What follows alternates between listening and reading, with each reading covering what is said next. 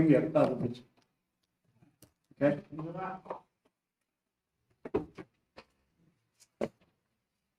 Okay, I see that we have a quorum. I have Treasurer Jacket on Zoom. I have Councilman Turtle, and I have Vice Chairperson Kathy.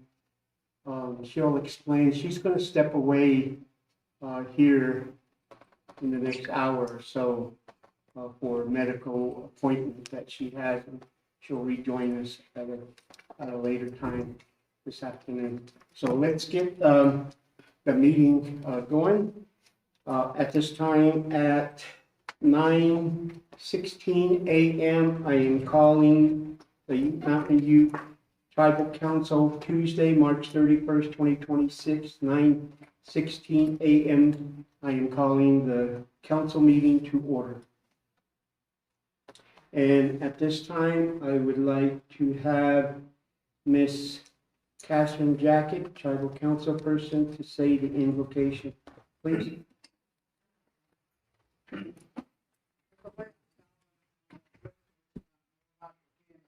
morning, and Mike, everybody, good morning. Tribal members, staff, about the Lanikas, about the chief, yeah, the two parts, about why you was not this morning. And so I'll go ahead and go into my prayer.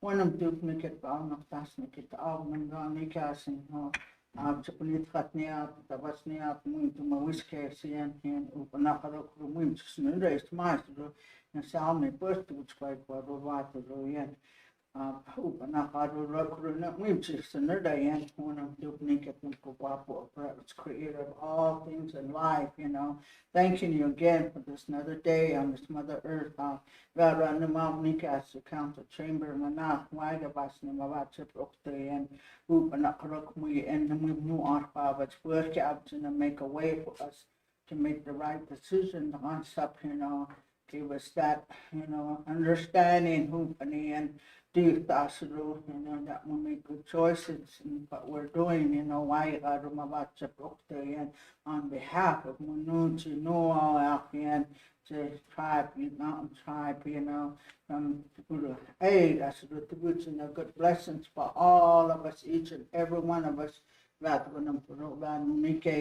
community members, from the youngest to the oldest, and when I'm doing it, what when I'm working, but mentally, physically, spiritually, Upanam aided them to work habits, all that on the Tabikasian for the days ahead, aid most which is the moment of maps up in the there's always a way who can up to what you was not it, but you have to who can need me and German that's which is aid, that's what you was for all of us, that, well, no, how I take care of them too and keep up on him again. That's to which you are, this morning and getting back on my home places too. I which is getting back from my man can't work on what's my grad. Who's up to sneeze up on support cabs that needs help mentally, physically, one no art forwards more and again. That's like I'll be back on the because the way I want them to make it what first it's not my day to that. Okay, thank you, Miss Jacket. Miss Lopez, can you call the roll call, please? Bonnie Knight here. Marilyn House here. Wayne Catsey. Here. Alston Turtle. Here. Catherine Jacket. Yeah. Conrad Jacket.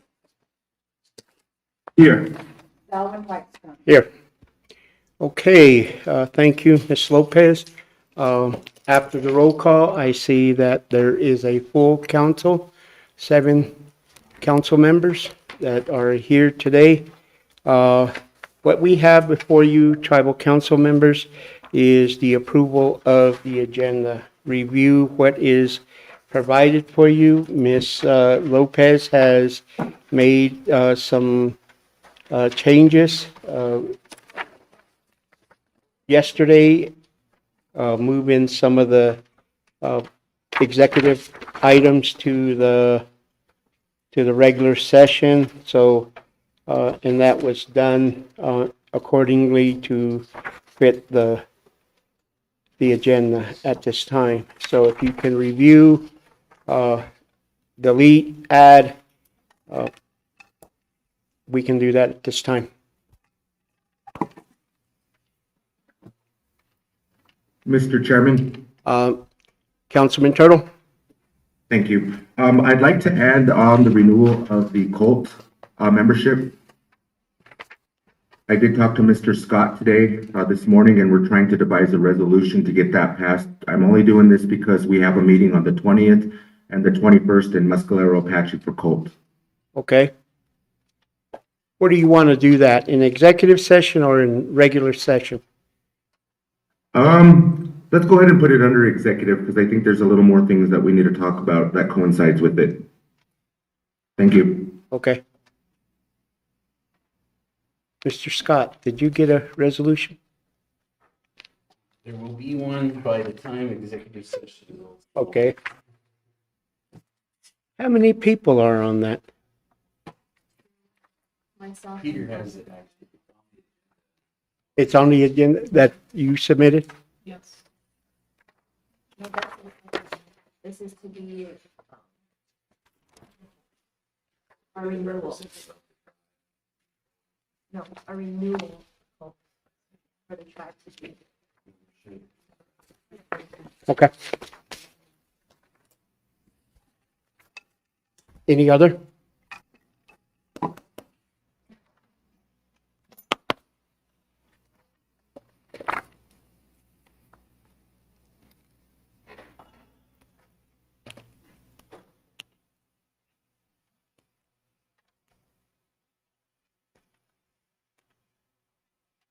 If there, Councilwoman Jacket, And can I add a, item to the executive session? you may. What is it? What is it? It has to do with counseling and treatment, sweat.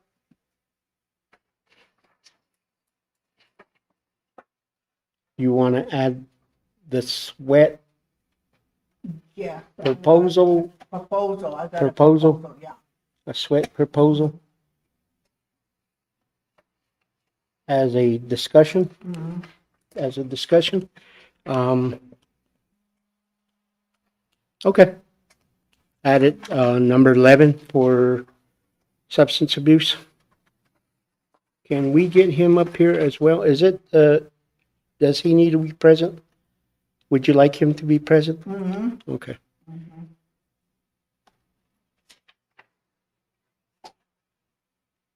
Chairman? Yes, Treasurer? Yes, I like to add in executive, in the Pottery, Nutri Market, and Travel Center back underneath WDC.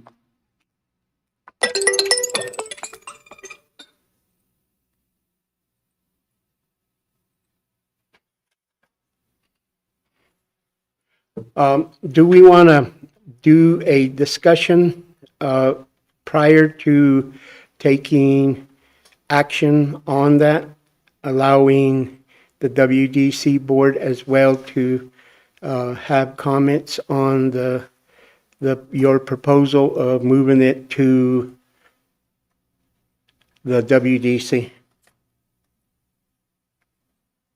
Chairman, yes, we could. We have a meeting this Thursday, I believe, but I believe we should really move on this and, as you suggested, make it a discussion and possibly make it up for the next council meeting, resolution-wise. Okay. So, Chairman? Okay, I got number 12, Pottery Nutri Market Travel Center, going under WDC.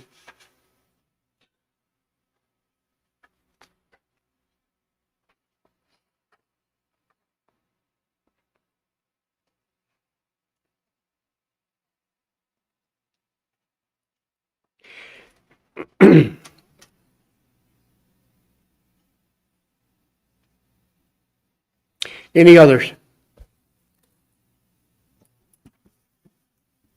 If not, I have 3 additional items under executive session, under enrollment, which is number 9. We'll add number 10 for the COLT appointment of the tribal council. Number 11, we'll do the substance program sweat lodge proposal. And number 12, the Pottery Nuchu Market travel going under the WDC. It will be a discussion item as well. The two last items, 11 and 12, will be discussions. Number 10 will be an appointment with an official resolution that will be appointing individuals to the cult as well. Okay, so we have before us, members of council, a agenda for today. I would like to entertain a motion and a second to the agenda.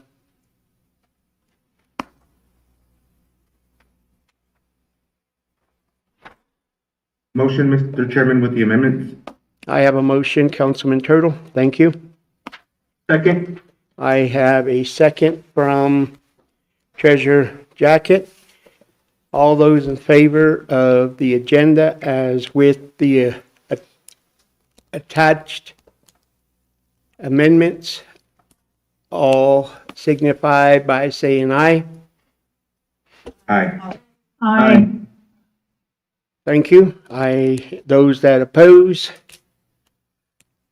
abstentions, the ayes have it. I have a 7-6-0. We have an agenda before us for today. Before us, we have number 2 is the approval of the council minutes, March 17th, 2026. If you could please review it. If you haven't reviewed it, please take the time to review it at this time. I will go over today's agenda with the tribal membership, those that are watching, those that are here. The council agenda for the Ute Mountain Ute Tribe, Tuesday, March 31st, 2026, 9 a.m. Call to order at 9:16 a.m. Invocation by Ms. Catherine Jacket, tribal council member. Roll call. 6 tribal council, 1 chairman, all present here for today's tribal council. We have an approval of the agenda, and the approval of the agenda is as follows. Old business, number 3 will be the Sweetwater project presented by Mr. Peter Ortego, special counsel. Subtitle A, resubmittal of request for funds from the Bureau of Indian Affairs. New business, we will be doing the Tribal Energy Administration, Mr. David Blue, Director of the Energy Department. Subtitle A, approving right-of-ways application for the Barker Dome to San Juan River Main Line for Hillcorp Energy Company. Subtitle B, approving the right-of-way application for Barker Dome. Trunk A for Hillcorp Energy Company. Subtitle C, approving the right-of-way application for Barker Dome. Trunk B for Hillcorp Energy Company. Subtitle D, approving the right-of-way application of Barker Dome Gathering System. Trunk C for Hillcorp Energy Company. Subtitle E, approving the right-of-way application Mountain Ute Gas Com F number 1 pipeline for Hillcorp Energy Company. Subtitle F, we will be approving the right-of-way application for the Ute Mountain Ute number 27 Hillcorp Energy Company. Subtitle G, approving the right-of-way application for the Ute Mountain Ute number 9A pipeline for Hillcorp Energy Company. H, approving the right-of-way application for the Ute Mountain Ute number 24 Hillcorp Energy Company. Subtitle I, approving the right-of-way application for the Ute Mountain number 19 Hillcorp Energy Company. Subtitle J, approving the right-of-way application for the Ute Mountain Ute number 30 Hillcorp Energy Company. That is all for the Energy Department of approving right-of-ways. Number 5 is the COLT, Mr. Peter Ortego, Project Manager. Subtitle A, assignment of representative to COLT's Committee on Tribal Energy Transmission, which is an action item.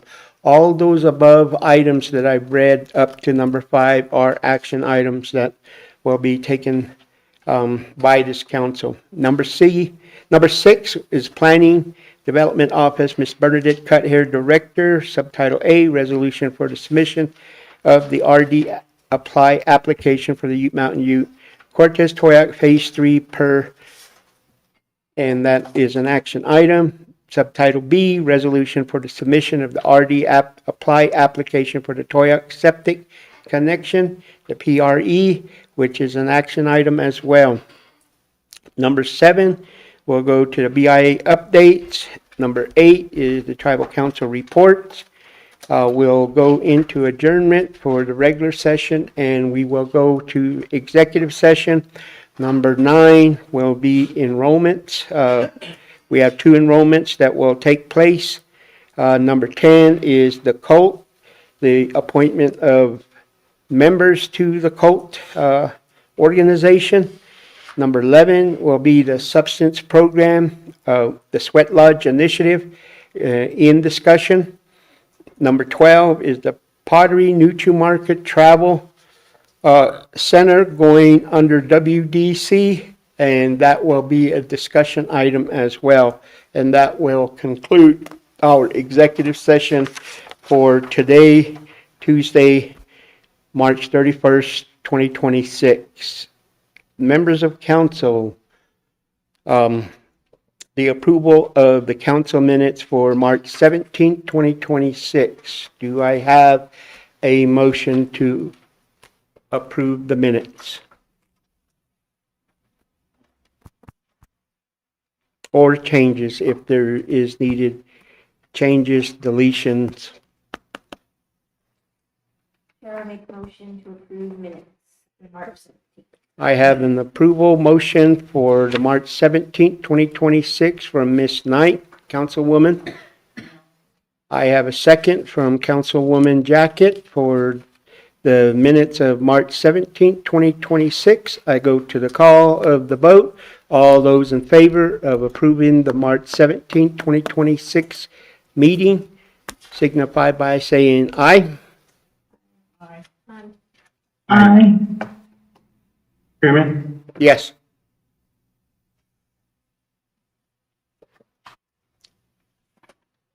Treasurer Jacket? Yes, I'd like to make my vote and abstain where I wasn't there for the meeting. I was in Washington DC, just for the record. Okay. Okay. Okay.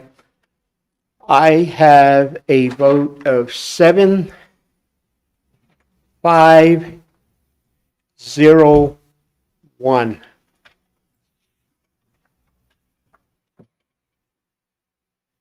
Okay. Thank you. Let's go to old business. Number 3. Mr. Ortego, could you please come up, state your name and the business of at hand? Good morning, Tribal Council. Peter Ortego, Special Counsel on Water Matters. And what I'm presenting to you today is a resolution that was presented to you once before to add funds to a current BIA grant that's for litigation and water development. And this relates specifically to the request for funds for the New Mexico water rights litigation.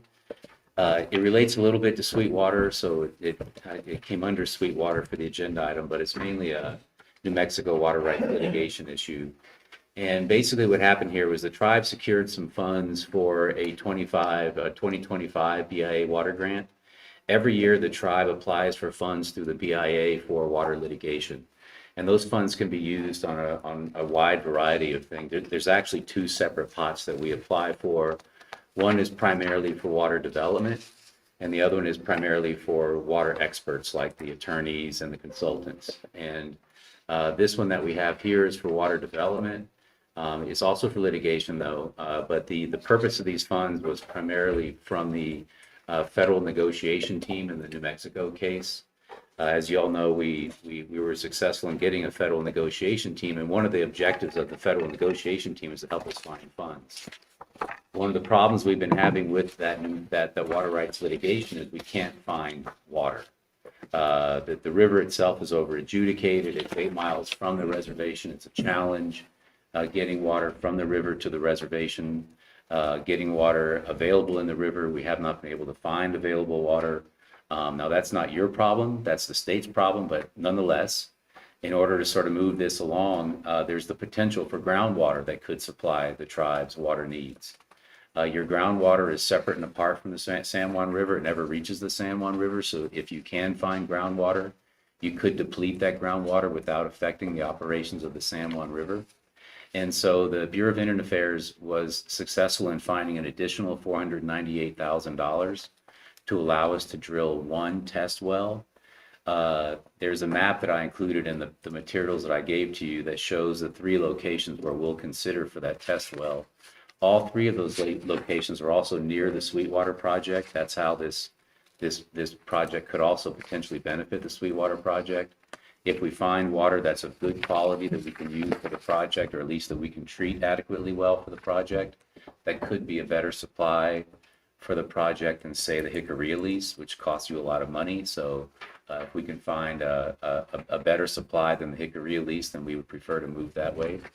Nonetheless, this is also towards your New Mexico settlement. As you know, you're looking at doing some other economic development that needs water. You're looking at the potential for a community.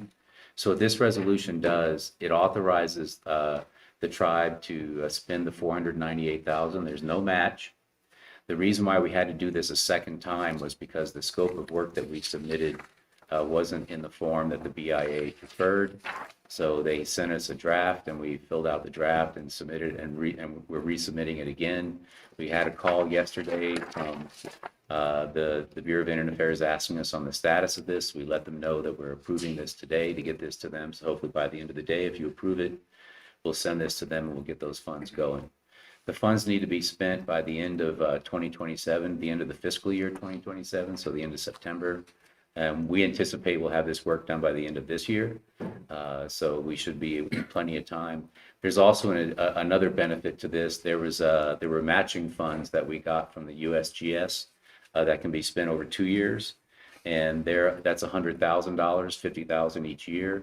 I'm sorry, they're not matching funds. We have to match those funds. Those USGS funds are specifically for analysis. They can't pay for an actual well itself or for construction. So we're going to be utilizing some of those funds as well for being able to have DB Stevens and them look at this project. The overall cost to the tribe is about $560,000. So the 498 falls short about $60,000. So that $60,000 we would anticipate would come out of those USGA funds. The BIA funds can be used to match the USGS funds, so the tribe doesn't have to obtain additional funds for that match. So that's the purpose of this resolution before you today. This resolution specifically approves the $498,000 that would be used for the drilling of the test well and the analysis of the water that comes from the test well.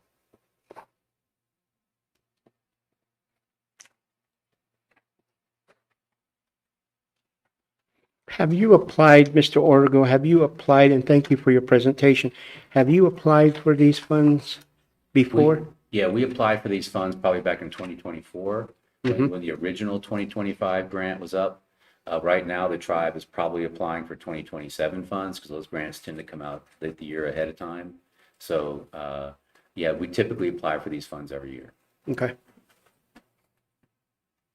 This is in addition to what the tribe already received. You've already received about $250,000 under this particular grant.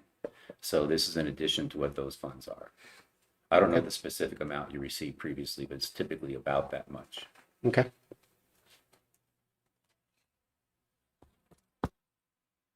Any other questions for Mr. Ortego? I do, if I can, if Reach I in. may. Yes. Dan Galvin, Okay, acting. let's introduce yourself to the, my apologies, sorry. I'm Dan Galvin. I'm the acting regional director for BIA Southwest Region. So I'm up here today to speak to council on the leadership change, but very interested in this. And so, if I may, can you share who you spoke with yesterday? Sandra Lucero. Sandra Lucero? Okay, great. Yeah, I just want to make sure that that's that right person. And then you had mentioned you would need to expend, I'll say expend, maybe that's the wrong term in that case, by 27. but we would need to award these funds to the tribe by the end of this fiscal year. Yeah, they're not So there awarded is, there is, there's still plenty of time, but, there is urgency behind that we've got to get these dollars off of our books before the end of the fiscal year. Are these funds, are they competitive funds, or is it funds that may be allocated to a particular tribe such as Ute Mountain? And what is the history behind the funding itself? Has it always been going to the Ute Mountain Ute tribe, or has Southern Ute or any of the Pueblos applied and received? Thank you for the question, Mr. Chairman. I do believe they're competitive funds from a grant perspective, so they're considered one-time funds. That's what it sounds Yeah, like. each year it's one time. And so they are not a year-to-year grant that, that we can commit to the individual tribes, but they, a part of that is it starts tracking in with the water settlements and the water rights out there. And so the bigger national office, BIA, kind of takes all of these grant applications in, and it sounds like they're working probably 2 years in advance to make sure that they're, kind of giving some of that transparency. Does that answer your question? Yeah, it does. It does. Any other questions? Chairman? Treasure Jacket? Thank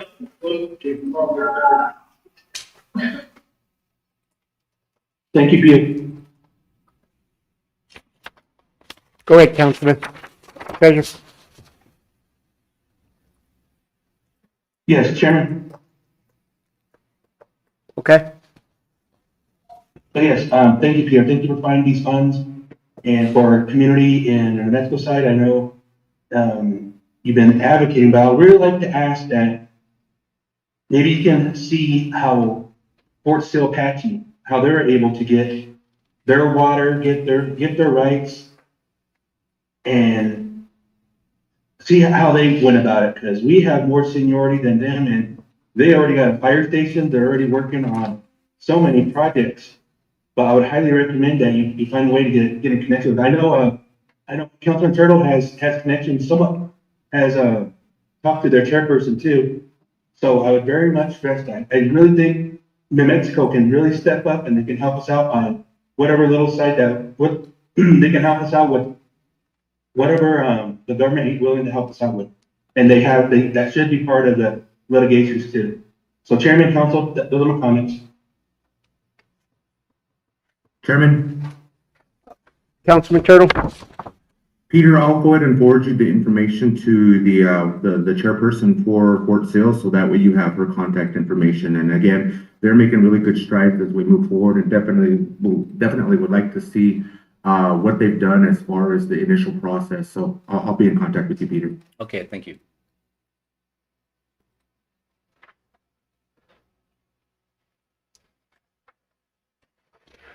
Okay, what we have before you, okay, comment. So Peter, I noticed on here, in consultants, the tribe will retain Daniel B. Stevens and Associates for hydrology and engineering oversight and reporting. Just because they've been working with the tribe, was there a reach out to any other consultants other than that, just to make sure that, we're reaching out to other people? No, DB Stevens has been working with the tribe on this project essentially from the beginning, so we've utilized them throughout the project. Okay. And I just want to make council aware, last week when we were at Res, we met with Chris Tibby and Ryan Mayor. They're from Fort Duchesne. They do the U Energy program there. They do a lot of what I'm seeing in this scope of work. They do a lot of the well dysfunctions, the pumping and everything. So later on in my report, I'll talk about how they came to us and also want to work with the Ute Mountain Ute tribe, just because, we want to help out our fellow sister tribe, and they've seen Ute Mountain as somebody that they want to reach out to. And again, they're from Fort Duchesne, U Energy. It was Ryan Mayor and Chris Tabee. So we sat down with them and they just kind of talked about their program and how they would like to offer their support for Ute Mountain, just because they see that we're going into a lot of the energy and water projects that we have. So thank you.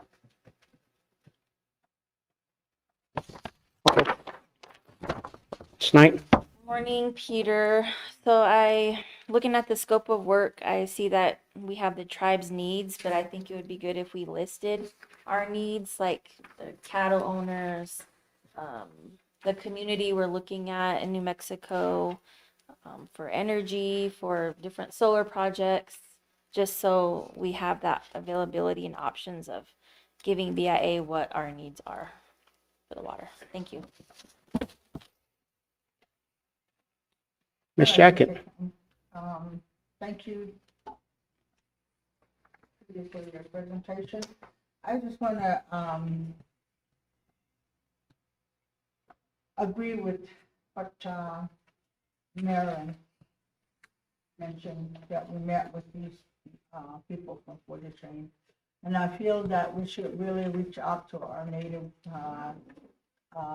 businesses that are really out there, that we should work with people like that. You know, give them the opportunity and, you know, to come in and, you know, do work for us too. You know, we're always looking at non-Indian corporation, but I feel like we should start looking at more of the corporations, you know, that can really get that much, you know, give them that opportunity.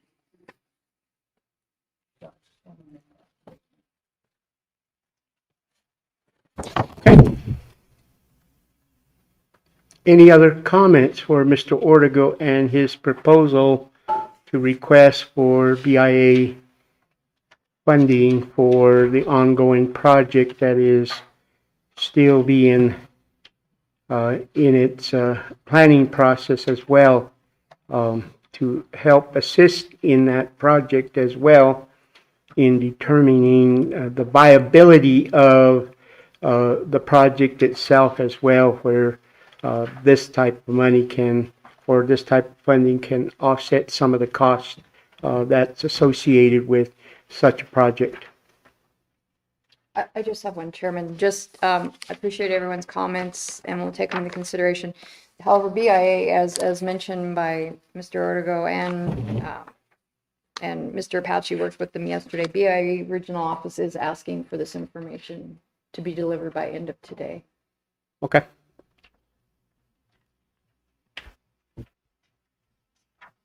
So, before us, members of council, we have an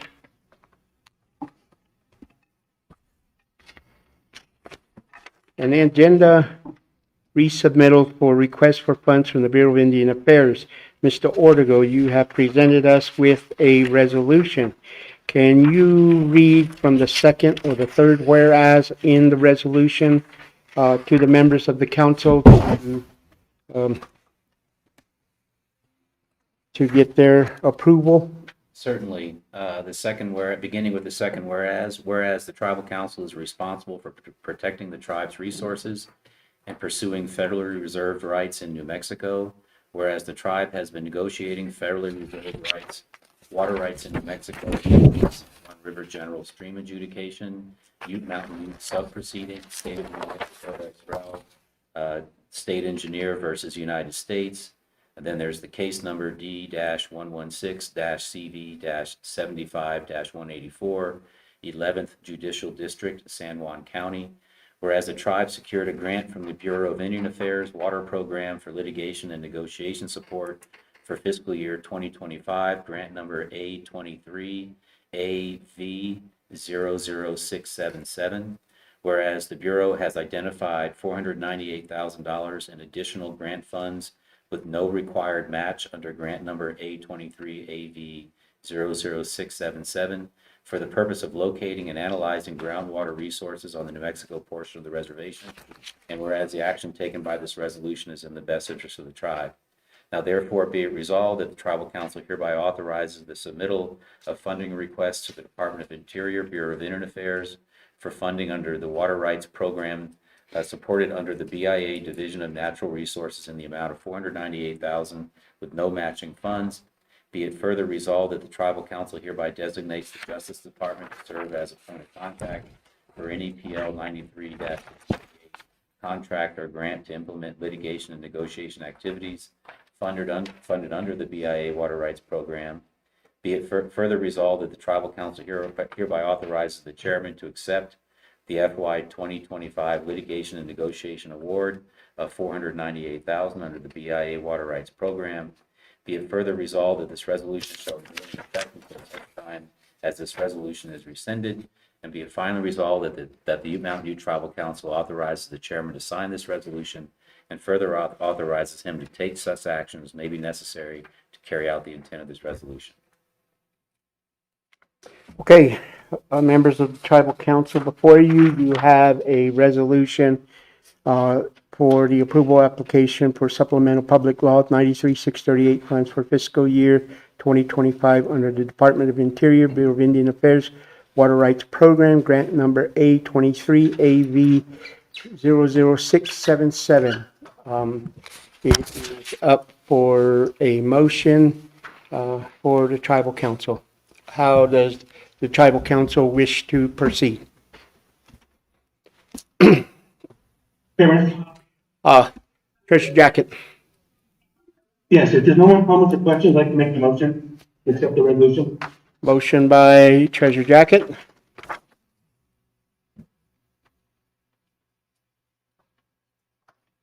Second. Do I have a second? Mr. Chairman, I'll second that.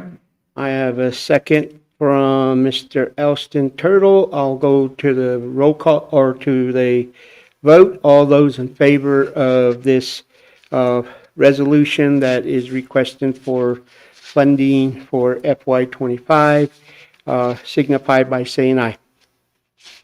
Aye. Aye. Aye.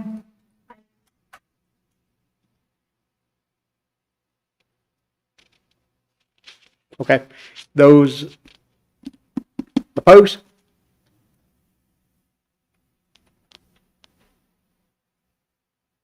Yes? Yes. Opposed?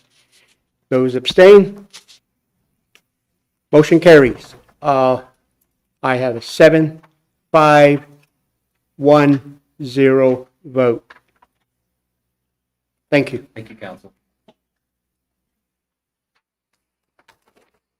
Okay, number 4, Mr. Blue, could you please?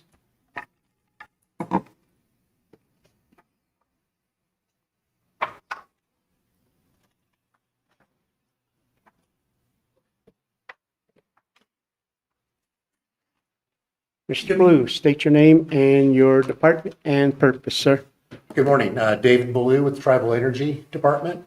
I'm here to present 10 resolutions to approve right-of-ways from Hillcorp Energy.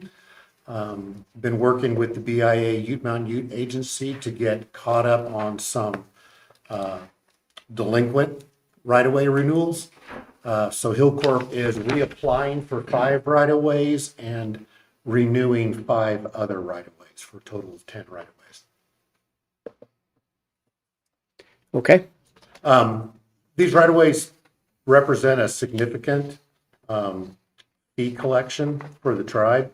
When I look at the fees due for these 10 right-of-ways, it totals a little over $500,000. I'm assessing past due fees as if Hillcorp would have renewed these on time. These were fees that would have been collected. That's a little over $200,000. And then I am assessing some penalties, basically a failure of Hillcorp to renew these in a timely manner. And what I basically did was after that 1-year renewal period had expired, I charged a 5% interest rate on those fees that should have been collected. There's a little over $156,000 in penalties for total fees to be collected of $870,689. I provided a map of the kind of the right-of-way. These are all gas gathering systems in Barker Dome, Ute Dome area. The color coding, there's some yellow right-of-way labels. Those are what we presented a couple of months ago towards cleaning up these right-of-ways. All the green labeled right-of-ways are the ones in this packet. A lot of these are major trunk lines that take gas to processing plants off the reservation. And then there's still a number of right-of-ways that are labeled blue that are all current. They're all in force, and they'll be renewed at some date in the future. But I wanted to just give a sense of the scale of the number of right-of-ways that Hillcorp holds with the tribe. It's pretty significant.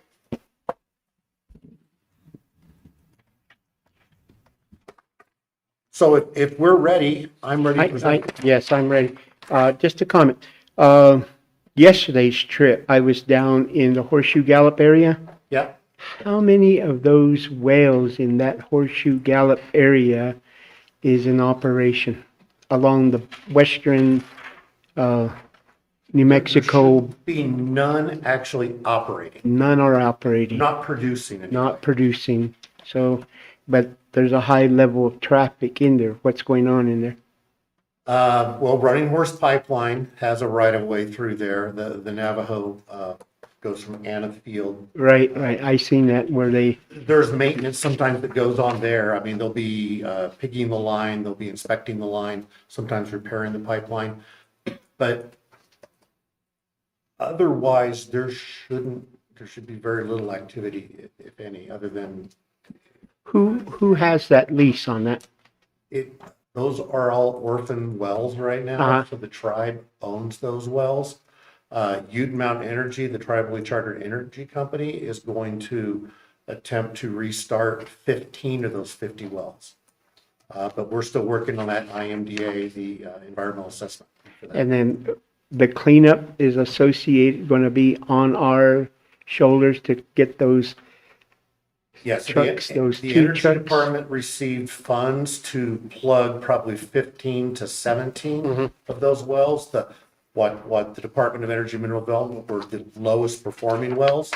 So we will be plugging 15 to 17, be attempting to start another 15 or so wells.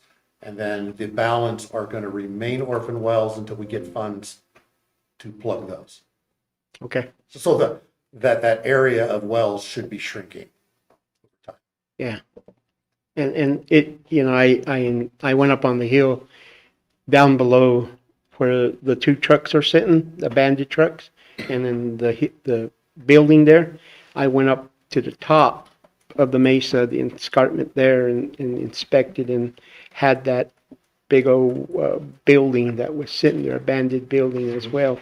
But I just see that there needs to be a lot of cleanup, and then there's a tank inside the ravine on the east side as you climb the mesa towards the windmill. There's a tank on its side inside the creek. Who cleans that up, or who's going to attempt to pull that out? And So when Bahia operating, they were the last operator that had the lease for those wells. When they went bankrupt, I believe that was around 2019, the tribe did receive the bond funds of $150,000 towards reclamation and cleanup. So some of those funds could be used to move that tank out of there, limit that liability risk of it laying in that arroyo. yeah, and that PVC pipe that's on the road, as when they bladed it, it pulled those PVC pipe up, Okay. and there are little valves that are sticking out of the ground there that everyone's detouring around. They could penetrate and poke a hole in someone's tire there, as I avoided that area as well.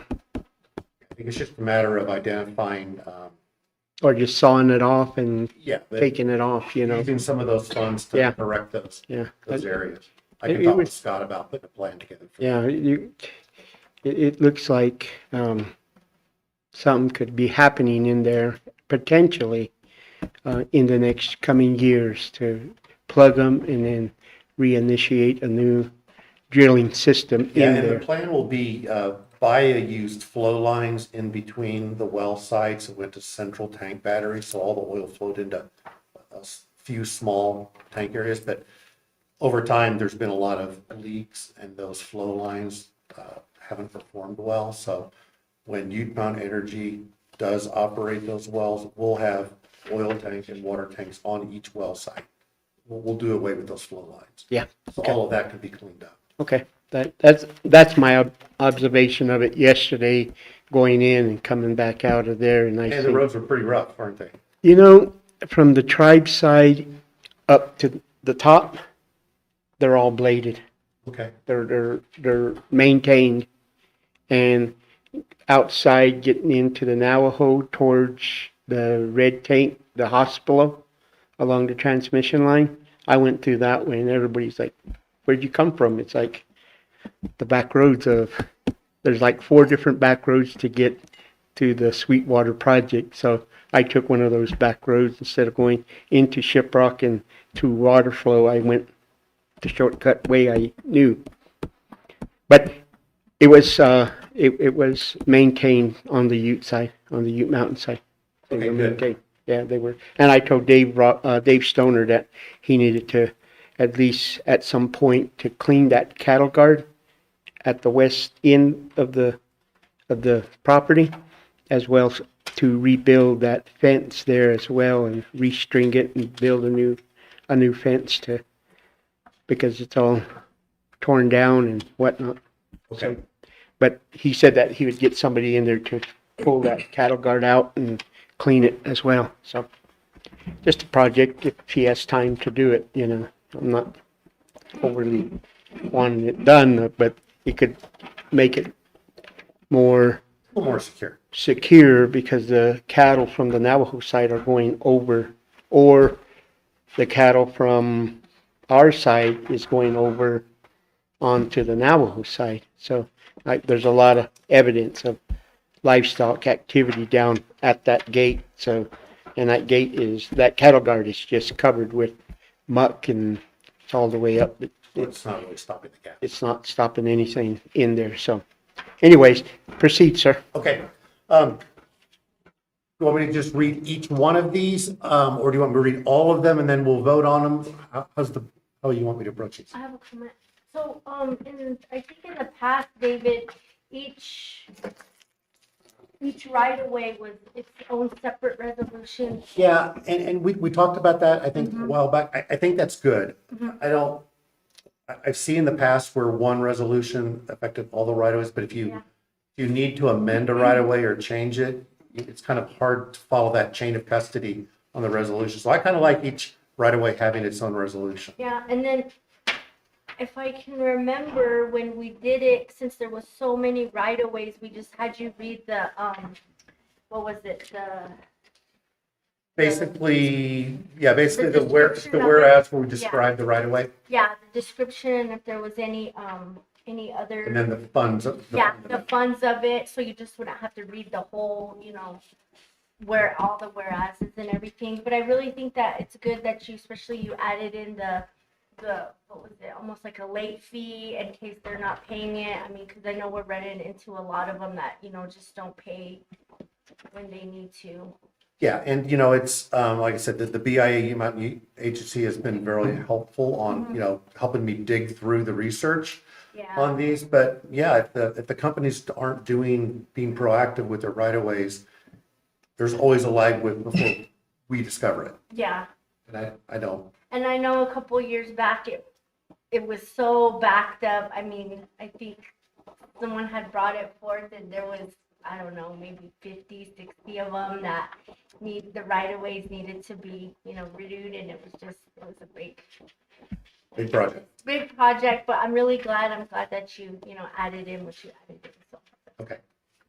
So what I'll do is I'll just kind of announce each right of way, read through it, and then we can discuss or. Yeah, I don't have a problem with that, just so you're not reading the whole resolution because we got. Yeah, otherwise, it's the same template for each one.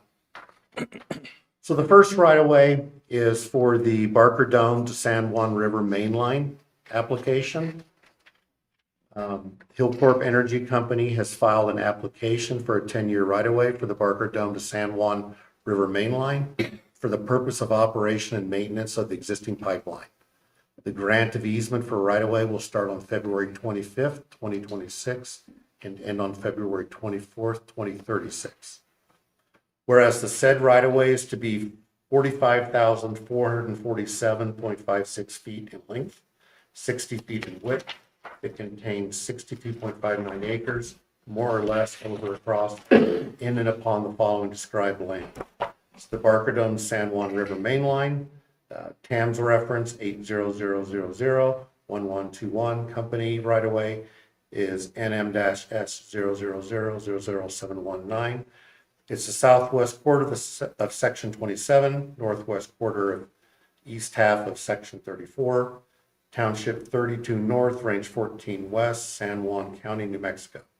It's also the west half of section 2, northeast quarter, section 3, northwest quarter, east half, section 11, east half, southwest quarter, section 32, the northeast quarter, west half of section 33, all of township 31 north, range 14 west, NMPM, San Juan County, New Mexico.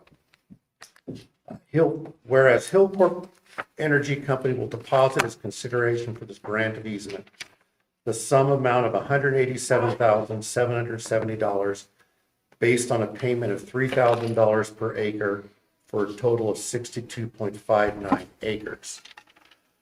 Whereas because Hillcorp Energy Company did not renew the grant of easement for right-of-way in a timely manner, Hillcorp Energy Company will pay the following additional amounts.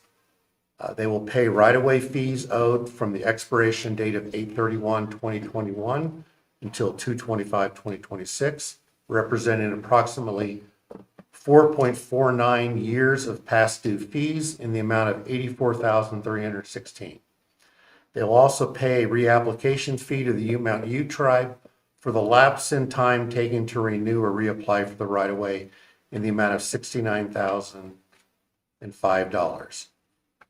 Whereas the total amount to be deposited by Hillcorp Energy Company as consideration for this grant of easement, representing right-of-way fees, past due fees, and reapplication fees, is $341,091.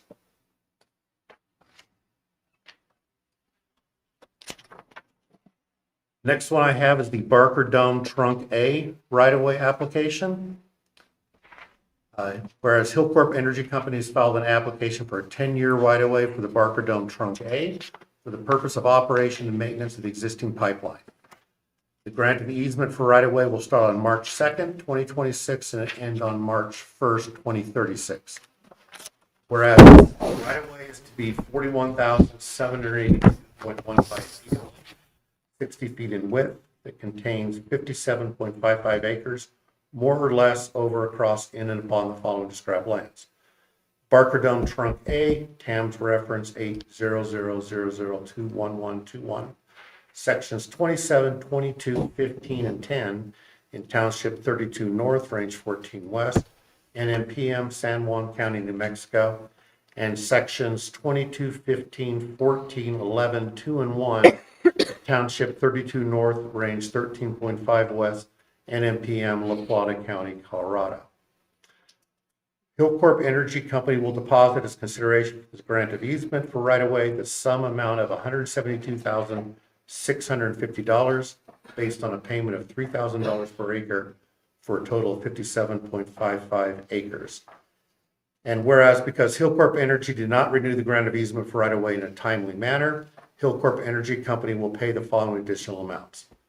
Right-of-way fees owed from the expiration date of 8/31/2021 until 3/2/2026, representing approximately 4.5041 years of past due fees in the amount of $77,763. Reapplication fees to the Ute Mountain Tribe for the lapse in time taken to renew or reapply for the right-of-way in the amount of $64,959. And whereas the amounts deposited by Hillcorp Energy Company is consideration for this grant of easement representing the right-of-way past due fees and reapplication fees is $315,372.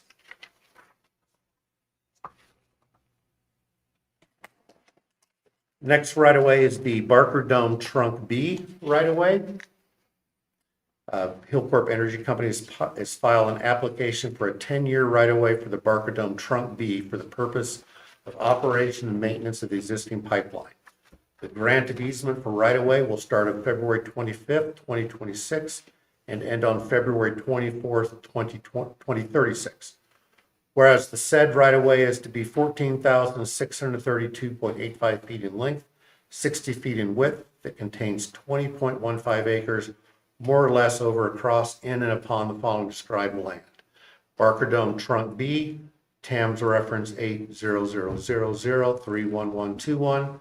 It's the southwest section of 27, south half and northwest section 28, the northeast section of 29, the east half and northwest section 20, township 32 north, range 14 west, NMPM, San Juan County, New Mexico. Whereas Hillcorp Energy Company will deposit as consideration for the right-of-way the sum amount of $60,450 based on a payment of $3,000 per acre for a total of 20.15 acres. And because Hillcorp Energy did not renew the grant of easement for right-of-way in a timely manner, Hillcorp Energy Company will pay the following additional amounts. Right-of-way fees owed from the expiration date of 8/31/2021 until 2/25/26, representing approximately 4.49 years of past due fees in the amount of $27,144, and a reapplication fee to the Mountain Ute Tribe for the lapse in time taken to renew or reapply for the right-of-way in the amount of $21,686. And whereas the total amount to be deposited by Hillcorp Energy Company is consideration for the right-of-way representing the right-of-way fees, past due fees, and reapplication fees to the Mountain Ute Tribe is $109,280. Next right-of-way is for the Barker Dome Gathering System Trunk C. Hillcorp Energy has filed an application for a 10-year right-of-way for the Barker Dome Gathering System Trunk C for the purpose of operation and maintenance of the existing pipeline. The grant of easement for right-of-way will start on February 25th, 2026, and end on February 24th, 2036.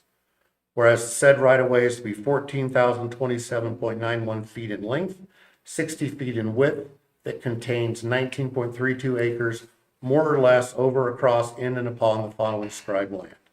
The Barker Dome Gathering System Trunk C, TAMS reference is 800-795-1424. The company right-of-way number is NMS 0000720. It's described as the north half of Section 2, Township 31 North, Range 14 West, southeast section of 35, the north half, Section 36, and 25, Township 32 North, Range 14 West, NMPM, San Juan County, New Mexico. Hillcorp Energy Company will deposit as consideration for this grant of easement for right-of-way the sum amount of $57,960 based on a payment of $3,000 per acre for a total of 19.32 acres.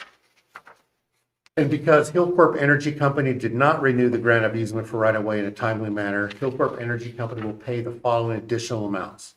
Right-of-way fees owed from the expiration of 7/9/2024 and until 2/25/26, representing approximately 1.6329 years of past due fees in the amount of $9,464, and a reapplication fee to the Mountain Ute Tribe for the lapse in time taken to renew or reapply for the right-of-way in the amount of $772. Whereas the total amount to be deposited by Hillcorp Energy Company is consideration for this grant of easement for right-of-way fees, past due fees, and reapplication fees to the Mountain Ute Tribe is $68,196. We now have the Ute Gascom F number 1 right-of-way application. Hillport Energy Company has filed an application for a 10-year right-of-way for the Mountain Ute Gascom F number 1 pipeline for the purpose of operation and maintenance of the existing pipeline.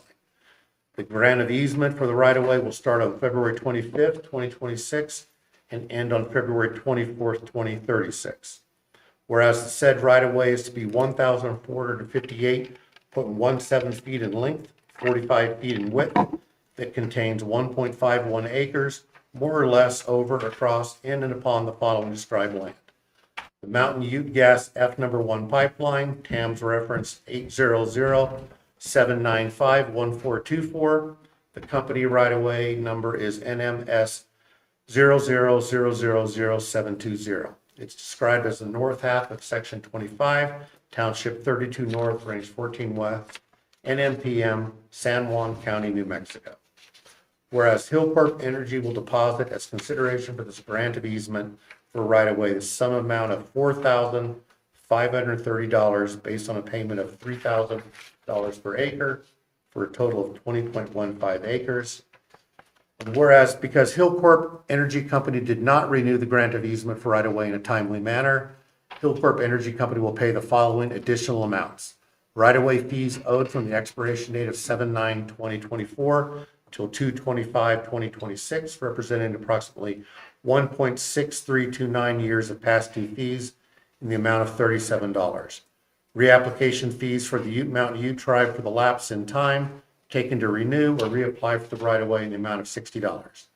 Whereas the total amount to be deposited by Hillcorp Energy Company as consideration for this grant of easement for right-of-way, representing fees, past due fees, and reapplication fees, is $4,627. Next one is the Ute Mountain Ute 27 right-of-way. Whereas Hillcorp Energy Company has filed an application for a 10-year right-of-way for the Ute Mountain number 27 for the purpose of operation and maintenance of the existing pipeline. The grant of easement for right-of-way will start on February 17th, 2026, and then on February 16th, 2036. Whereas the said right-of-way is to be 1,093 feet in length, 30 feet in width, and contains 0.717 acres, more or less, over, across, in, and upon the following described land.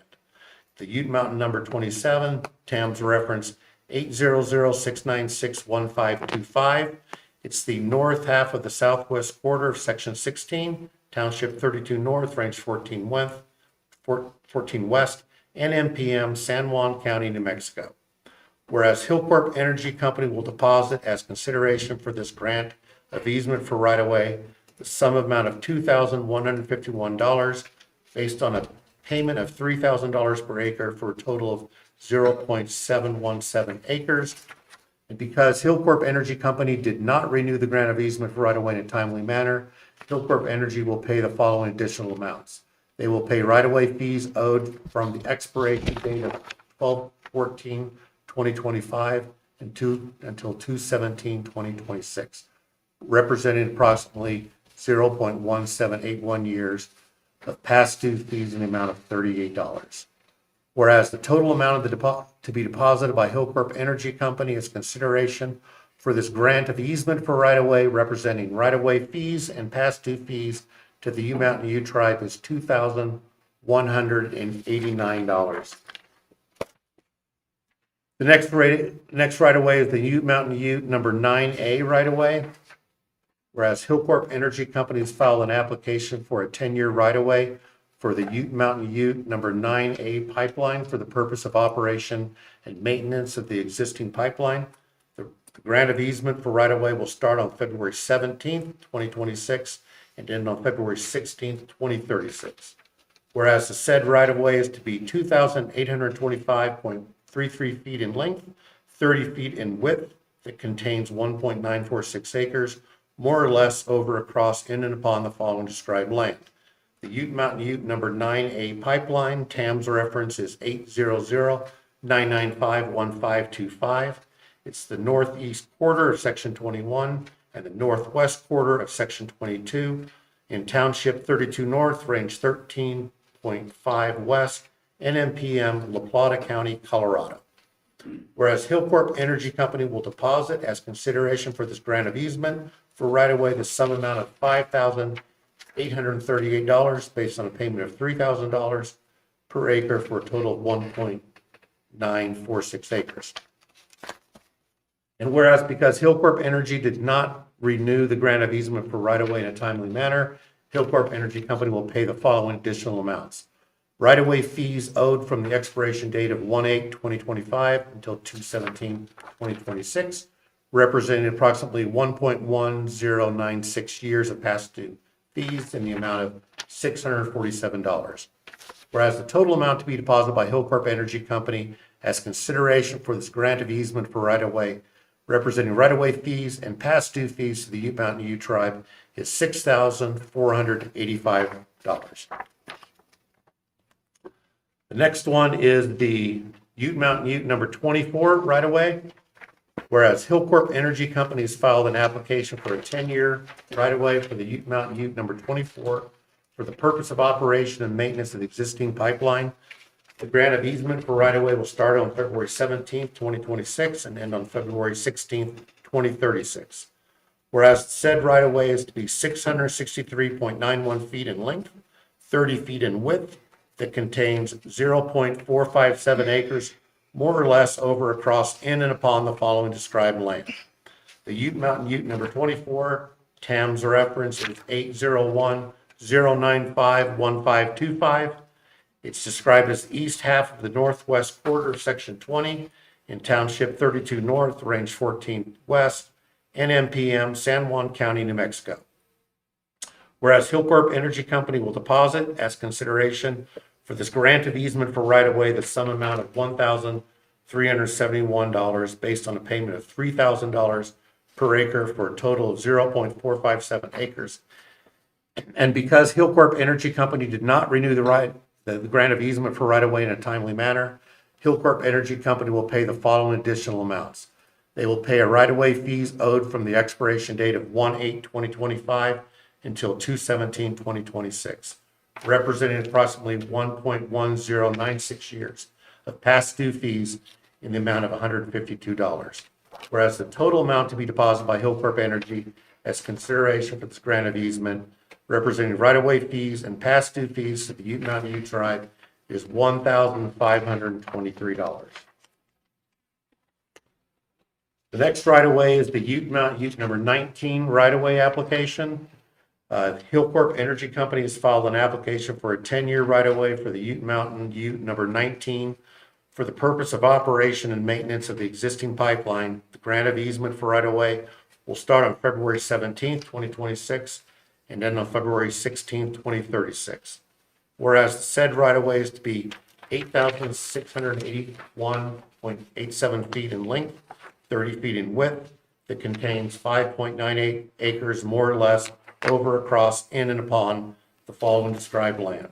Ute Mountain Ute number 19 is TAM's reference 800-895-1525. It's the south half of Section 15, the south half of Section 16, the northwest northeast of Section 22 of Township 23 North, Range 13.5 West, NMPM. It's also the southeast quarter of Section 13, the northwest quarter, the northeast quarter of Section 24, all in Township 32 North, Range 14 West, NMPM, La Plata County, Colorado. Whereas Hillcorp Energy Company will deposit as consideration for this grant of easement for right-of-way the sum amount of $17,940 based on a payment of $3,000 per acre for a total of 5.98 acres. And because Hillcorp Energy Company did not renew the grant of easement for right-of-way in a timely manner, Hillcorp Energy Company will pay the following additional amounts. The right-of-way fees owed from the expiration date of 1/8/2025 until 2/17/2026, representing approximately 1.1096 years of past due fees in the amount of $1,990. And the last right-of-way is the Ute Mountain Ute number 30 right-of-way. Whereas Hillcorp Energy Company has filed an application for a 10-year right-of-way for the Ute Mountain Ute number 30 for the purpose of operation and maintenance of the existing pipeline. The grant of easement for right-of-way will start on February 17th, 2026, and end on February 16th, 2036. Whereas the said right-of-way is 950.1 feet in length, 30 feet in width, that contains 0.654 acres more or less over, across, in and upon the following described lands. The Ute Mount Ute number 30 is TAMS reference 800-796-1525. It's the north half of the northeast quarter of section 15 of Township 32 North, range 13.5 west, NNPM, La Plata County, New Mexico. That should say Colorado. I'll correct that. That ruins the whole resolution. Yeah, I gotta do them all over. See you Whereas- next week. We could just change the state a little bit, that might be easier. Whereas Hillcorp Energy Company will deposit as consideration for this grant of easement for right-of-way the sum amount of $1,962 based on a payment of $3,000 per acre for a total of 6.54 acres. And whereas Hillcorp Energy Company did not renew the grant of easement for right-of-way in a timely manner, Hillcorp Energy Company will pay the following additional amounts as described. Right-of-way fees owed from the expiration date of 12/14/2025 until 2/17/2026, representing approximately 0.1781 years of past due fees in the amount of $34.94. Whereas the total amount to be deposited by Hillcorp Energy Company as consideration for this grant of easement, representing right-of-way fees and past due fees to the Ute Mountain Ute Tribe, is $1,996.94. That's a lot of right-of-ways. It's a lot of right-of-ways for a lot of fees. I mean, it's worth the processing of these to get It is. $870,000 put back in. It is an incredible amount of late fees as well as fees to have that at that amount of time of 10 years of what it is. Do we see a fluctuation of costs with the economy changing at any point? I mean, the tribe assesses land, for basically non-irrigated land at $3,000 an acre. If the tribe sees a perception going forward that that line has increased in value, these could all be, that amount could be updated. The message has been delivered very clearly to Hillcorp to stay on top of these. They're going to incur past due fees. They're going to incur, failure to renew fees if they don't do a better job of keeping up with these. Hillcorp's also a very big company, and they write a check, so we'll Yeah. continue to charge them. So when we're in the Barker area, the Barker Dome area, that is just so Hillcorp. Hillcorp, Huntington has 30 wells in, I think the north, that's Ute Dome. Yeah. They have, but Barker Dome is just Hillcorp. So you got Huntington up on the hill, Over or, north. yeah, on the north, coming off the, And then you've got Harvest and Enterprise Field Services maintaining the pipeline. in that who's area. roustabouting in there? Walsh Engineering does some, OFT, they're a Navajo company, they do some. And there's just a couple other minor companies. Is Aztec in there? Aztec Well Yes. Services in there too as well? They've got an operating permit as well. And who's in the Maverick Canyon area? I don't know. Up that. on the far north, La Plata County? That would be Huntington or Hillcorp. Up on top in the Maverick Canyon area, because there's 4 wells in there, 5 wells in there. So what stinky gas is at? Yeah, that's probably Hillcorp. Yeah, right in that, where that stinky gas is at, that area. There's about 6 wells in there that are under operation. Then as you ease on off the Barker Canyon area, there's Huntington and the other Yeah, and group then in Epic further west. Yeah, and Epic on the other side. So, and then you drop down into Barker Dome is Hillcorp. That's where Hillcorp runs their operation, so, okay, that's for my information, because I do visit those areas and ensure. Yeah, and last month at Minerals Committee meeting, well, it wasn't a Minerals Committee, it was just a meeting. We brought in Hillcorp specifically to talk about road maintenance Yeah, I was gonna say that the in that road area. And the concept we've kind of come up with is a roads committee. Hillcorp will be on there, Huntington will be on there, Enterprise Field Services and Harvest Midstream will be a part of it, and of course, the Ute Mountain Ute Tribe. And basically, the tribe or these companies can present road improvement needs. Basically, we'll get a quote, and every company will pay basically according to their number of vehicles that they issue permits for in that area. So Hillcorp probably directs 70% of all vehicles in Ute Dome and Barker Dome. So where on the list of transportation through the BIA list, we know that in the Decker Westwater area is Federal Indian Road. And into the Barker Dome itself, it doesn't become BIA roads. It stops right A there. few small, very small sections, Yeah. very small miles of roads. And, Yeah. Otherwise, those are all roads that have been created under previous leases over the last 75 years. And they've kind of been granted to these operators to use these roads under those lease agreements. But there's never been a standard really set. And maybe there has, but since I've been here, we've just now started to set a standard of what road maintenance means. It's so all stakeholders can use the roads, not just an oil company taking an 18-wheeler up there to pick up materials that, you know, it doesn't matter how muddy the road is, they can plow their way through it. But then it leaves a ruined road for everybody else. Yeah, So- because that section of road where the repeater is, the repeater of the radio communication, that section of road coming off that big old steep dive that we go down, that is just horrible. It's like you can't even, if you're lucky, you get a small wheelbase vehicle in there to Miranda down through it. So we have to use the eastern side where the Huntington and the other switchback roads are on the other side.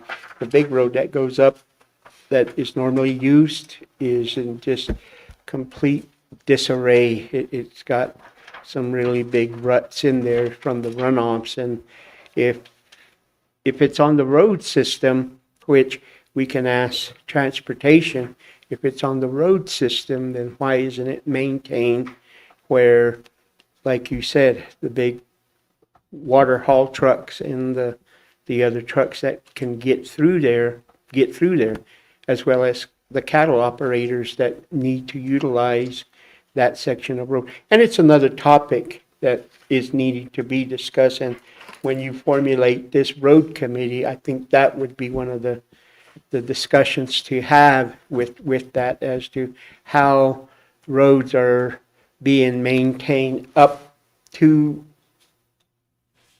ute pasture and then coming off of grassy pasture as well. So you got two sections that this east road can take you out to La Plata County, up to County Road 100. This other road on Grassy Mesa can take you into the tribal park and out into Mancos Canyon. Those are where our oil production areas are at, and at some point they really need to be prioritized in maintenance on a biannual basis just to get through the passage. Like right now, it needs to be maintained as to what degree. So Hillcorp formulated what they call a stormwater management plan.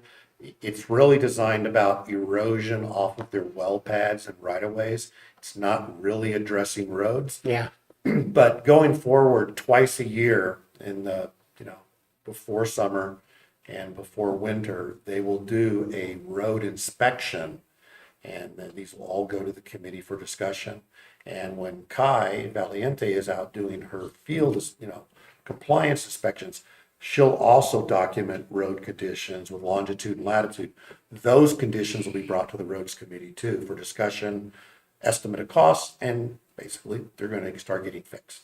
Yeah, on some of those roads, as you see those companies that are in there, they do gravel.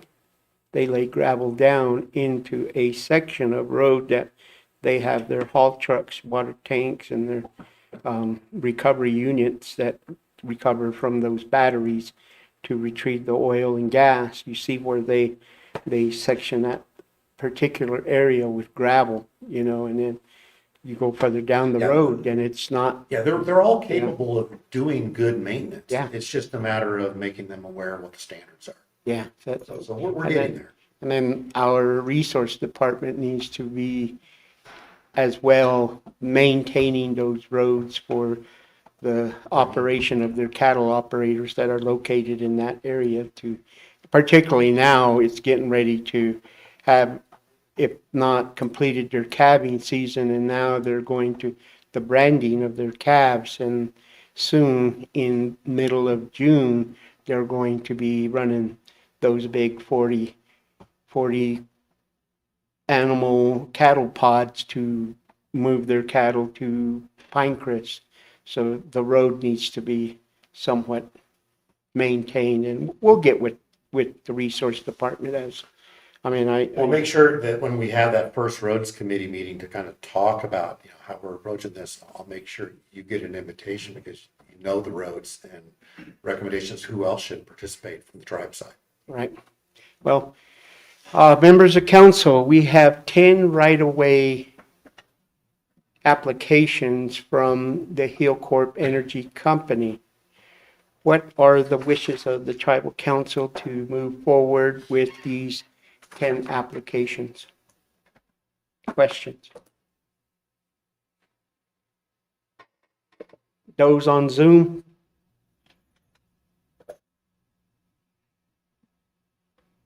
Did I lose a quorum? Chairman? Yes. Treasure Jacket. Yes. Thank you, David. Thank you for what you're doing, you, Kai, and Tina, and really appreciate it. You regulating our oil and gas side, and it hasn't been done in a long time, but it's good that your eyes and ears out there and enforcing our ordinances that we in place. So thank you very much. And also, I'd like to say, I think it'd be very important for you to come out for these energy conferences that we're having. And Rez in Las Vegas, it was great. I think you should have been a good contact person out there for us and you follow up on a lot of things too. So any recommendations that, any conferences that I see energy, I'd like you to be part of it, or maybe send one of your staff out there. So, Chairman, if there's no questions or comments, and I'd like to accept the resolution, also with the change from the Colorado language to the New Mexico language. Okay, very well. So I have a motion from Treasure Jacket. Chair, I second. I have a motion from Treasure Jacket. I have a second from Councilwoman Knight. Go to the vote. All those in favor of the right-of-ways for Hill Corp Energy, please signify by an aye. Aye.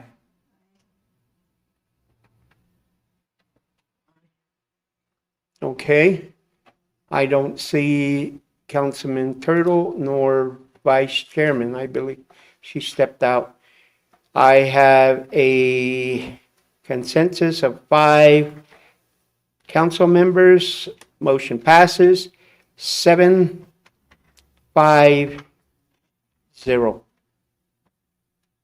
Motion Great. passes. Thank got you. your application for Hill Court. And I just have a comment real quick.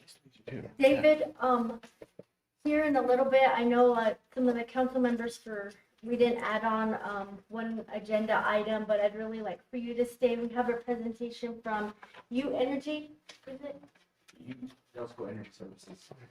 So they're from, they're one of our sister tribes, so they had reached out to us. We'd really like for you to hear their presentation and Yeah. to kind of see how, you know, Ute Mountain can work with their program and, you know, how we can, same thing with what Councilman Jacket said, you know, there was a lot of energy, contacts out there and everything, but this is just, you know, one of them. And, you know, we really look at working with one of our sister tribes, so that would be good for you. What time is that? I'd also like to see if we can amend the, agenda. I know a motioning party, Councilman Turtle isn't here on Zoom, so I wouldn't know how that would work. If we I would recommend that the motioning party be present to take the motion back, to remotion his motion.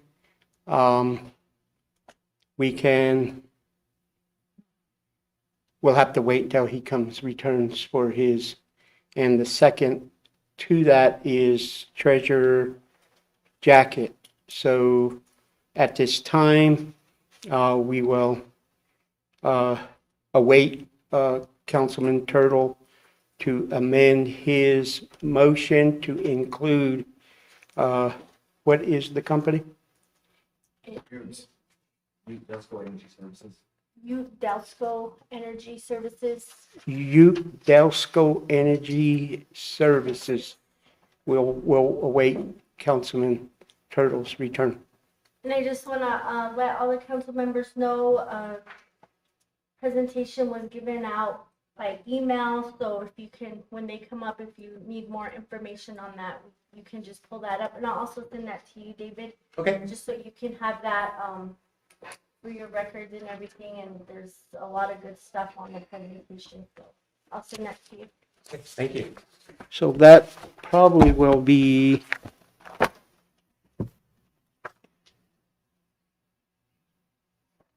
hopefully by around noontime. Not a problem. Around noontime. We'll have the executive director get in contact with you as Right. to when that arrives. All right, thank you. Thank you. Number 5, I have the Colt.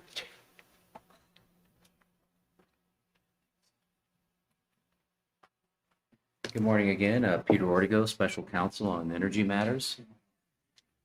In your packet is a resolution appointing a member of the tribe or tribal council or just a representative from the tribe to the COLT Committee on Tribal Energy Transmission. Some time ago, COLT sent out a request.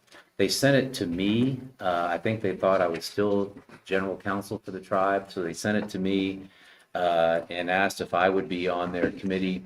When I got a hold of them and let them know that I'm not the general counsel for the tribe, but I do work for the tribe as Acadian Desert Consulting, but I could also join under ADC. So this is an opportunity actually for the tribe to have potentially 2 people on this committee who would represent the interests of the tribe. I'm happy to join as a member of ADC and not necessarily as a representative of Ute Mountain. Of course, I would continue to represent Ute Mountain's interests the best I could at that committee, but I think this is also an opportunity for you guys to appoint somebody else. When I originally wrote this, it was written with the tribe appointing me as the representative, but it doesn't have to be that way. I'm actually recommending you consider someone else so you can have 2 people on that committee. I'm happy to do it on behalf of the tribe. Under my current contract, it's not one of the current assignments I would have, but I don't see this as something that would blow things up. I think I could represent the tribe if it wanted me to, but at the same time, though, I would encourage the tribe to consider someone else that could be appropriate. Okay, my question, you have the Colt Committee that's a member of so many tribes and their tribal representative. In this content of what is being brought forth to us is pertaining to the Tribal Energy Transmission Committee of COLT? Is it a subcommittee of the big COLT committee? Yeah, they created a resolution forming this committee. In fact, I don't want to speak out of turn because I understand perhaps Councilman Turtle was there when that happened. So I don't want to state where I shouldn't, but my understanding is Colt created this committee for the purpose of going out and one, sort of assessing what are the infrastructure needs in Indian country, presenting to Colt on a regular basis what their findings are, and then also assisting in any type of policy designation or testifying in front of Congress, anything that needed to be done in order to push Colt's purposes. Councilman. Thank you for that, Mr. Chairman. Thank you for that brief synopsis, Peter. So as we move forward, I mean, we had a lot of conversations down at Res regarding what you're talking about, the resources. So definitely, I think it's essential, as we're all stretched thin here as council members, that even Peter would advocate on things like that. I wouldn't feel any type of way. It just gives us a little more insight on what's going to be happening there. I know Councilwoman Knight and myself are both on Colt, and we're going to be presenting that resolution today in executive session, but I wouldn't oppose Mr. Ortego being a part of that just because he knows the legal part of it. It won't be giving him the jurisdiction to be a direct Colt member, but just to that specific committee. So really looking at that committee and the insight that Mr. Ortego has, I think it would be beneficial for the tribe. And that's just me as one council member, though. Okay, so what we're having and what we're discussing at this point in time is this offset committee of COLT, which is going to entertain the tribal energy transmission designation of special counsel to be a part of this committee. But the tribal committee is a separate committee that pretty much oversees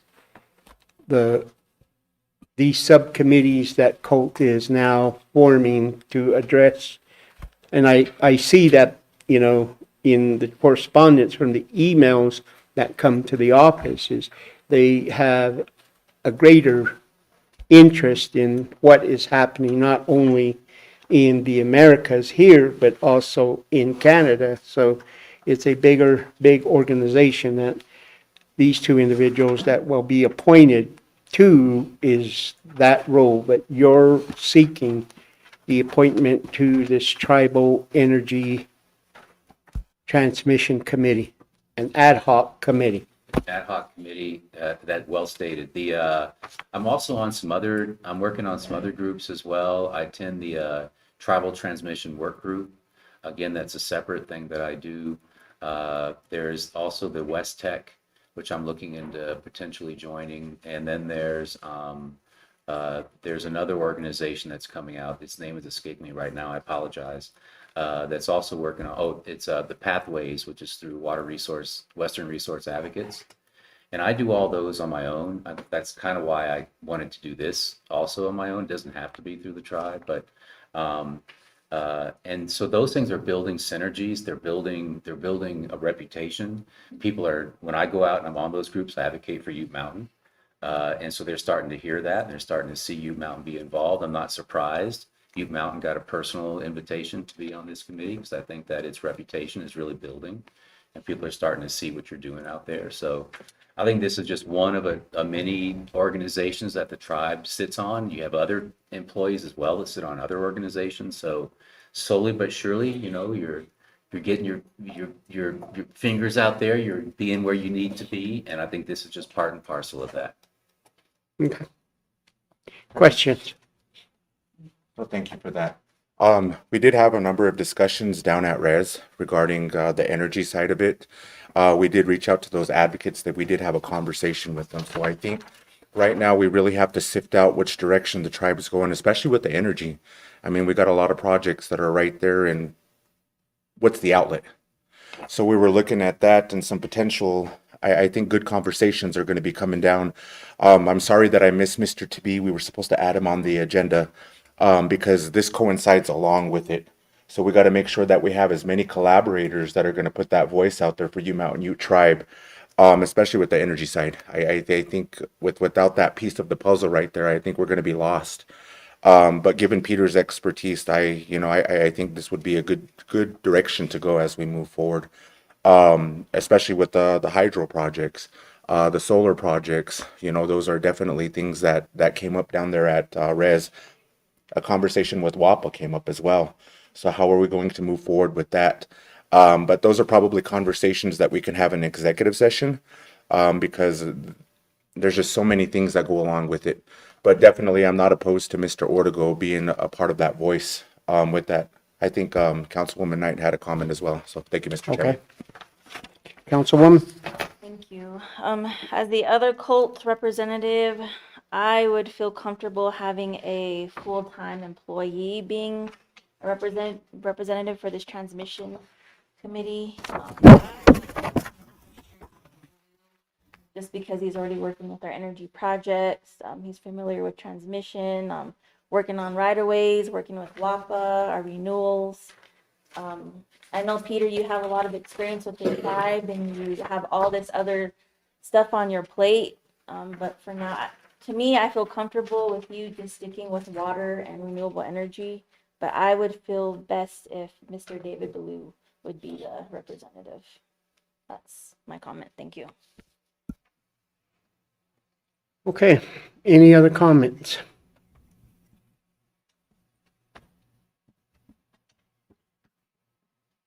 Seeing and hearing none. What are the wishes of the tribal council? Do you wish to appoint Mr. Ortego as the tribal energy individual sitting on the sub or ad hoc committee of COLT, or would you have another individual such as David Ballou and request for his approval if he so chooses to sit on this committee? You want to comment? Comment. I would just motion if we could just table this for now. I'm not for sure if we're running up on a deadline, but as Councilwoman Knight said, if we could just get with David Ballou, the energy director, see what his thoughts on it, see if he's willing to put this on his plate. As we all know, everybody's plate is full with what they're doing and the committees and boards that they sit on and represent. So I'd just like to get his say first before we throw his name out there. And if he, is okay with Peter sitting on that, then I would move forward with this, but I'd like to table it if we're not running up against the deadline. Thank you. Chairman, Council. Hold on, I got Councilman Turtle and Treasurer Jacket. Councilman Turtle. Do you have any timeframes? Are there any meetings that are? Yeah, there's a meeting coming up in Mescalero. They want this committee to present. This committee is going to have an informal meeting before that. I think the Mescalero meeting is the end of April. The 20th and the 21st. Yeah, I think that's right. And so they're gearing up to be ready for that meeting. So that's the only time frame I know of right now. And then do we have a council meeting from now until then, Mr. Chairman? I think maybe on the 14th. Do you think that would give you enough time for us to have these conversations with Mr. Ballou and to see what the consensus as we move Sure. forward? I mean, I'll probably just join the committee anyway as part of Acadian Desert Consulting. Like I was saying, I think you guys should think about appointing a full-time employee, because I think that'd give you two people on the committee.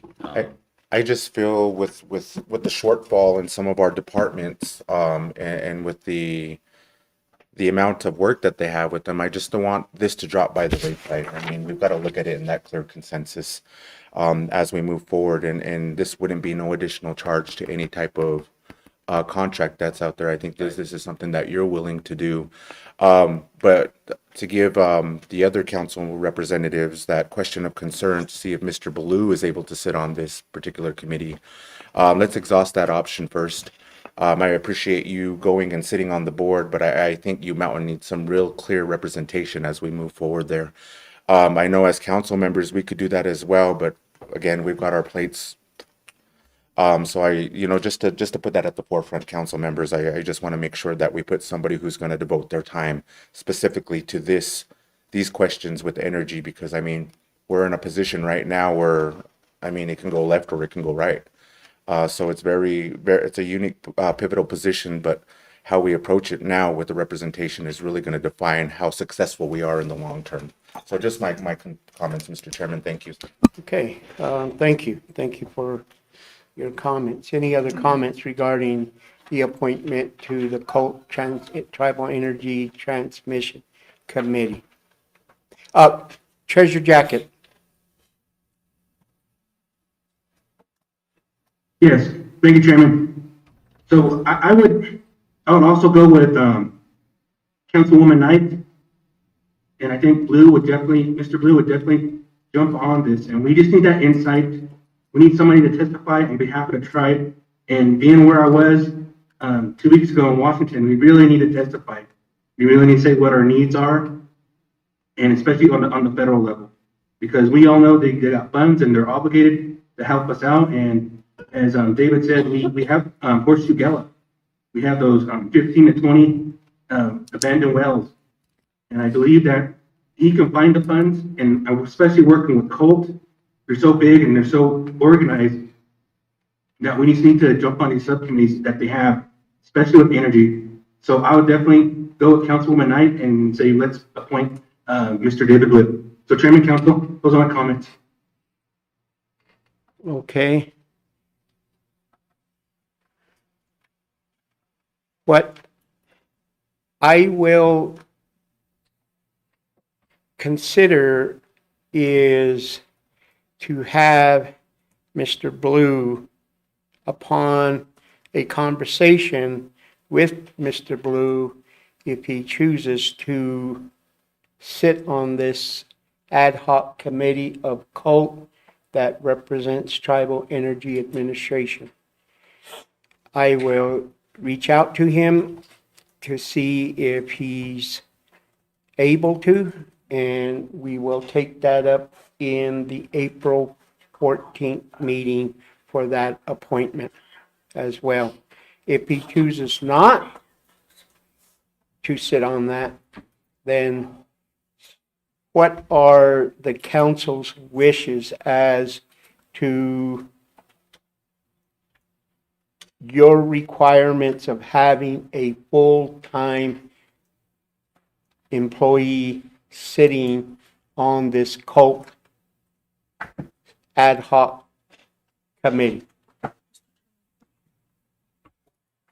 You know, Treasurer or Councilman Turtle? I'm going to continue to sit here and make this point because given our past meeting at CKP, when we do have employees that do not show up at that table, then where are we at? We've got somebody clearly here that wants to advocate on behalf of the tribe and that has all this expertise. So, I mean, it's just going to prolong what we have, and the council sees it. We were down at CKP. Who showed up from the tribe side? Nobody. So, I mean, I'm trying. Sure. But, you know, I think Peter has that in his background to advocate on the tribe on the best of its interest. So I just put that out there sensitively. I know everybody's got their own comments, but we have somebody right here that's wanting to strive for the tribe now. But, you know, given its due process, I guess we can go through what we need to with the full-time employee. Okay, I have a comment. comment. I'm talking with David Ballou right now. Do you want me to have him run back over here and then we can formally ask him? So we're not prolonging it. If he can't do it, then, you know, comfortable with Peter. So, you know, we're not waiting any longer. Like Councilman Turtle said, you know, we need representation sitting at all these tables. And when we prolong it by waiting and asking and making conversations, you know, those things take time, whether we want them expedited or not. So I'm just saying, would you like me to have him come back real quick so we can formally ask him? If he's available to come back. In the meantime, let's take a 5-minute recess. We will reconvene at 7:05.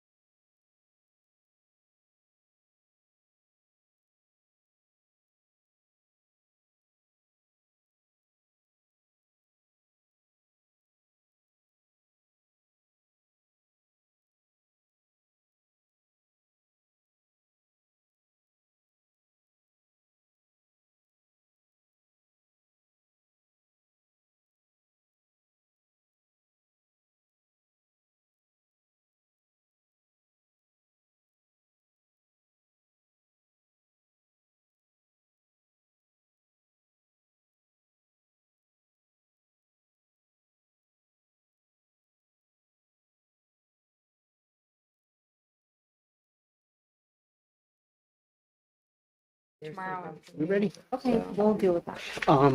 Right after this presentation, then I will.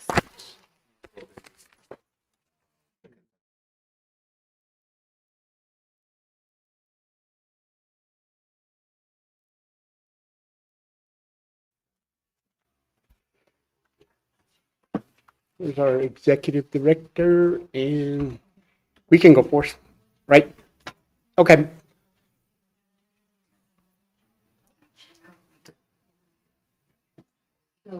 I'm 10 minutes late. Okay, let's reconvene the tribal council. Could Mr. Ortego and Mr. Blue, could you please come forth to this discussion of the request for membership on the Coalition of Large Tribes, which is the COLT, and the Committee on Tribal Energy Transmission, a representative from the department, tribal department, or from our special counsel, Mr. Ortega. Mr. Blue, what we have before us in this tribal council session is an appointment that was brought forth by Mr. Ortega, special counsel from Acadian Desert Consulting. It is a resolution that would appoint an individual such as himself or as the wishes of the tribal council to appoint a permanent employee to be a part of this committee, to have that representation. As you know, that Mr. Ortega has been in that position and will continue to be in that position. Whatever occurs with this decision, he's still going to be an individual participating, correct? Yes. Will still be participating. What we're asking, the council is asking, if you would like to take up that appointment, or if you don't accept that appointment, it will go to Mr. Ortega, or the wishes of the council, who they may choose to sit on that committee. And we heard a full-time employee could be on the committee. We heard that Mr. Ortega has been working on this COLT and is a part of the committee and other subcommittees to COLT. So we've heard both sides, and one side would wish to have a permanent employee to be there, and the other side has that issue of participation when the meetings are conducted, or at the time that individual is needed at that meeting. So, members of council, do you have any questions for Mr. Blue in the suggested appointment for him to sit on this committee of the Tribal Energy Administration under the COLT, which is an ad hoc committee? Councilman Turtle. Thank you for that, Mr. Chairman. Thank you for coming, Mr. Baloo, to engage in the conversation of who is going to be sitting on this energy committee with COLT. I know your plate's pretty full as well. We just wanted to confide in you to see if that's something that you're able to do. We'd rather you be in person rather than Zoom, because there's a lot of conversations that sparked around energy. I know we've got a lot of questions, especially with the transmission lines as we move forward and how we're going to accommodate those issues. But we just wanted to ask you those questions, if that's something that you're willing or able to do as we're talking about moving forward. I think that as we move forward, I think there's got to be some type of communication. Peter's got a wealth of knowledge. Peter's been at this for a number of years. So I think with his expertise, if you're willing to take this, that it should be confided in. even if you're not, even you being in part of that process as well, because who knows better than you, the director of the Tribe for Energy? So those are some of the questions that we had as we move forward. Is this something that's going to be able to be done? It's going to be very time consuming. At times you're going to have to travel. So, we wanted to give you that opportunity as a council across the board, and a fair opportunity to say yes or no. So just some of the comments that I have, questions that I have. I think right now we're at a pivotal point, especially with what had happened yesterday with the signing, and the talks about the solar projects as we move forward. So we just wanted some of your feedback if that's something that you're able to do. Yeah, thank you. I think I am able to do that. And I see some good synergies in the, as the tribe navigates these new energy opportunities, the pumped hydro project, the utility scale solar, renewed oil gas development. All of these things play into each other and overlap each other, and the need for transmission to either bring the power in that we need for projects or to send power out for projects that we need. And I have the luxury or opportunity to sit on most of the energy discussions that are happening in the tribe. I think all of them. Peter is a more finite set of what discussions he's following. So I think having me as a representative to be able to work to fill in the gaps that Peter doesn't see on all the projects, to help his own projects that he's following, I think there's a good synergy there. And maybe just a recommendation as we move forward, if he's willing to take that, maybe acknowledging him as the primary, and then maybe you as a secondary, because I think it's imperative that we build those lines of communication with each other. I still see a shortfall within the tribe of those communication lines, and we got to overcome those. We really do, because I think two heads at the table is better than one. So definitely, as we talk about Ute Mountain tribal endeavors and how we overcome a lot of these things and different ideas that can be brought to the table, definitely would give us more traction than where we're at right now. I've seen some great strides as we're moving forward, but definitely that collaboration, I think, could be better as a whole, as a team. So that's one thing I really want to emphasize on. We are going to there is going to be a meeting at the end of April on the 20th and the 21st. So definitely would love to hear what you guys are going to be presenting on, or definitely confiding you both with some of those concerns that Ute Mountain's really trying to get addressed. I know one of the biggest issues we're dealing with is WAPA right now. So definitely those conversations could be engaged in. We did touch a little bit with them when I was down there for the quarterly meeting that was before this one, but definitely that is an issue as we move forward. How do we gain that traction and really trying to get our needs met on behalf of Ute Mountain Ute Tribe, though. So just what I see as one council member, I think the collaboration and teamwork effort will definitely prevail as we move forward. So just my comments. Thank you. Thank you. Any other comments? Councilwoman Knight. Well, hello again, David.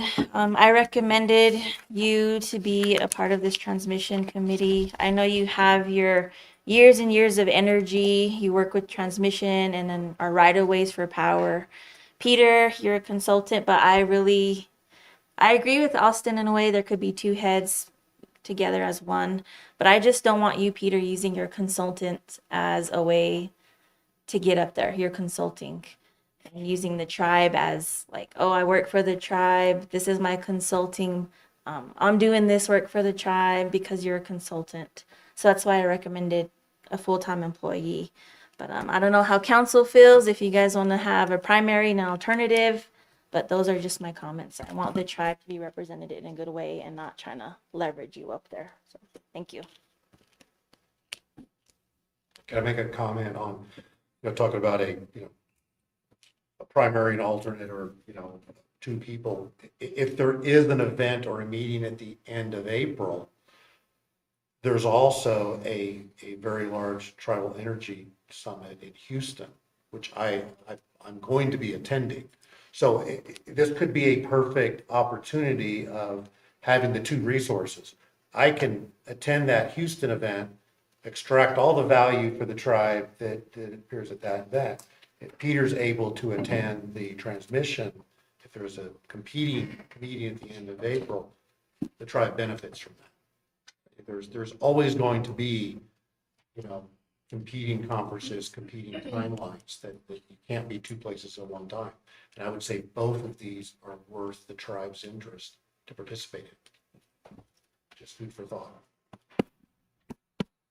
Councilman Turtle. I appreciate that, and I'm glad that you got your priorities in line, especially when it comes to these meetings, because again, these meetings are essential, especially when it comes to the national level. Definitely, we know there's resources that are out there, but I would just recommend putting them both on there, Mr. Chairman. As stated by Mr. Baloo, I mean, we've got to be at these conferences. I feel very comfortable with Peter in the knowledge that he has, even if he's going to, it's not going to say that he's going to be the number one or you're going to be the number one. I mean, you're both there in the event. So that would be my recommendation, is just putting them both on there, because again, as what came out of Mr. Baloo's mouth, these meetings need to be tended to on both sides. So again, I think, Peter, we've already been preparing for this meeting in Mescalero, and I think it's imperative that, we showcase what we need to on that aspect. So I would just say both of them. I mean, they both got a wealth of knowledge, and we shouldn't pick who's going to be a primary or an alternate, but just designating them both. So just my comment as one council member. Thank you. Point taken. Any other comments? I have a comment. Comment. I agree with Councilman Turtle. I think having a primary and then a second would be good. As we know, most of our committees, we do kind of put a primary and then a second. That's just to make sure that all of our bases are covered. I just also want to let the council and remind them that we do have an energy rep, and that's a very important seat that one of our council member holds. He also has a responsibility of going to some of these energy conferences and being in their conversations. I think that he's a vital part of this too as well, and the responsibility needs to be held there too. Thank you. Okay. I just want to say that if it's workable between the two of you, it's not a problem.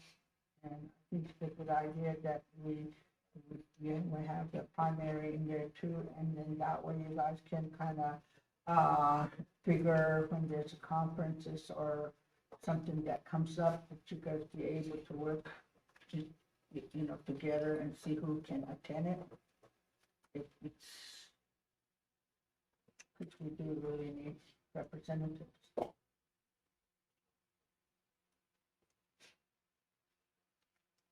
Chairman? Judge Jacket. Yes, thank you, Lou. Thank you for that consideration. And I'll definitely go with Councilman Turtle's recommendation as both of you guys being out there, because you guys complement each other. I've seen you guys out there.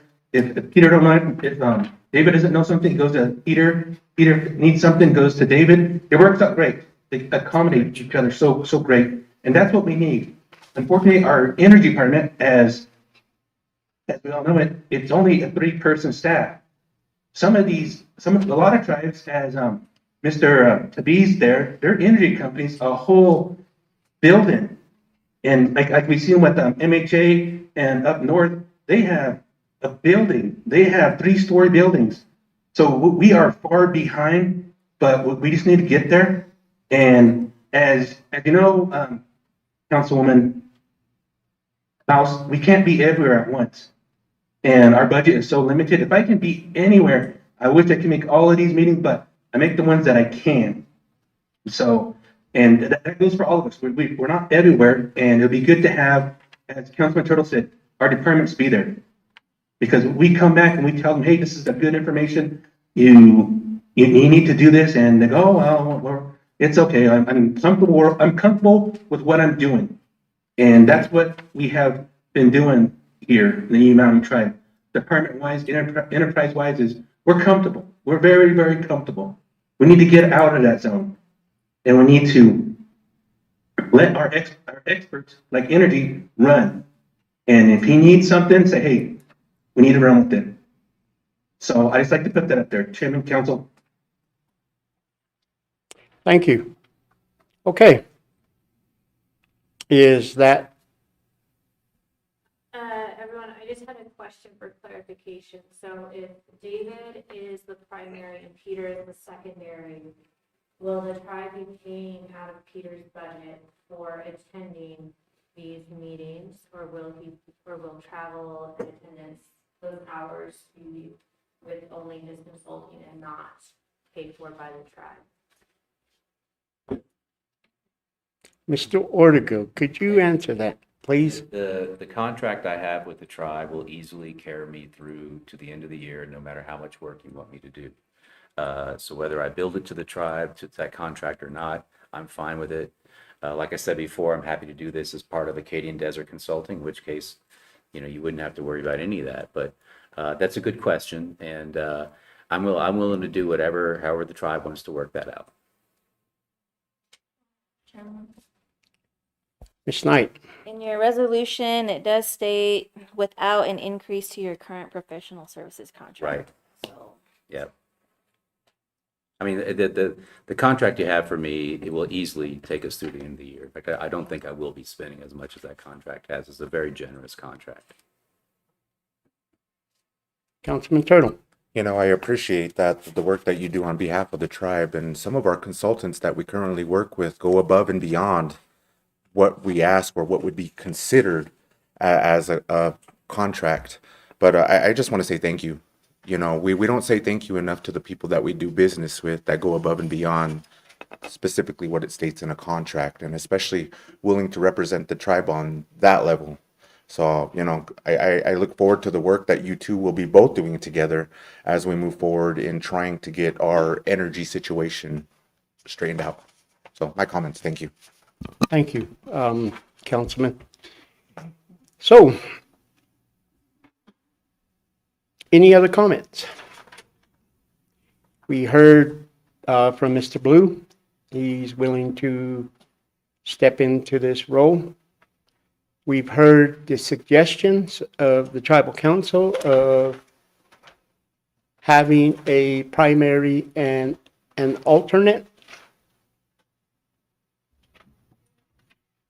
In this ad hoc committee of COLT, they do both an exceptional work for the Ute Mountain Ute tribe, looking at the professionalism of these individuals is based upon their professionalism that they bring to the Ute Mountain Ute tribe.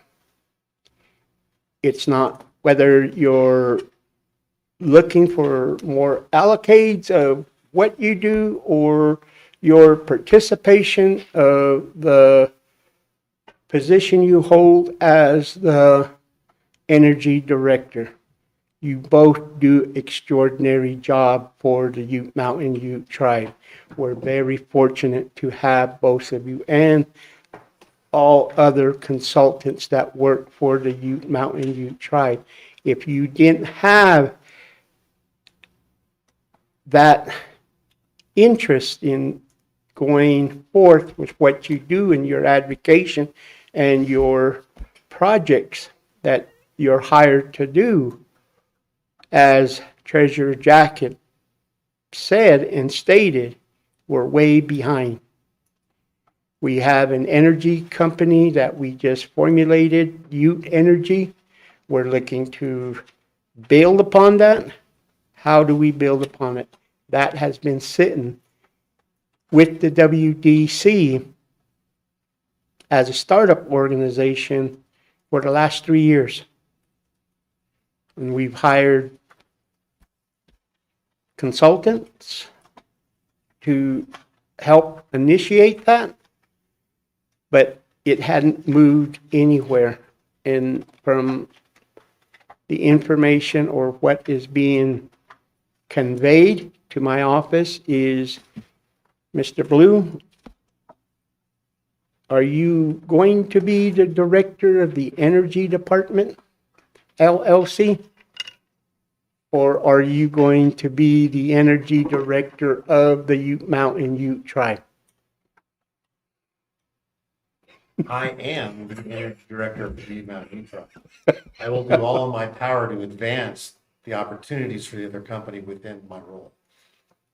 And that's the thing, is we're where are we in the development of that Ute Energy company? Ms. Green? The board needs to hire a director, a general manager, whatever, be a general manager. We had this discussion, it's been a while, a few months ago, and David did, I mean, he acknowledges there could be a conflict, but right now trying to get it off the ground, he is doing, that's why he said he's doing what he can. But there needs to be a manager for Ute Mountain Energy, so the board needs to be hiring someone, would be my position. Okay. But Councilman Turtle? You know what, Mr. Chairman, I think we really need to sit down with the WDC board because I think it's been a number of months since we've had an interaction with them. I really want to address a lot of these concerns that are on the table because they clearly go by the wayside, and we need to address them as we move forward. So that way we have a clear vision on what this board's expected to do. I see all the challenges, not with just the energy side, but with a lot of the enterprises that are out there too. I think we need to regroup and really see what everybody's priorities are as we move forward, and I'm not really hearing that. So just as a recommendation, I'd really like to see that here in the near future. So thank you. Okay, I will put that together accordingly and request to the president a formal discussion between the tribal council and the WDC board. But at hand, we have, so let me go to the tribal council for consensus. In this consensus that I'm requesting at this time is to have a representative, 2 representatives on this Tribal Energy Administration of coal. There will be a primary and there will be an alternate. Can I go to the individual council members for a consensus approval to go in that manner in the resolution? Councilman Knight? Yes. Secretary House? Yes. Councilwoman Jacket?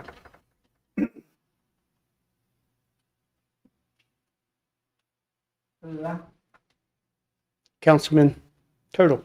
Yes. Treasurer Jacket? Yes. Okay, in doing so, Mr. Ortego, would you revise the resolution? Did you write the resolution? Yeah, I did. Yeah. Could you revise it to put both you and David on the resolution as a primary and an alternate? Yes. If you can do that, and is it the wishes of the tribal council to act upon this right now, and we will have the resolution developed? Or do you wish to have the resolution made and brought to us on the April 14th? As you all indicated, you don't want to prolong the discussion and the action. So what are the wishes of the tribal council?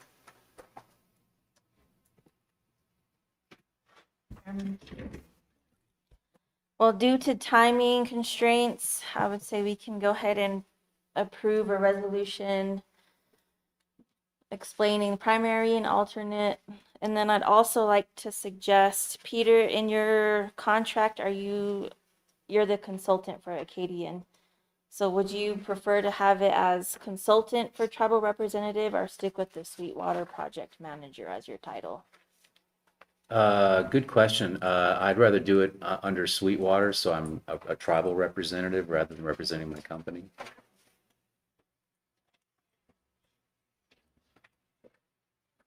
Any other comments? I have a suggested act now and develop the resolution upon your changes that you need to make. I can get it to you by the end of today. Okay, so in doing that, is there a motion to approve Mr. Baloo primary Mr. Ortega, alternate to the Tribal Energy Administration under COLT. I make motion. Motion, Councilwoman Knight. Second. On second for me. Second from Secretary House. I go to the vote. All those in favor signify by saying aye. Aye. Oppose? Abstain? Motion carries. I have a 6-5-0 vote. Motion carries, and if you could get us the resolution as indicating both you and David, primary and alternate. I appreciate it. Will do. Thank you, sir. Thank you, David. Thank you. I am going to go now to the motioning party of the agenda that was done earlier in the session. I'm going to Councilman Turtle as well as to the second of the motion, Treasurer Jacket. Do you wish to change your motion or to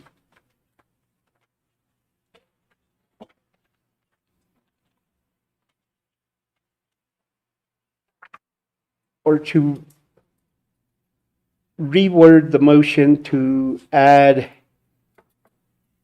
an agenda item? Mr. Chairman. I would like to amend my motion, withdraw my motion and amend it to adding UDES to today's conversation. They're here to give a brief presentation as to the services that they can offer. They are a part of our sister tribe, and we always talk about enhancing and developing those relationships in a better way. So with that said, I'd like to amend my motion to add the UDES to number 6, and it would push all the rest down. Okay, we're going to add it to number 6. We will move and to the second of the approval of the agenda. Treasurer Jacket? Yes, Chairman, I so rescind my motion, except accepting additional items to the agenda. Okay, with that, I will go back to the tribal council. All those in favor of the amendment that has been included by the motioning party, Councilman Turtle, please, and seconded by Treasurer Jacket, please signify by an aye for the amendment to the agenda. All Aye. those in favor? Aye.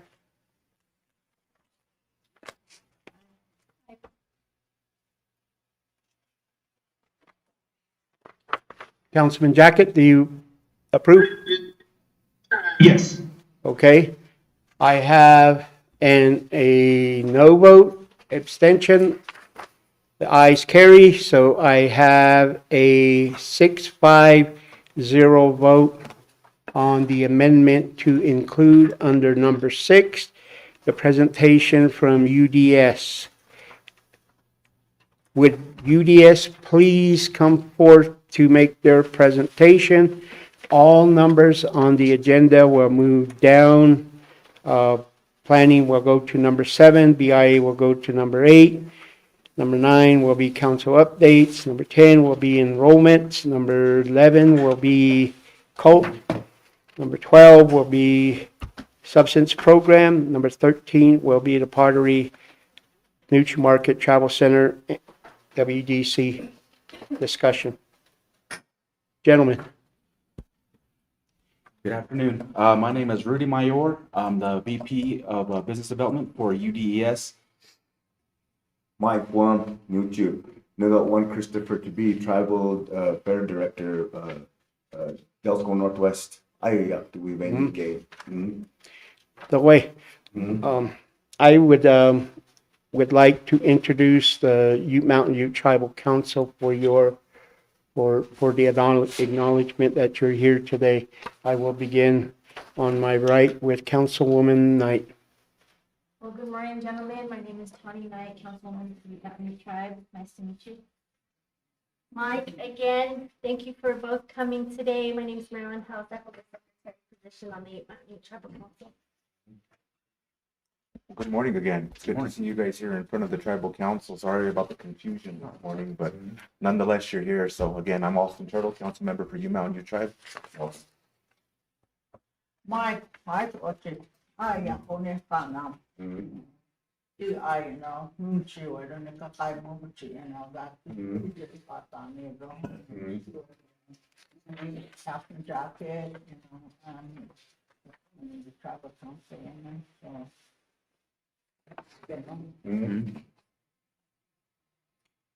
Treasure Jacket. Yes, good morning. Thank you for being here. I'm Councilman Jacket with the Ute Tribe Treasurer.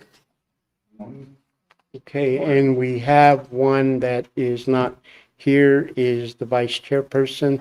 She is the White Mesa representative, Miss Gwen Cansey. I am Selwyn Whiteskunk, the Ute Mountain Ute Tribal Chairman. I welcome you to the Ute Mountain Ute Tribal Lands and to our people who are hearing you live, your live stream in our council meetings. Again, welcome you to be part of our tribal council and are eager to hear your presentation that could be beneficial to the tribe if they wish to embark on the proposal you bring forth to us. So, gentlemen, if you would proceed with your proposal to us or your presentation. Thank you. Just a brief history of UDES. Back in 2023, the Biden administration went and allotted some money for some tribes, well, for all tribes and for states that all had P&A orphan well status wells on their properties. This money was allocated for, like I said, states and tribes. The Ute tribe of Uinta Ouray thought it was beneficial to help other tribes in the country with this P&A orphan well problem. So they partnered up with a local company, Delsco, and they created Utes. The thing is with that, Ute Energy was the purchaser of 3 companies. I can't remember all 3, but they went out and purchased equipment as far as workover rigs, cement trucks, water trucks, building. So when they went in agreement with Delsco, they didn't just buy a part into Delsco. And that's one thing that we got to kind of clarify, because people kind of get confused, saying, oh, the tribe went and bought into this company, but we didn't. The only thing we're using from Delsco is just a couple of their personnel from the management team to help us along the way. But as far as Utes goes, we have our own equipment, and you'll see that later on in the presentation. But so far, we will go through, we have a list of agenda. We'll go through our mission, strategy, service, people, projects. Our mission statement is, our mission statement is to build trust between governing bodies, producers, tribes, and the general public to provide a top-tier service. In addition, we want to protect and restore the natural environment in our communities, both on tribal and private lands.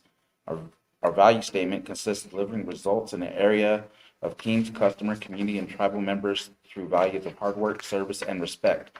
Our culture is to inspire and motivate others to do the right thing every day and give back to our communities.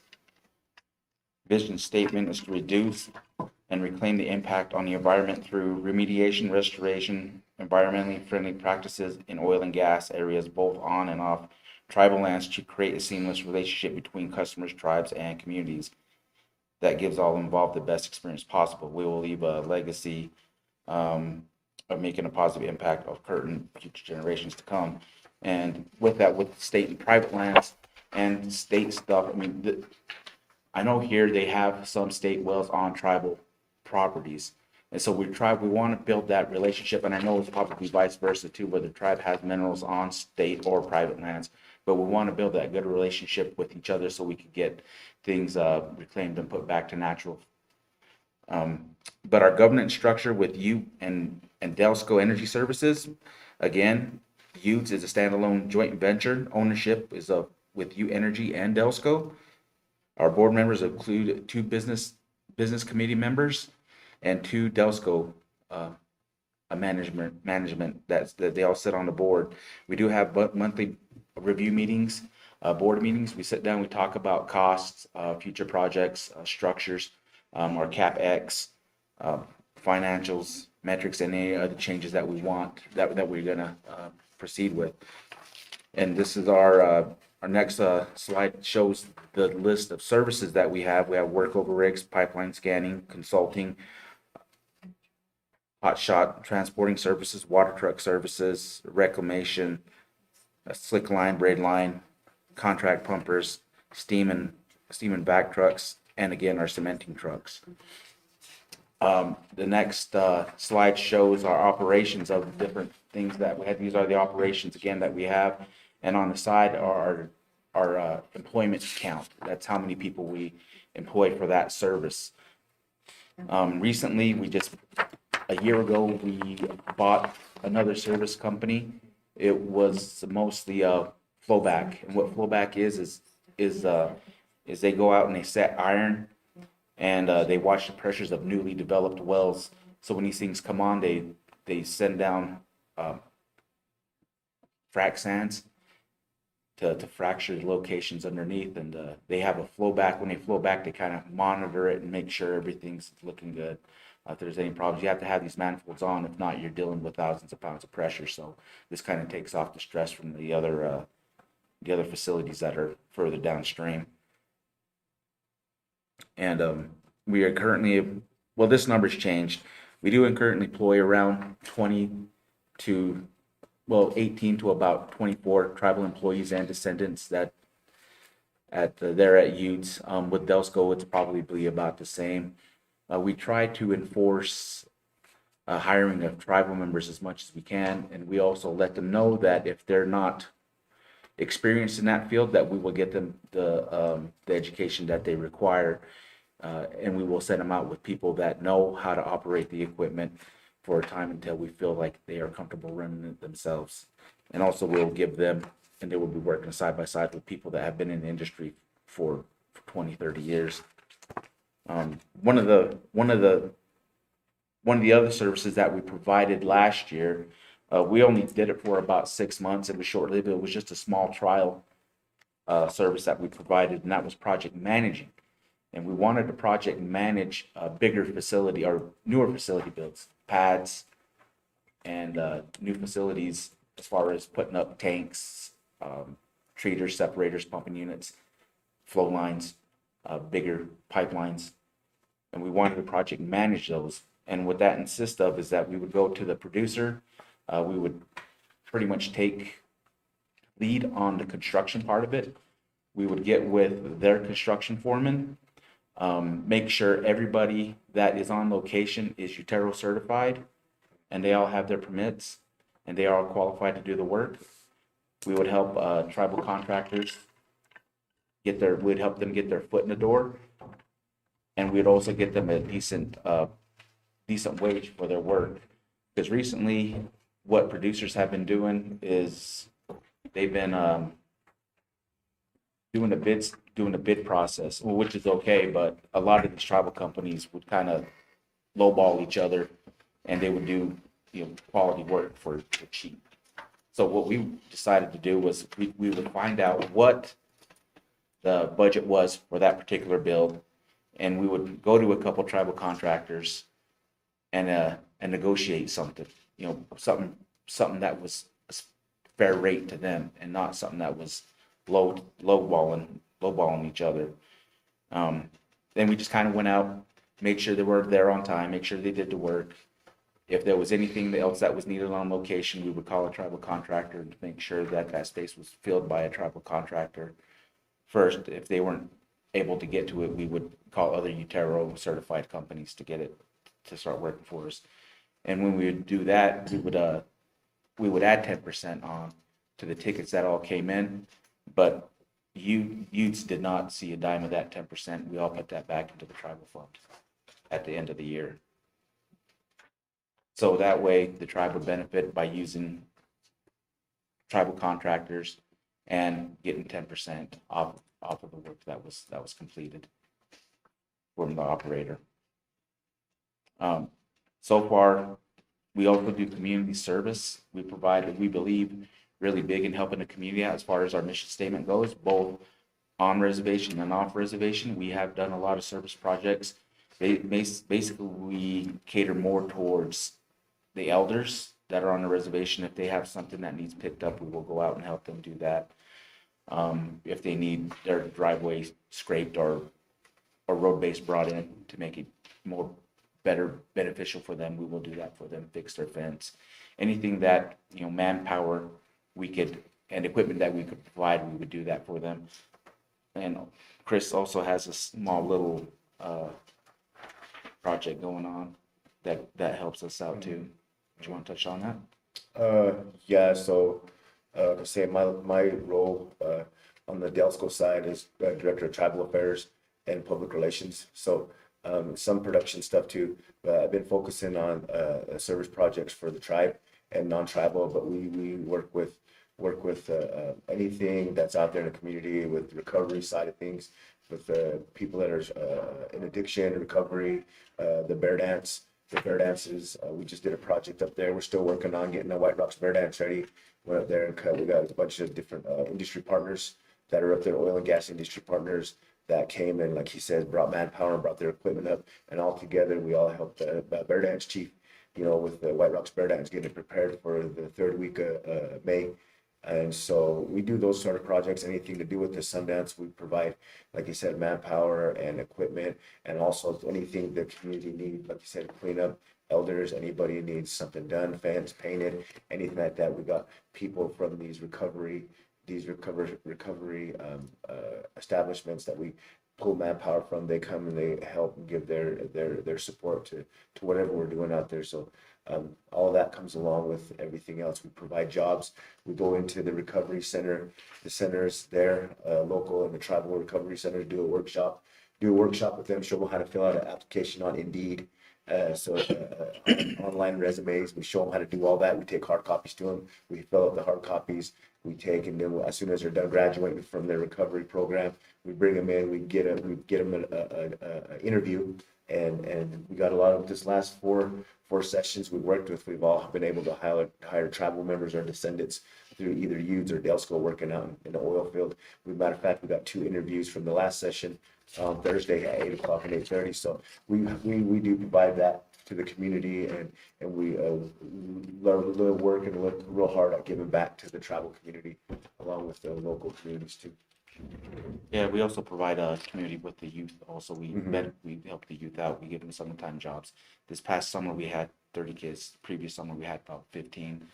I give them a little bit of extra money for school clothes and everything. But at the same time, we kind of go through a mentoring service just to kind of help them and let them know that there are ways that you could benefit yourself by working hard, getting up early, being at work on time, and just holding yourself accountable for doing a good job.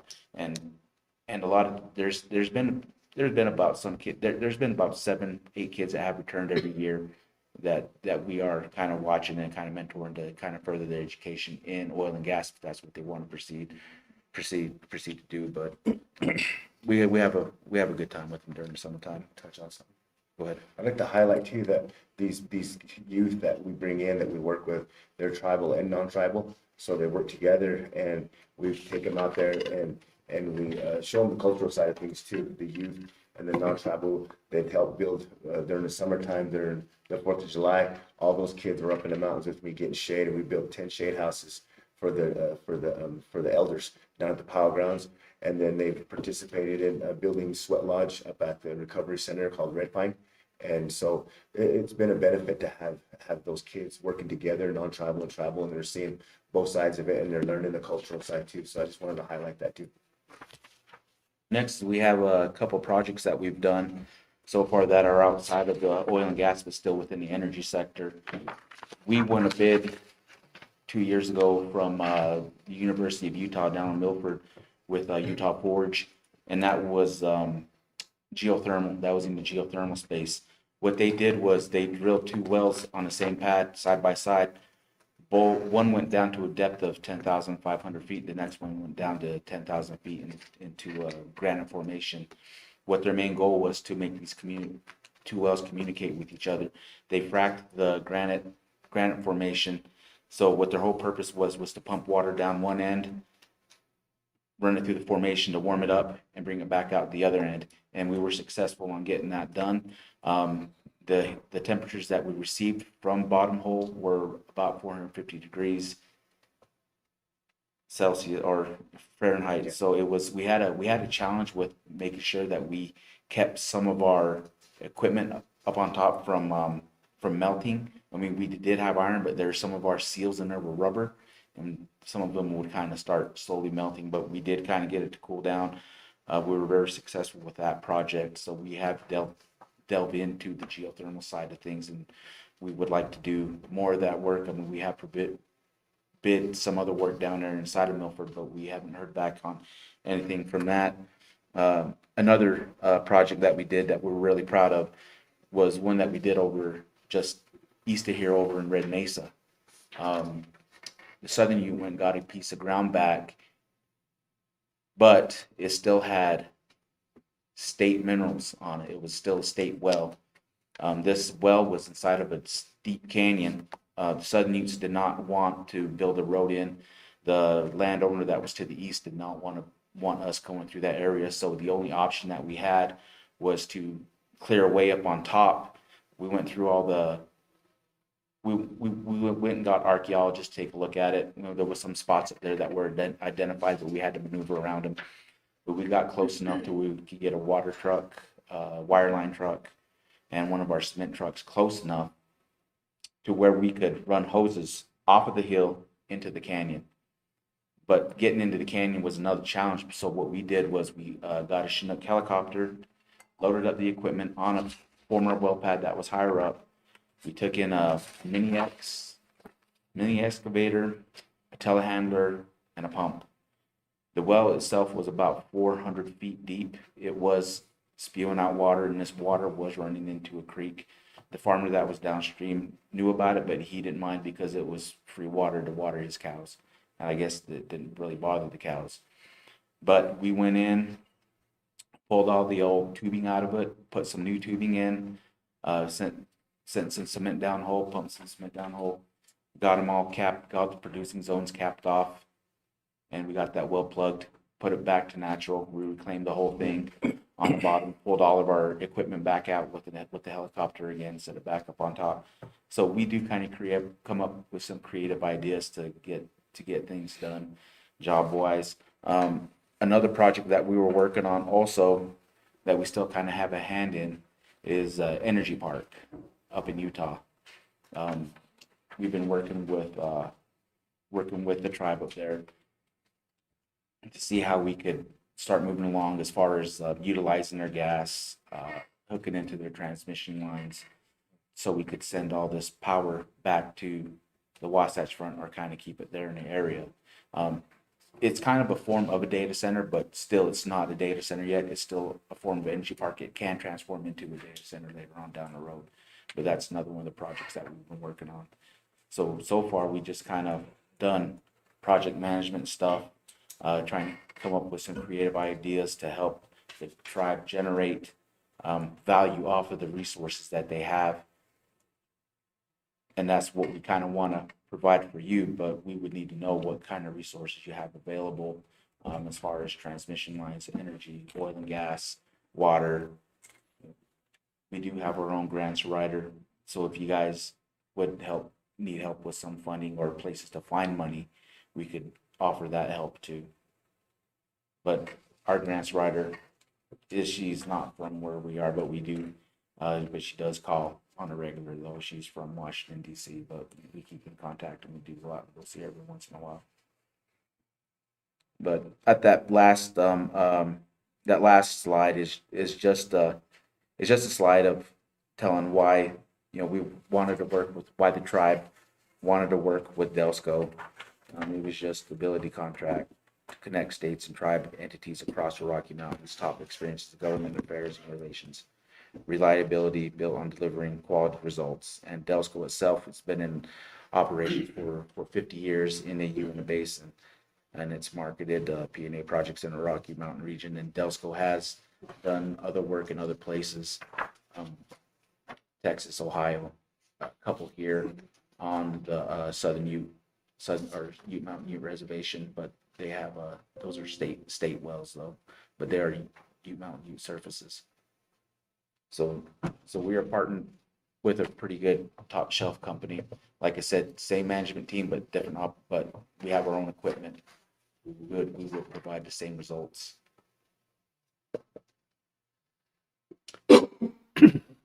Okay. Tribal Council, do you have any questions for the two gentlemen that are making the presentation? And Mr. Blue, our Energy Director, you are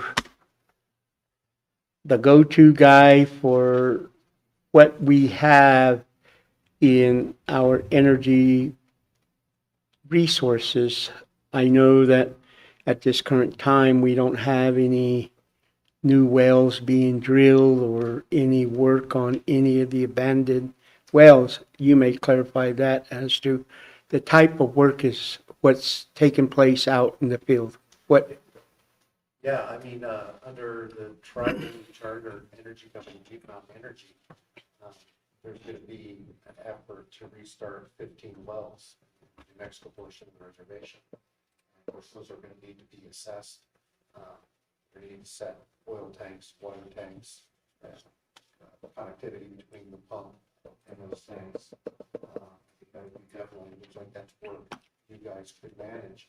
But also, we have some funds from the phase 2 in lieu of grant funds to plug wells. And down in the Horseshoe Gallup area as well, we're talking with BLM and Department of Energy about plugging 17 wells all in one area. I'd like to make sure you guys are on the contact list to provide us with folks to do that. We also have it's a mothball pipeline that used to move gas on the Colorado side of the reservation from up there in the Cascina, near the Cascina area, down to pipeline connectivity on the Navajo reservation. There's talk about returning that line back to service as we develop more gas and oil wells. We need to get that inspected, we need to get that put back in service. I think that also falls into your scope of work. So we will be talking to you about that. Thank you, Mr. Blue. I think you're the individual that can answer a lot of these questions, and I would like our Minerals Committee members of the council to take this up as a presentation to the Minerals Committee as to the types of services you heard by these two gentlemen, the services that they can provide, as well as the other services working within the community as well. So it would be a idea conversation to have with the other programs as they've worked in numerous areas. As for our tribal members in the recovery area of substance, drug abuse, pre-employment areas of the tribe, and then there would be that communication between the Human Resources Department and its Higher Education Department, as well as its Staff Development Department as well. And the context, the networking, as Mr. Vice Chairman of the Ute Tribe, Mr. Tabib, understands that we got to make these connections, these networks, to have our departments to meet with the individuals that will be making these contracts or these commitments. And it would be really advisable to have our department heads to meet with you in what services you have to provide to the tribes and to what you're embarking on as well. I mean, it seems like you have a lot of irons in the fire that do many different services for your community, as well expanding to other indigenous communities to enhance their capabilities as well, to be self-sufficient in other words, to utilize that self-sufficient, self-determination, looking at it in a bigger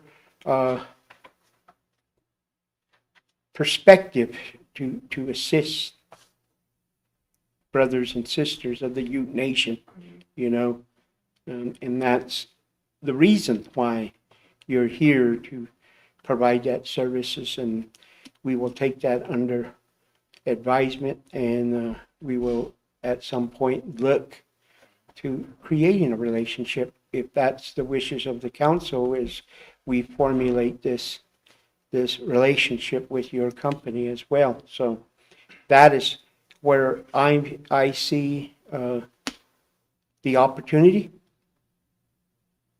for us. So what I would like, is there any other comments that the council would wish to make? Councilman Knight. Well, good afternoon again. Thank you for the presentation. I'm sorry I didn't get to meet you guys in Vegas. I stayed back, but the council told me about your company and what you guys do, so I appreciate you coming out here. I don't know if Treasure Jacket mentioned our Section 17's WDC. We Need to Development Corporation, and we do have Ute Mountain Energy under that Section 17. So I see you guys play a really big part in that, helping us getting it going, finding a director for it, consulting. So this is really good, and especially, you know, being Ute Tribe sisters. So appreciate that, and looking forward to working with you guys in the future. Tkoyak. Any other comments? Councilman Turtle. Thank you for that, Mr. Chairman. First and foremost, I want to say thank you guys for presenting in front of us. I think it's really important that we define relationships like this, especially when it becomes to, a tribal entity and another tribal entity. I think that's really important that we develop those relationships between tribe to tribe. We see a lot of the middleman there, and we see all the confusion that happens there. You know, I like the fact that within this, what you guys presented is you're willing to give back to tribal members. I see that as a big positive as we move forward, because we need to give back. We need to teach our tribal members the skill set to be successful. Sometimes they have shortfalls, but how do we pick up on those shortfalls, especially with garnering the experience and things that we need them to do? You know, whether it's direct hands-on. I don't know if you guys do plumbing and things like that, but I'm just giving these examples: plumbing, electrical work, carpentry, and even what you're talking about in developing these wells. If we are going in that direction, giving them the expertise to do those type of things, I think that's really important, because a lot of the time our members aren't fitted that opportunity, and it's rather the people that come and do these works that handle it. But really gaining that hands-on experience, I think, is really important too. I like how you gave back to the community as you're talking about bear dance. You know, I think that's an important piece of the puzzle here, as we always talk about culture and tradition and the teaching of it. You know, sometimes we feel that disconnect there, and we need to reconnect back on how we implement those type of teachings to our younger generations, because that's important to be successful in the long term and the longevity of each of our respected tribes. So I just want to say thank you with that. I see here that we could use a lot of that. We really could. Boosting everybody's spirits and teaching them the importance of morals, respect, value. I really see that disconnect there, and I think with programs like this, with people that wanting to teach those, I think it's a beneficial program.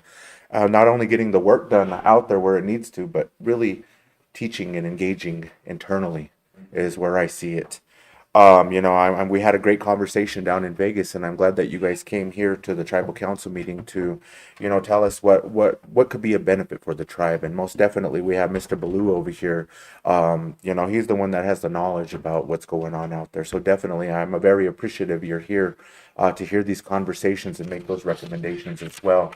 So I look forward to seeing how we can develop a good working relationship from Ute Mountain to our sister tribe. That's important. If our sister tribes are really willing to extend that hand to help us and help us teach on how we can turn things around, definitely we're all ears, because that's the story of the game out there, is making sure that we have those tools to utilize to make our community successful as well. So again, Those are probably conversations that you and Mr. Baloo will have, but I look forward to seeing what we develop here in the near future and how we can get things turned around for the U Mountain U tribe, because we need it. We really do. We really do. And I say that respectfully. Thank you guys for coming here and presenting in front of us. Dwayne. Any other comments? If not, Ms. Jacket, Councilwoman Jacket. Mike, again, like I said, ay ako, namin. Many, things that you guys are doing, working with your own tribe, and that's what we really need, people like yourself, we're always struggling till we get new chihuahua, and it's good when you anyway, new what you like us, like your council, your business committee, and give you guys that opportunity to do to give, the work that you guys are doing, do to that, and we like to see, I like to see that, with our own people too, and you guys are sort of like a role model, for your people, and because we're really struggling till we get Yanuchi, not only mentally and physically too, so our young people, it's good that we, I value my young people because the young people are, they're our future leaders too. Like, we always want to, include them in whatever we do. Mother culture and language, which important, Tami nu chigero, tami foundation, right? Pat na ko tigay can, nu chigero. Sitting here and hear these Maragachi coming in and talking, Bamanoktas, I'll try to keep my mind on the Nuchi part, the grassroots where we're coming from as Nuchi. I try to instill that, and and keep their culture and their language, and making it,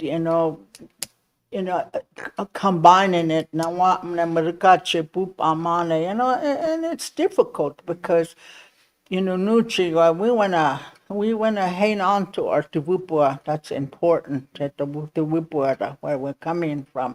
And a lot of times we have to be careful, especially when you're young.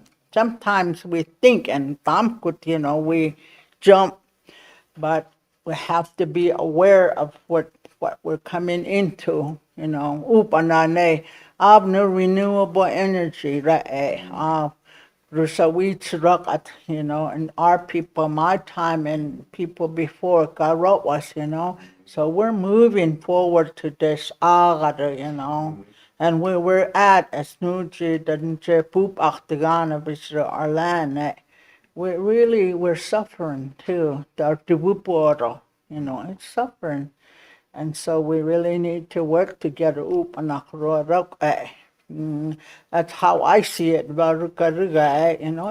It's together, right, because, like I say, I value my people. I value the lives of my people, and so I try to look at the best interest, and I'm happy, Muniga, that you guys got that opportunity. Your leadership up there gave you guys that opportunity to do what you guys want when you know you, So it's good, and I hope that Muga, they think upani too, give our people opportunity, upani, That's what I'm about.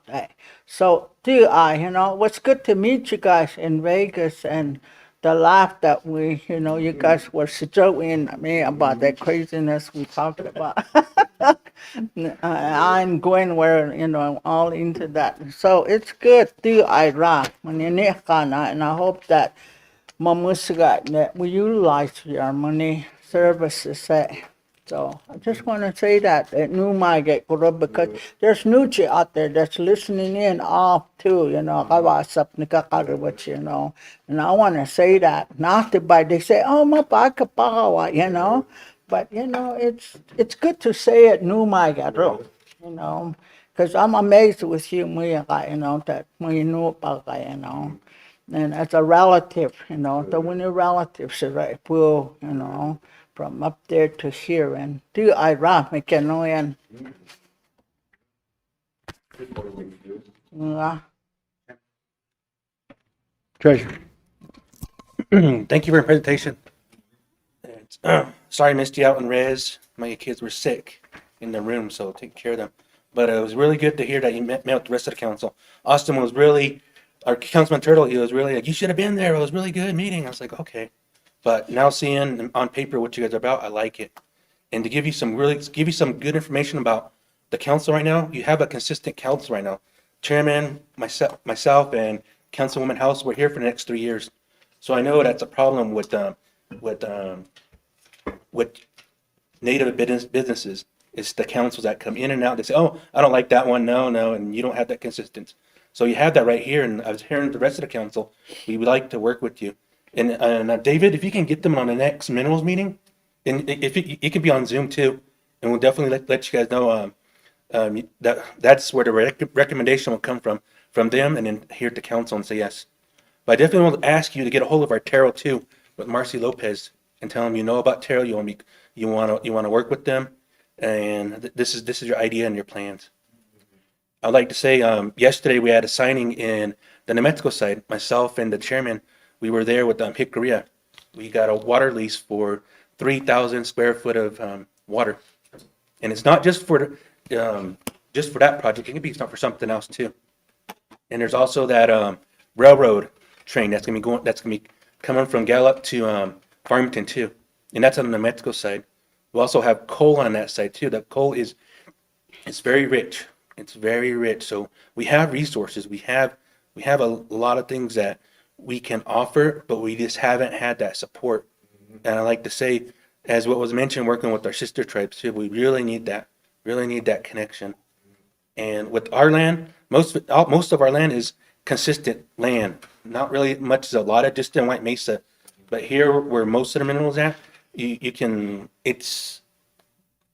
do a lot, right, David? It's like so much, and you definitely got my support. You definitely do. And I'd like to say, your Chinook, is that you guys' Chinook? Chinook. The Chinook. Oh, no, it wasn't our Chinook. We rented it out from a guy in Farmington. Oh, okay. I was like, wow, that's pretty good, because we do have remote areas too. Yeah. Maybe that might be really good to explore, drop machinery off, see what's there. And as you heard with these orphan whales, there's so much we can do, just not reproducing them, but there's geothermal too. It's there. I think that's, we have a lot of people on the medical side, they know there's something there, but we just haven't explored it yet, see what our reserves are. So thank you very much for being here. Chairman, Council. Thank you. If there isn't any other comments, we appreciate your presentation. And as Treasurer Jacket has indicated, we'll move this over to the Minerals Committee for consideration and what opportunities exist for a relationship with your company and the Ute Mountain Ute Tribe. So if you would work with Mr. Baloo, our Energy Director, he will put you in the right direction for another proposal. And you might want to as well inform the other departments such as substance abuse, HR, and staff development in your coordination with that as well. That would be good. So I got one last comment. I just want to say thank you again. The council really appreciates you coming and all the good words that you shared. It's almost like we wait for something and we look for it, but you guys found us and you bring all this good knowledge and everything. So it's almost like, you somebody heard our prayers. You know, you're here, you're presenting everything, and your presentation is wonderful. I mean, from the ways you help to the elders, to the ways you help the community, to you give back to your cultural activities. It's all there, and you're the whole total package of what the Ute Mountain Ute tribe wants to work with and partner with. So again, I want to say thank you, and you know, I really appreciate you taking your time and coming back over here to us to give this presentation. So thank you, and I hope you travel safely. Well, Okay, thank you again. I got some, Chairman, I got some stuff, we got some stuff for you. Okay, please, May we approach the bench, please? please. And you guys have to help build our Bear Dance Trail. So At this time, I am going to ask for a lunch recess and reconvene within an hour or 45 minutes. Let's do 45 minutes.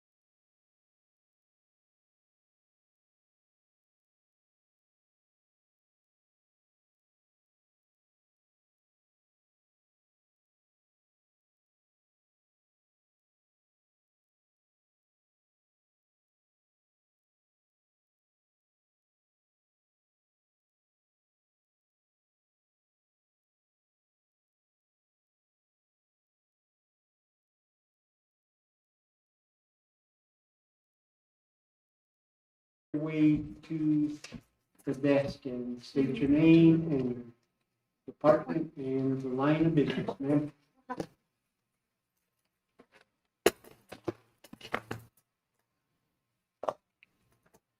So, good afternoon.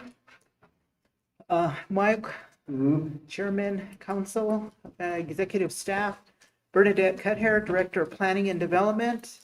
I'm here today to present two tribal resolutions along the lines of applying for a USDA rural development grants. So I also have two people because there's some time adjustments that happen. I have two engineers for the project, so I'll be calling them and they'll just be speaking on this speaker to chime in. So if that's okay. Okay, let's see.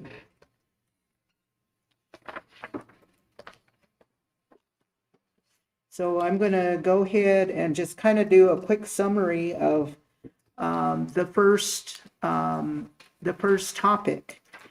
So the topic of the first resolution is resolution for the submittal of the USDA RD apply application for the Ute Mountain Ute Tribe Cortez Toyac Phase 3 PER.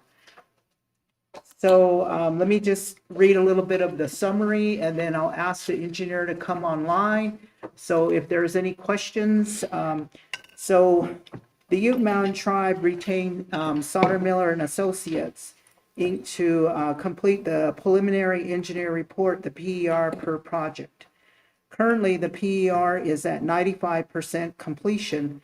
The Ute Mountain Tribe is requesting grant funds from the USDA Rural Development Water and Environmental Programs Direct Grant Program to plan, design, and construct a replacement of critical sections of water line within the tribe's failing existing 22 miles of Cortez Toyac ductile iron water transmission line.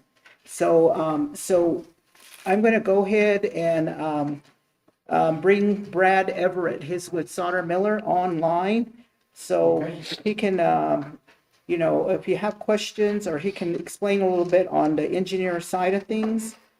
So better than I can because I'm not the engineer. So, so we're going to need his interpretation on their finding.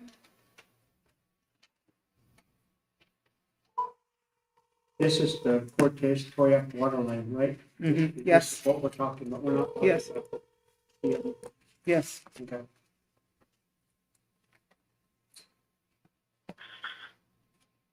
Hey, Bernadette.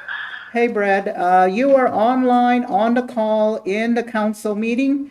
So if you can go ahead and introduce yourself and your title. Yes. Hello, everyone. Good afternoon. My name is Brad Elliott. I'm with Sauter Miller and Associates. I'm a EIT staff too. I work with Colin Daly. Okay. So, so Brad, what I need you to do is if you can talk a little bit more from the engineer point about the project. Yeah. So, the project I'll be talking about is the Cortez Toyac water line. We just are in the process of completing a preliminary engineering report, which is evaluating the entire 22-mile ductile iron transmission line that was completed in 1984. The reason we're kind of looking at this replacement of this water line is due to the corrosive soils which are corroding the pipe, leading to frequent breaks. This can cause sanitation issues with water supply, as this water transmission line is the only water source for the community of Toyac. So it's become an issue when the public works has to go out and replace or fix the pipe multiple times a year. It can introduce contamination and could take days to repair breaks and put the community out of water for a while. Currently, we have completed a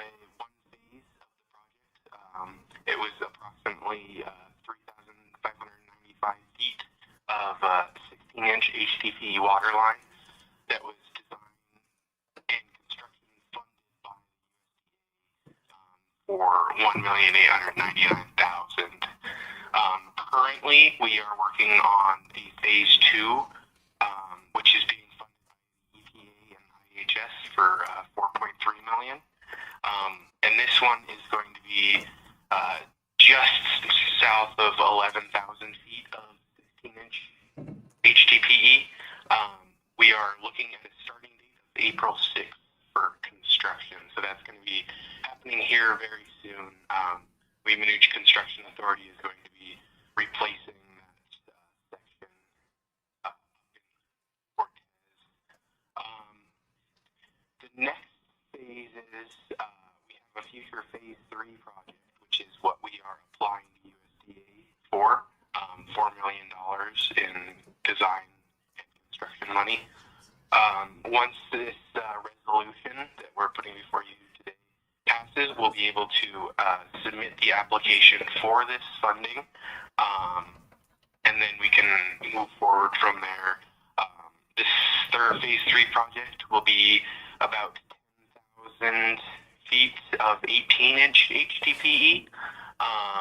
Once we replace it, it'll have a capacity between 886 gallons per minute up to 1,500 gallons per minute, just depending on which tank is being filled. After this phase 3 project, we just got word from IHS and EPA that they will be looking to fund the phase 4 project. So about $1.7 million in CDS funding from the EPA, and then IHS is looking to contribute more funding to continue replacing the water lines under phase 4.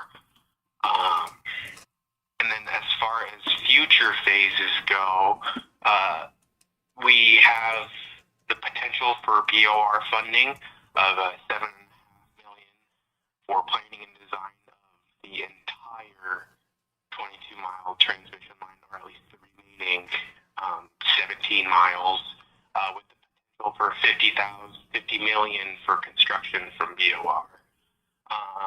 And then on top of that, a $54 million request was sent in to Senator Bennett and Hickenlooper for construction funded by USACE.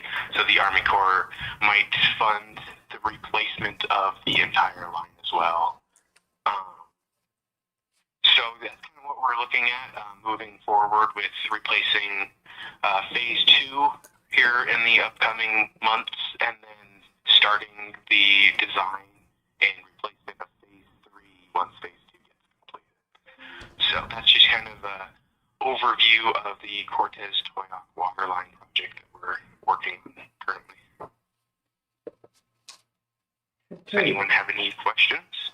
I believe I'm going to ask the tribal council. This is Selwyn Whiteston, the tribal chairman of the Ute Mountain View Tribe. And we have in front of us this PR request for phase 3. Am I correct? Phase 3 of the funding that is projected to coincide with the engineer SMA to continue the engineering design of the 22-mile stretch of pipeline that comes from the Cortez treatment plant, meanders its way down to our 2 tanks for potable water for the Mountain Ute tribal membership. At this time, do we have any questions for Soda Miller, engineer, or Ms. Cutter?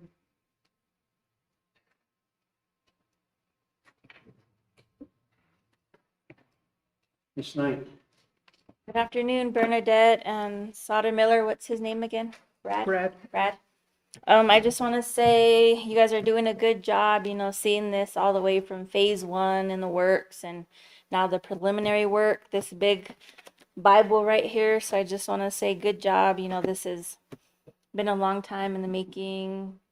Better water transported from Cortez to here. So I just wanted to say good job and thank you for bringing this up. Thank you. So I just wanted to add to that, just kind of the backstory about the line. It was actually constructed in 1970s with ductile iron, and I believe that there was Dolores Water Conservation, that they're the ones that actually funded the entire line back then, but it's had a lot of failures between, later on, like in the 80s, it started failing at some points because of the corrosive soils there. So, and then the thing about it is the tribe has to, anytime we have a break, it could be upward like 10,000 or more to replace just a section of it. So the tribe has to pick up that cost. Now, since we have been applying to USDA RD, there is a provision in there that we do have to set some money aside every year, anticipating any kind of breaks that happen with the tribe. So it's kind of like reserve money that's sitting in the tribe's coffers, because we are responsible for any kind of future maintenance of the line. So we're trying to eliminate that altogether, because right now the issue is we have different sources of funding that are piecemealing it, and we're going to the most critical areas first to fix it and study it and fix it. So that's kind of our strategy going forward. So hopefully the BOR funding that, we're still waiting to hear back from, when COVID happened and things like that, it just kind of put everything on hold for now. But my understanding is that BOR, anytime you're dealing with federal agencies, it takes at least 3 to 5 years before we actually will realize, probably I would say next year, they're working on the agreement internally with BOR right now. Then they'll be sending it back to the tribe so we can have a look at it with the legal department and then go forward. And that's kind of year one. And the year two is more about, signing the agreement. And it's real time consuming when you have to deal with federal agencies. And we don't actually go to construction until, or maybe study in this first round is just study. So we won't go to study probably till year 3. So it's very time consuming when you're dealing with a 5-year time period within their agency. So this is just talking about the PER for the remaining amounts of pipeline we did not replace or study. So that's kind of what we're dealing with right now. So I think, the whole purpose behind us really spending a lot of time is to make sure that we're complying by EPA water standards and making sure that we have safe drinking water. The Safe Drinking Water Act, we have to, we're required to adhere to that. We're also required to do testing of the water, and, there's a schedule out there that our water operator will take those, the testing of the water, so to make sure that we're compliant. And if there's any kind of modifications we need to make, like the chemicals to add more or whatever to kind of chlorinate it, whatever, to make it safer, those are the adjustments that we have to look at in the monthly data that we look at with the water. So it's always an ongoing thing. So, but if you have any more questions. Any more questions, council?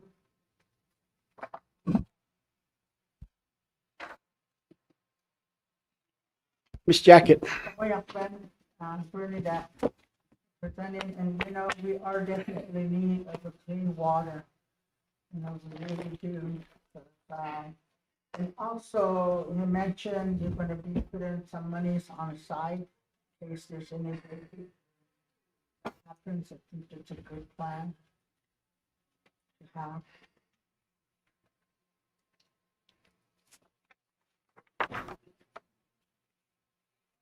And also, when is this gonna get going? So once we do the, get an approved resolution, approved, Sauter Miller and myself would go online. Everything's online with USDA. So also I want to mention that anytime we do work in that grant, they don't do hard copy reporting like they do like in paper to do your quarterly reports or your annual reports.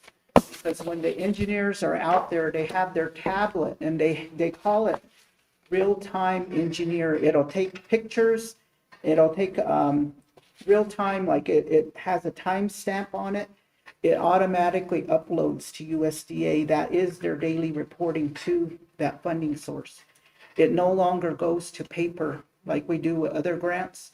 So it's a little bit more streamlined than other grants. So, and then also there is no deadline on USDA rural development. When we're done with the PER, we can submit it right away, you know, once we get our resolution approved, so. Any other comments for Miss Cuthare and for Brad, the engineer from SMA?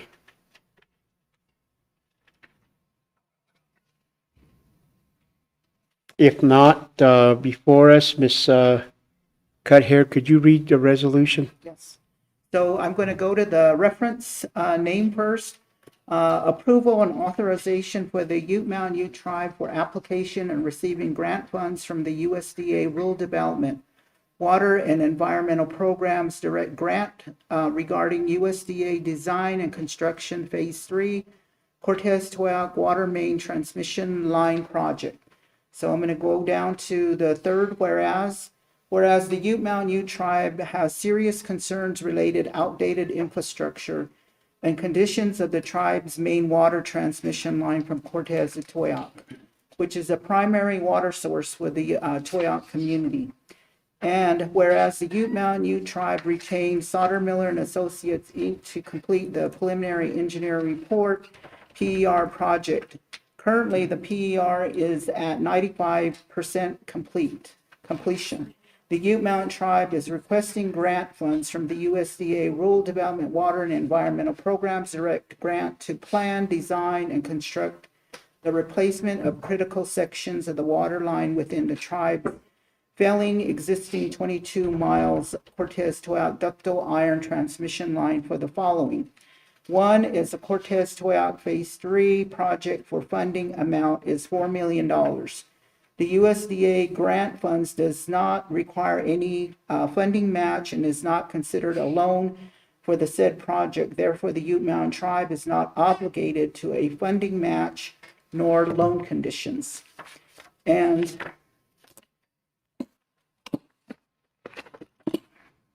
whereas the grant documents indicate the tribe would be subject to 7 CFR 1782 for dispute resolution, and the United States has represented to the tribe through various communications that 7 CFR 1782 does not in any way propose to waive the tribe's sovereign immunity or constitute consent to be sued. So, therefore, the actions of this resolution is in the best interest of the tribe.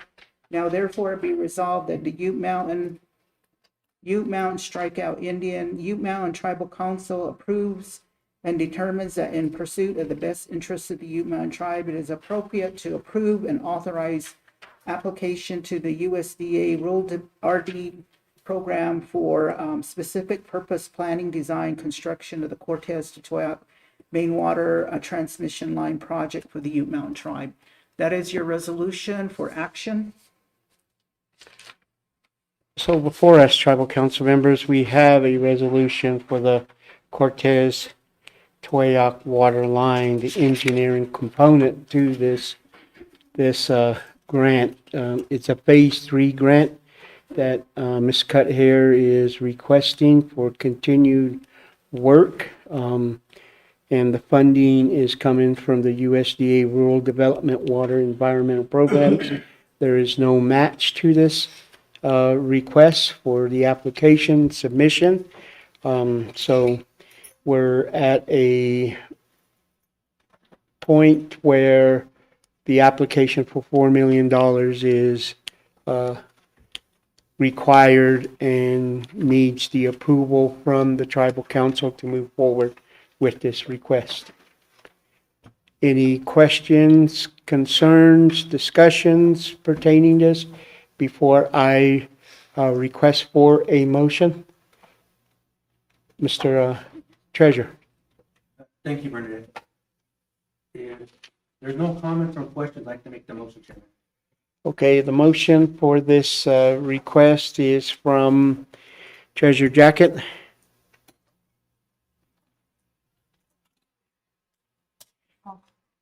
I have a second from Miss Catherine Jacket. Thank you. I will go to the vote. All those in favor signify by an aye. Aye. Okay, I have and those that oppose, abstentions. I have majority of council to approve with a 5-4-0 approval. Motion passes.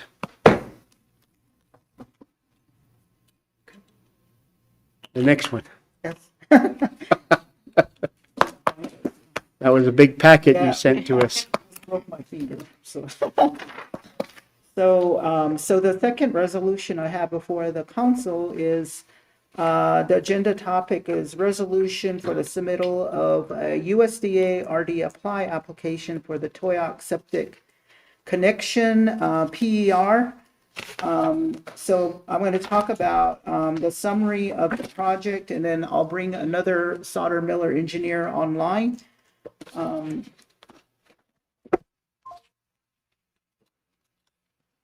Ellen, thank you.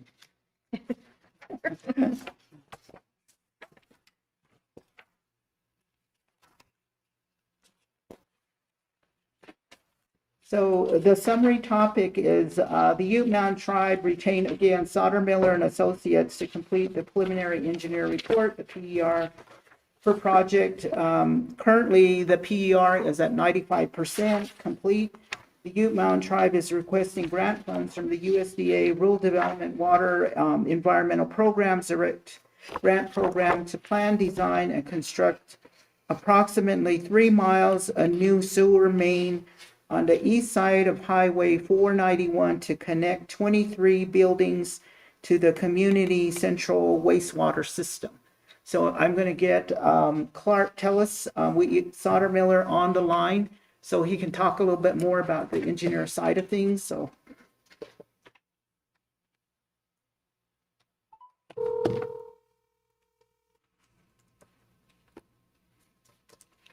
Hello. Good afternoon, Clark. You are in the council meeting at this time. If you can go ahead and introduce yourself and your title, please, with SMA.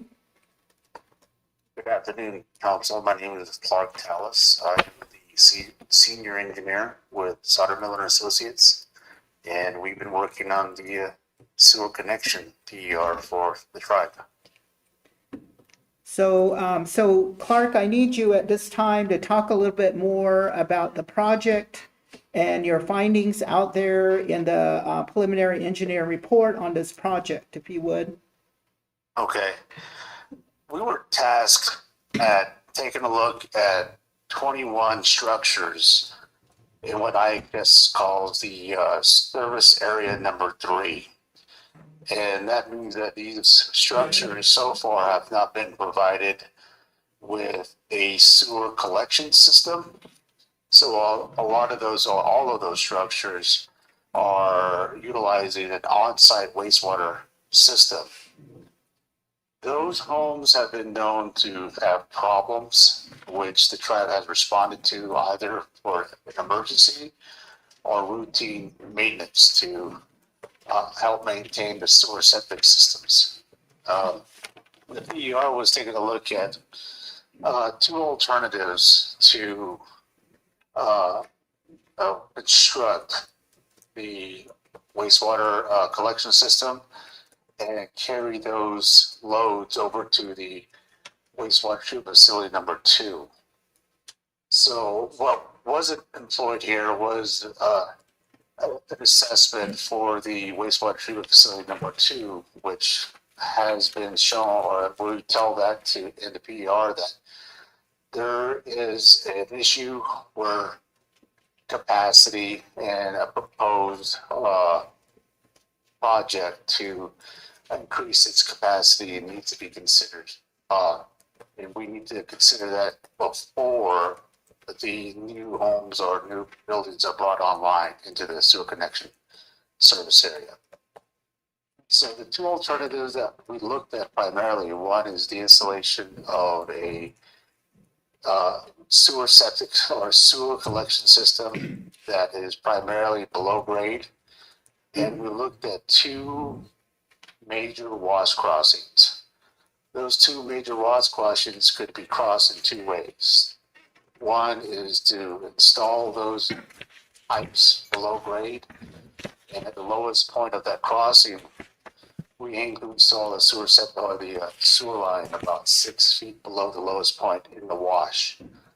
The other alternative is the crossing for these washes happening where they're considered above grade or an aerial crossing. So that would be that there wouldn't be an installation of those sewer lines as deep as if we're going to go below those major wash crossings. And the alternative that the USDA also requires is a no action alternative. And that it means that we're not going to have a project that installs the sewer collection system for those homes. Ultimately, the DER recommends an alternative for a sewer line that crosses those washes aerially. And that's partly because of the costs associated with it. The biggest decision maker when it comes to cost was a net present value analysis.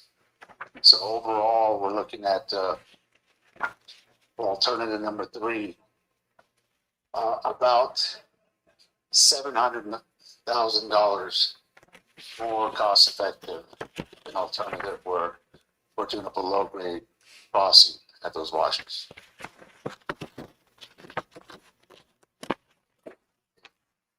That is the summary of the Okay. So in your documents, you can go to page 11, and it'll show you, indicate on that map, the areas that we had a Sauter-Miller study. And those are the houses on the Sunset Boulevard area, all the way down, I believe, to Estrella Gallegos' house. So only those homes will be connected to the lagoon system. And I believe, correct me if I'm wrong, Clark, the reason why we didn't consider the other homes below that T at Aneth Road is because it's going to require more money to put more lift stations to carry the sewer up to the lagoons, correct? Can you describe the location really quick? Let me look at a map. So if you're going to the PER, it's on page 11. So anything below UMU Aneth Road, U201. Yes, so if we're going to go outside of the area that we describe as the PPA, the project area, we'd have to take a look at elevation differences. They have to be inclined to reach the pumping station or the pressure, the force main via gravity. So if the terrain indicates that we'd have to do another force main in that area, the cost could go up or will go up. So we might even consider that another project in the future to study and in another round of USDA on wastewater to connect the other homes. So yes. Okay. All right. So the homes on the west side are still under septic. on 491 on the projected map that I'm looking at, because I see everything that is in blue turquoise is being connected to this proposed project. And then everything on the west side would be septic affiliated until such time additional funds. All of these homes will be connected to Yeah. the sewer line. Right now, they operate on septic tanks. I believe Indian House Services came in and provided those septic tanks, either a replacement of them because they were failing. But I think, it's going to ultimately do away with that system for them, that they would be directly connected to the, with the sewer into the lagoon. So I think that'll help eliminate a lot of issues that they're having right now, because a lot of these homes that were built, I think they were in the 70s and 80s, like the 2-story homes, and their systems are failing. So we've seen that a lot in that area. So, yeah.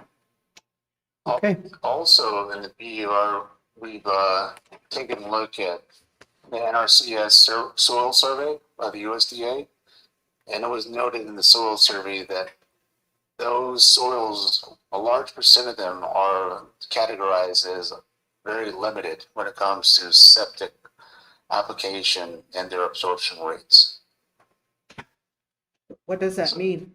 So the sewer septic systems usually require filtration of what's coming from the home into the ground. And when the soil is very good, there's a smaller footprint, and it's easier for the treated water coming from the home to be absorbed into the ground. When it's very limited, you'll need a larger area to take what's coming from the home and then from the septic tank to make its way into the ground and absorb. So there's a higher chance for backups if that sewer septic system is designed smaller than what it needs. So that also means that its replacement will also be very large. So the one thing that we've seen a couple of homes on that east side of, near the mesa is that, again, it's a 2-story home, and we had to go in with the Indian House Service to not replace their existing septic. But what the engineer from IHS did was they kept the old one in place and put the new one next to it. So it can alternate just in case this one overflows. You can use this as a secondary backup. So I'm not sure what it'll do this round if we're connecting to the main. I don't think that we need those systems anymore, but there is a possibility that they could use that as a backup. So that's just, something we can have a look at again. So, but the main thing is through this effort is we're trying to get them connected to the main, so. Okay. Away. Any questions? Thank you, Clark. Ms. Knight? On page 50, there's annual O&M costs. Are we gonna look for grant funding for that, or is it coming out of Public Works? Again, it's the issue of the USDA requirement that we do have to set the money aside for the maintenance kind of thing too. So, yeah, so we're kind of putting, money in our little coffers and stuff, anticipating anything that will happen in the future. So, Ron can answer. I can help answer that too. So we've had several USDA projects in the past.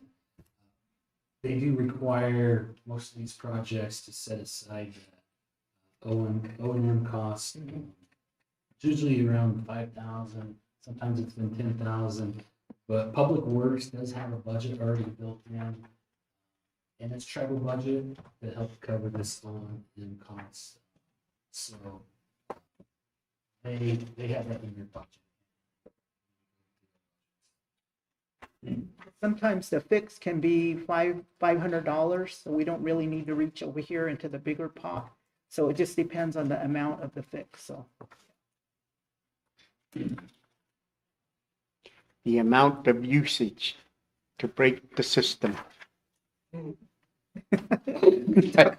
leave that for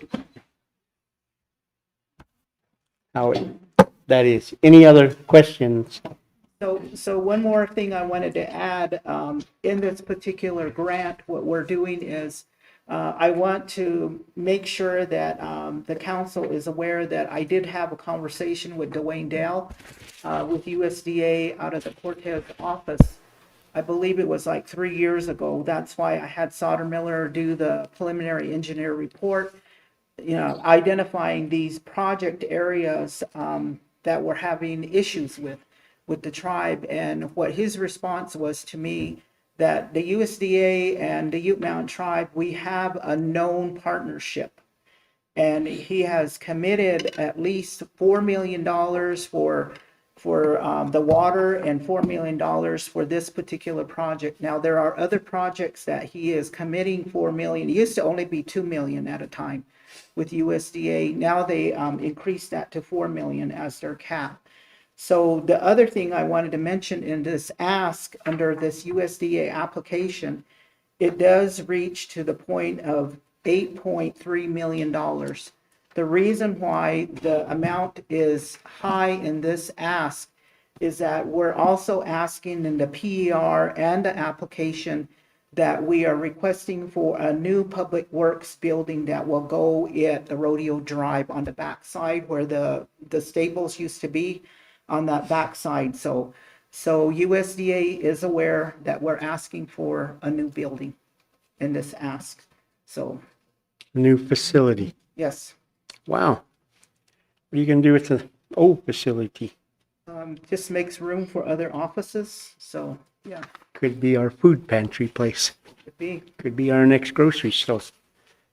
But anyways, where we're at, members of council, we have a proposal. And Ms. Cuthead, could you read the resolution, please? Yes.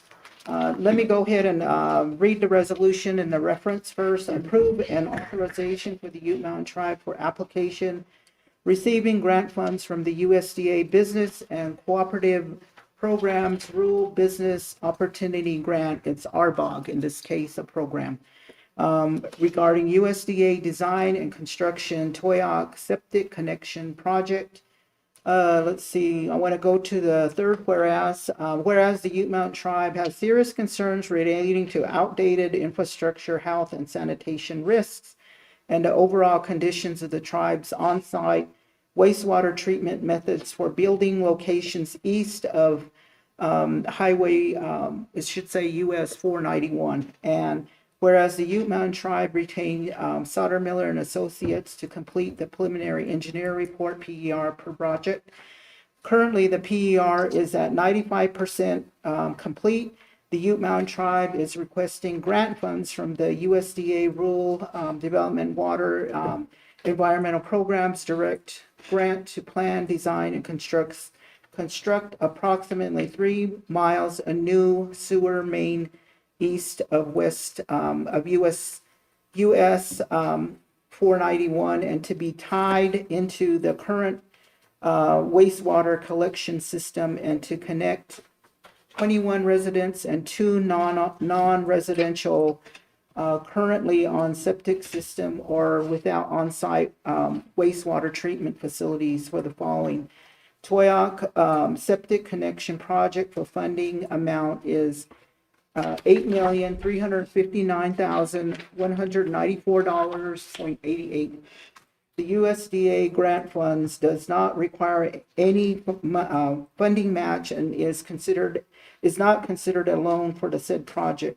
Therefore, the Ute Mountain Tribe is not obligated to a funding match or loan conditions. Whereas the grant documents indicate that the tribe would be subject to 7 CFR 1782 for dispute resolution, and the United States has represented to the tribe through various communication that 7 CFR 1718 does not in any way propose to waive the tribe's sovereign immunity and consent to be sued. So that is That is your resolution for action today, Chairman, Council. Okay. As you heard, there's this proposal, you just passed the proposal for the Cortez Toyac engineering component to the 22-mile water line. What we have before us is a 3.3-mile sewer line, main sewer line that will go from, I believe, the north boundary line of the Ute Mountain Ute Reservation on 491, east of 491, going through your community of Sunset Drive. Is that where we're going through, the little town of Sunset Drive to down to the Weemanooch turnoff there on Ute 201 going west? Yes. And into that cell there. So we got that here before us, Tribal Council, and the total applying funding for this project or for a portion of this project is $8,359,149.89. What are the wishes of the Tribal Council at this time? Chairman, Treasurer? if there's no more questions or comments, I'd like to make the motion. Motion being made by Treasurer Jacket. Do I have a second? Okay, I'll take it. You sure? Mhm. Okay. I have a second from Councilwoman Catherine Jacket. I will go to the vote. All those in favor for the proposed request for the Toyac sewer line on Sunset Drive to Indian Road 201, signify by an aye. Aye. Those that oppose signify by a nay. Those abstain. The ayes have it, so I have a 5-4-0 vote. You have your request to seek the grant. Thank you, Chairman and Council, for the support, and we will carry forward and continue to do the work. So, Okay, just one parting comment that I may have. At some point in time, as you are here for the duration of my time, I hope, when will we be seeking a water treatment facility in that same area or an area that is away from those cells, all cells that are, there's 1, 2, 3, 4, 5, 6 cells in that general vicinity? When do you think that it would be appropriate to seek funding and design and engineering for a water treatment facility for the tribe? So a couple of responses to that, and working for the water system for the tribe for the past 16 years or plus. So there have been various, I guess, recommendations or research on it from Indian Health Services. When Rod Weber was here, he stated that the tribe is not quite ready for that at this time for the next, I want to say the next 10 years. However, I would highly recommend that the tribe do the preliminary engineer reporting on it, because once you get it studied, this particular topic, like you want a water facility or even a wastewater facility, either one of those, that it has to have some kind of preliminary engineer report behind it, because the engineers have to be able to make those calculations and the quantities behind it. Like, when do we actually reach that standard or that threshold that the system that we currently have will not sustain itself without this extra improved facility or even a facility. So they need to make those calculations for us. So I want to say to the tribal council that anytime that we do work in planning, we do a report, like a preliminary engineer report. It's not wasted time because it can sit here, if we're not ready for the next 10 years, it can sit on the shelf and future leaders can pick up this report and say, you know, these people had their, you know what, together, they did the report and now we're ready for that facility. They can use that report and say, okay, we're going to go ahead and do this. So they can seek the funding for it at that time. But again, I'm going to go back to the experts or the engineers to calculate it, to research it, and to give us the data when we're ready for it. So we can do that if that's the interest of the tribe. If you want to do a study on it within the maybe perhaps next year, I think that we really have our hands full at this point. I want to say just to be just to make the council aware that I believe I'm up to 32 projects. So some of them are small in nature, but they're not less than $1 million each. So, but I want to say that, you know, I think it is time. There has been discussions in the past. I think we said that in the last administration that they were looking at that possibility. So I think that it would be good to, you know, kind of prioritize that for FY27 to study that, to study wastewater or its own facility. I think, in my belief, in my opinion, I believe that we're ready. We're ready to embark on having that ability to have a facility here in this community that would enhance the capability of utilizing that treatment facility. In my opinion, and you and I have talked about this many years ago, and I've talked to other planners, Mr. Joe Keck, and other individuals that have sat in your position as well, and economic development directors, to see that at some point in time, the cells of these facilities, these cells that are south of us, need to be upgraded, and we need to convert to this treatment facility so that the utilization, you know, we could recycle, we could do, you know, a lot of things when we treat that facility so that it could be utilized for something, and we could utilize it for agricultural purposes further south from where we're at, you know. So at some point in time, and you know, I'm going to say the stench of those cells in the summertime, late evening times, or when the wind blows in a certain direction, you can smell that. So at some point, Ms. Cuthair, I would like to see you include a 33 project to your 32 projects. Well, there was another topic that we were supposed to have Sauter Miller here today to talk about exactly what you're talking about. But I think it's going to executive session next round. So Okay. I think there was some questions that the engineers had, like, in the past, we've been told by the last administration and the people before us, cultural and traditionally, we do not use or recycle wastewater.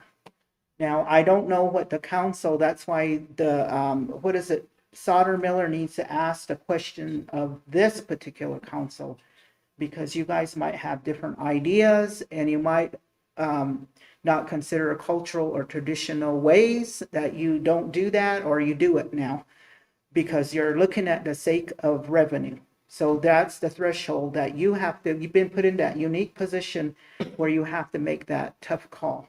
Why wouldn't we utilize it to agricultural, but at the same time we could utilize it to free flow into Aztec Wash or Navajo Wash and be a part of the system to release that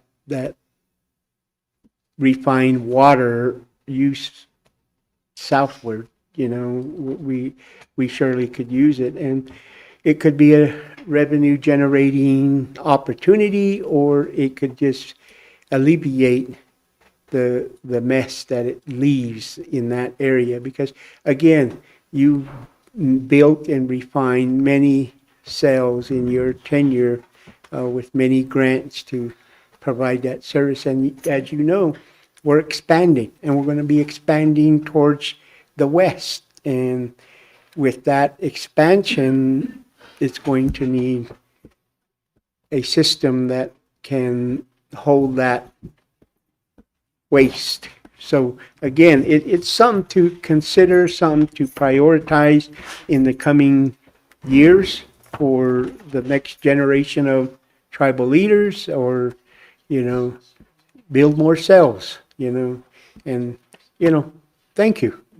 So that's a question that will be coming forward in your executive session.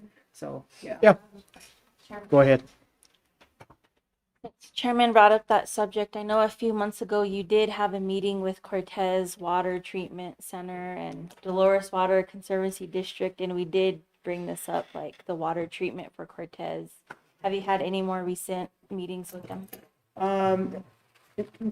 What we're trying to do with the uniqueness of the city of Cortez, that we're purchasing drinking water from them at a very high expense. Now there's we've been trying to be good partners to them, to try to co-applicate with them to upgrade, parts of their system, to improve our system down here. And hopefully it's going to be in the negotiations to say, we want a less cost to purchasing the water here. So those are all things that are behind the conversations that we're having. Now I want to say, one of the things that the strategy behind that is a little bit different, because we're talking about domestic water. When you're talking about domestic water, my number one priority is to look after the Ute Mountain Tribe and its community. Now, if we're not able to get there with the city of Cortez, there's other strategies that are in there as well.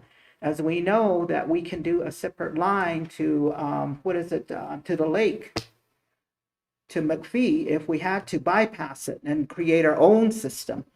So there's other things that are considered on the table, but yet, we're trying to work within what we have currently. So we'll see where it goes. So the other part of that is with the city of Blanding, we're having discussions with them about possibly purchasing water from them as well. And then the other secondary piece is possibly, creating lift stations for their sewer lagoon, to do away with theirs. And they do have enough capacity to accept the White Mesa community into their system as well. So those are all discussion pieces that we're having, because I think anytime that we, as the Ute Mountain Tribe, I want to say this about the Ute Mountain Tribe, that we have more leverage to help co-applicate the cities of Cortez and Blanding, because anytime we're serving a Native American community, that adds more points to your application. So that strengthens, our partnership with them. So I'm trying to go in that direction, but, there might be, they so far have been forthcoming about negotiating with us, as far as being partners. So we'll see. I want you to assert yourself more aggressively on behalf of the Ute Mountain Ute Tribe. Go get them. It's a guarantee. Thank you. Councilman Turtle. Thank you for that. Sorry I missed your presentation. I was on a broadband call. How often do we do testing through the community of Toyac to ensure the water is to the quality that it's supposed to be?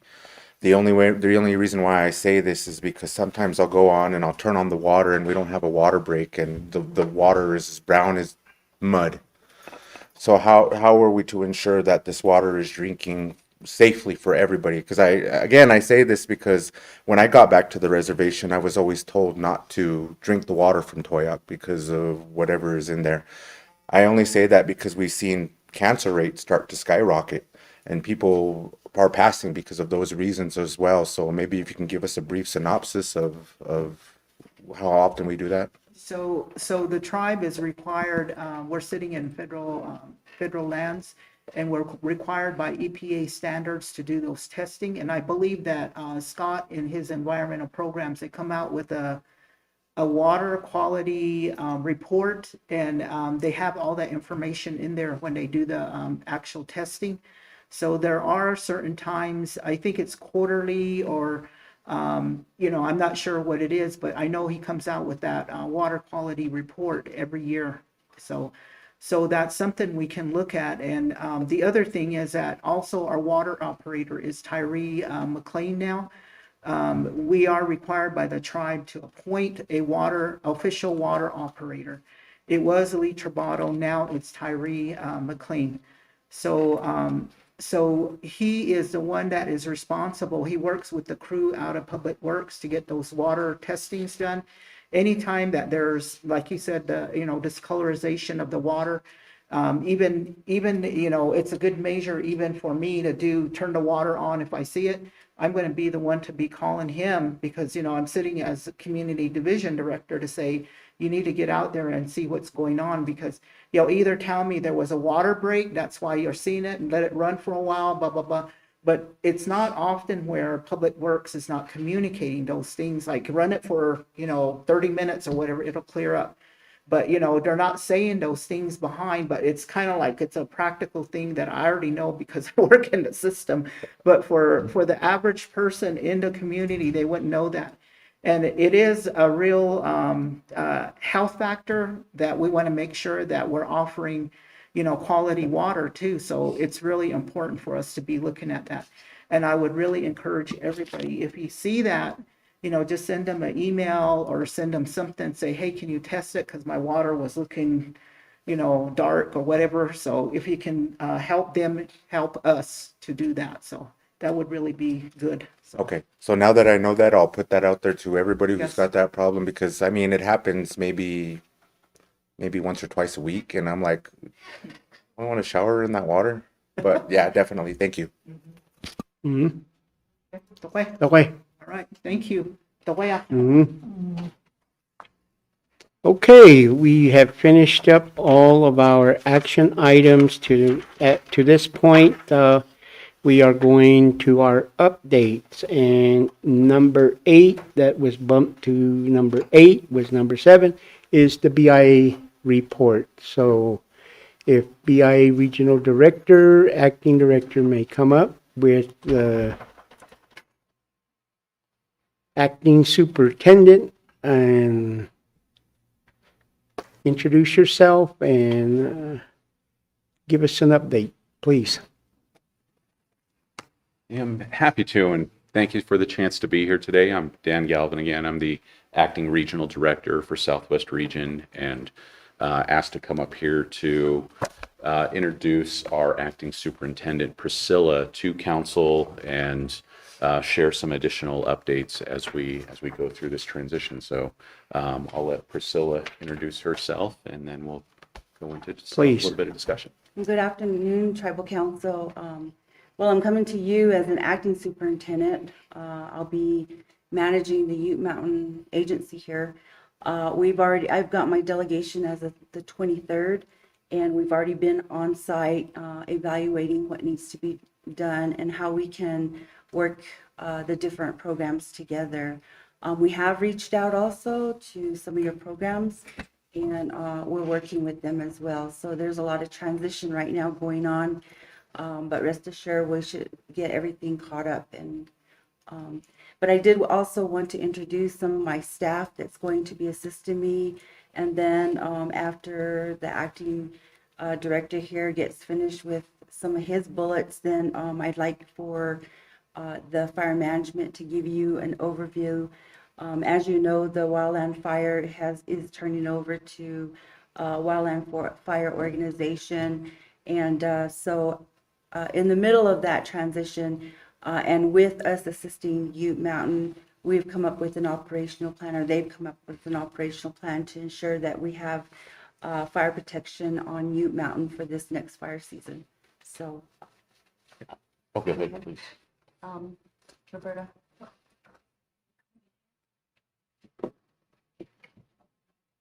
This is Roberta Larbingo. She's my deputy superintendent at Southern Ute for Trust Services. She primarily does probate and supervises the trust programs. We're going to be having her on site 2 days a week for supervision.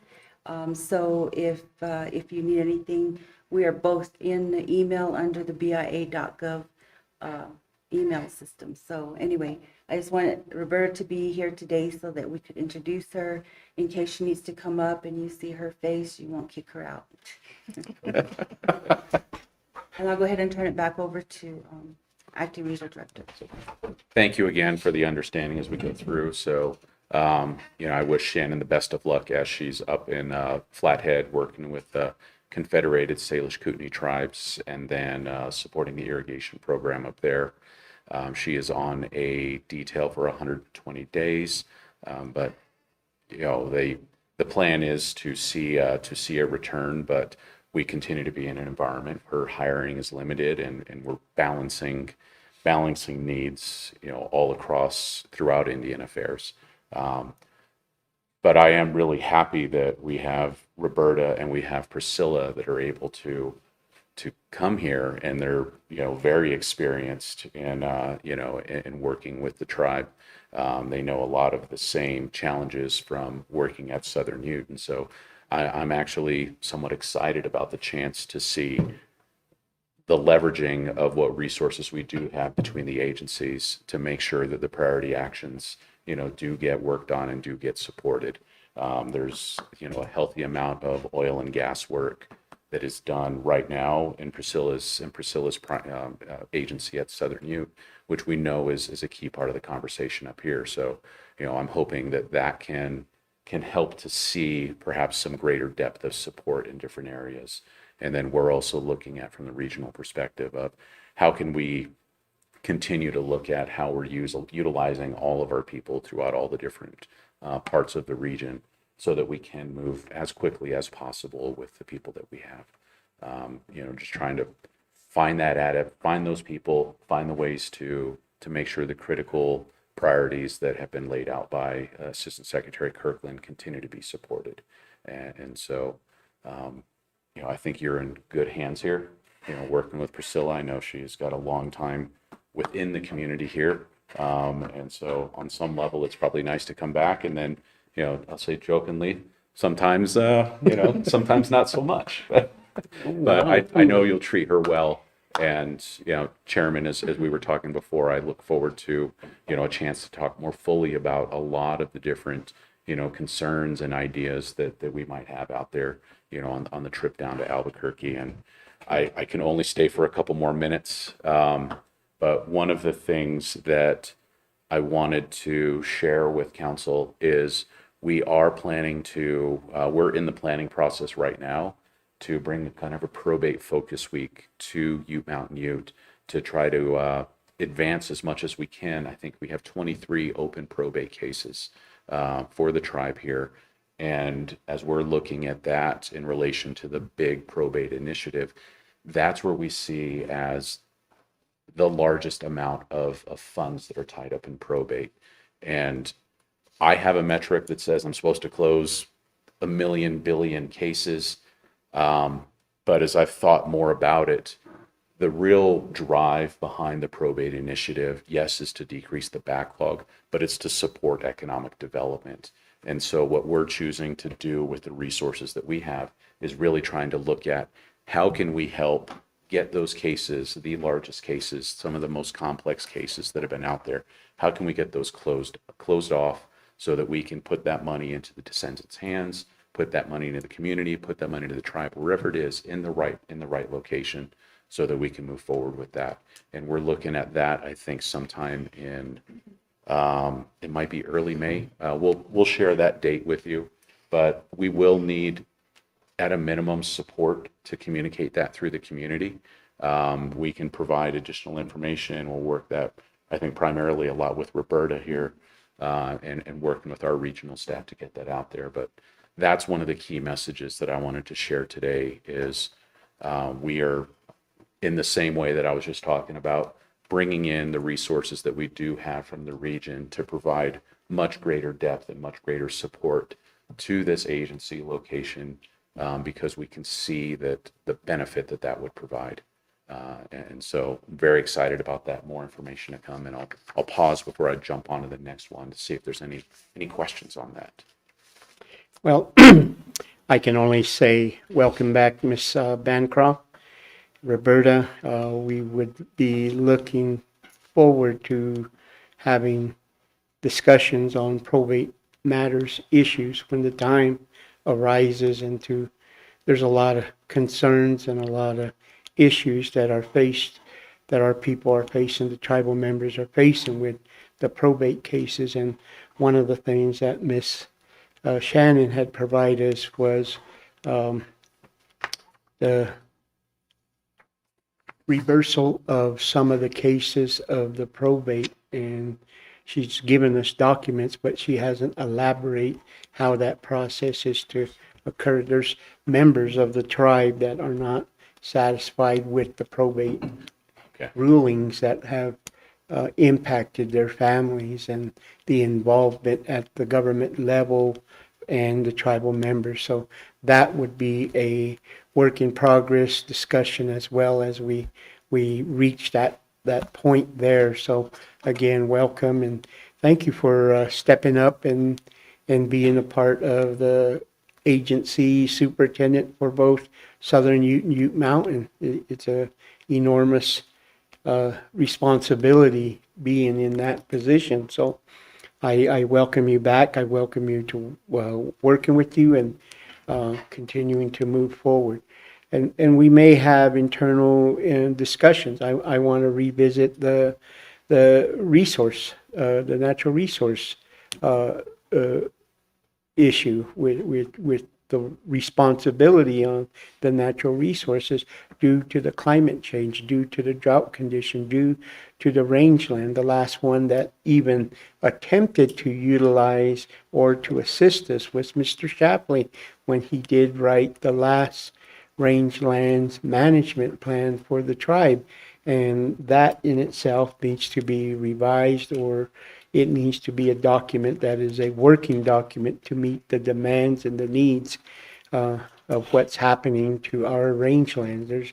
There's really little to nothing on the lands that are off of the Ute Mountain. And then you talk about the mountain in itself. It's vegetation, the water resources in there, and that's where the fire management, the forestry technician comes into play. As to, it's almost like, yes, we understand that this is a sacred mountains, the lands that we're on are sacred in lieu of what the Ute Mountain presents itself, but we also have ancestral Pueblo lands there as well that needs to be managed. And the fires of 1987 to 1990 were catastrophe fires that took 3/4 of Mesa Verde away in its forestry and its timber. Now we have that same scenario on the Ute Mountain in different parts of the mesa that we called, and we need to strategize, and I commend the FMO and the range technician for establishing those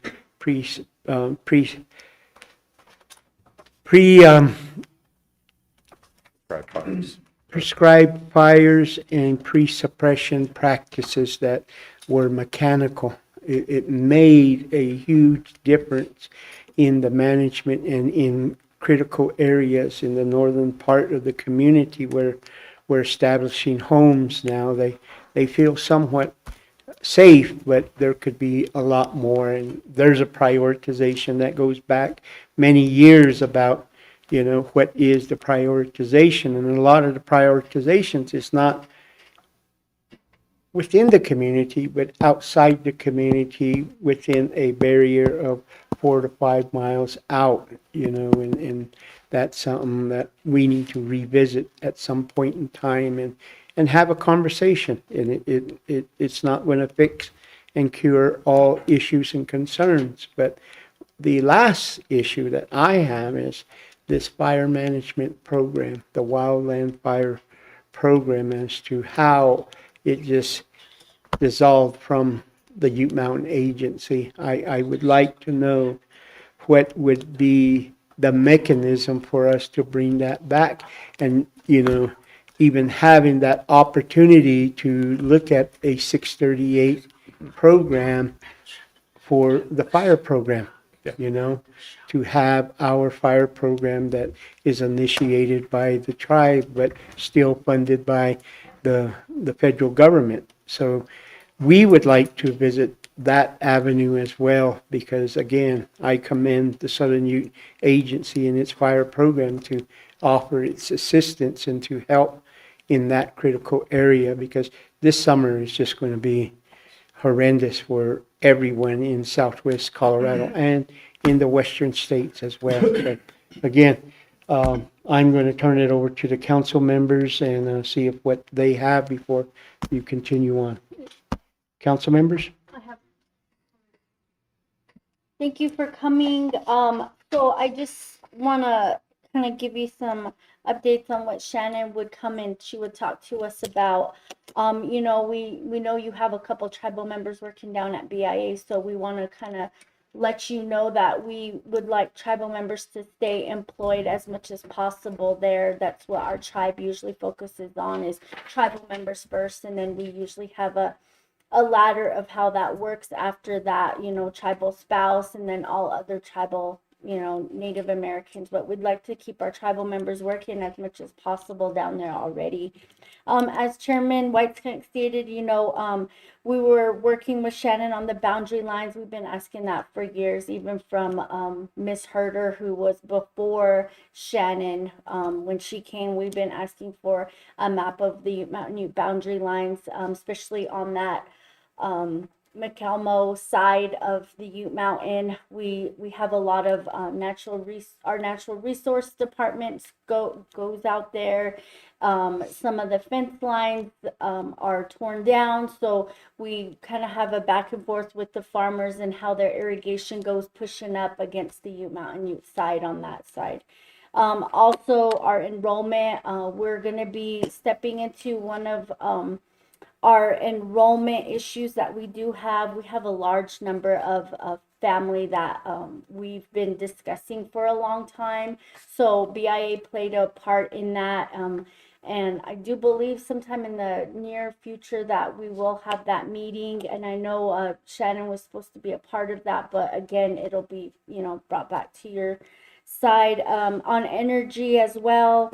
We just want to make sure that you guys have the best, Ute Mountain's best interests in mind, when you're talking within all these energy departments and everything like that. And as Chairman Whiteskunk stated, we're going to be coming up on a very dry season. We have a Sundance. I don't know if you guys are familiar. Our Sundance cultural event is usually held on the Ute Mountain, and we want to make sure that that's safe for even our Sundancers and their families who will be camping up there. So we do want to see a extensive fire management plan, especially for getting the roads cleared up that way, making sure that the fire line is good up there, just so we know that everybody's going to be safe up there, since we know that it's going to be very dry. That's all I have, though. Thank you. Does any other council members have any comments? If not, thank you, Priscilla. I know you worked here before with us, and thank you for bringing in your assistant, Roberta, too. And just going off of Councilwoman House, the feral horses, as you know, it's always been an issue, and it still is an issue here. And that's where the boundary lines come in, and working with Navajo, working with these chapters around us. So definitely a big step if you can help us out with that. Oil and gas, thank you with working with David. David said that you're a blessing in disguise. So thank you very much. And what we're talking about earlier, as you heard with oil and gas, our EAs, NEPAs, FERCs, we're heavily regulated. If you can find out a way how we can work like how Southern Ute did, to go around, take less time off of anything that needs to be pushed around, especially having things go down to regional and getting approved. I definitely a must. I know you got connections. I very much appreciate that you know your way around and you've been here. You know Ute Mountain. This is your homeland here. So thank you very much for coming back and helping us out. Any council have any more closing comments? I do have to leave, but I, just want to say I appreciate this, and I again full faith in what Priscilla's going to be able to do. And the last one I wanted to leave with is, another priority that we want to keep our focus on, underneath our Assistant Secretary is public safety. And so we are working on finalizing and putting in place a support plan for the detention center so that we can have a better level of facility support for that. And then we're also working with one of my peers in Navajo region to get some higher level engineering support added to that as well, because I do take that very seriously as part of our responsibility. We have two major facilities within the region, with Ute Mountain being one of those.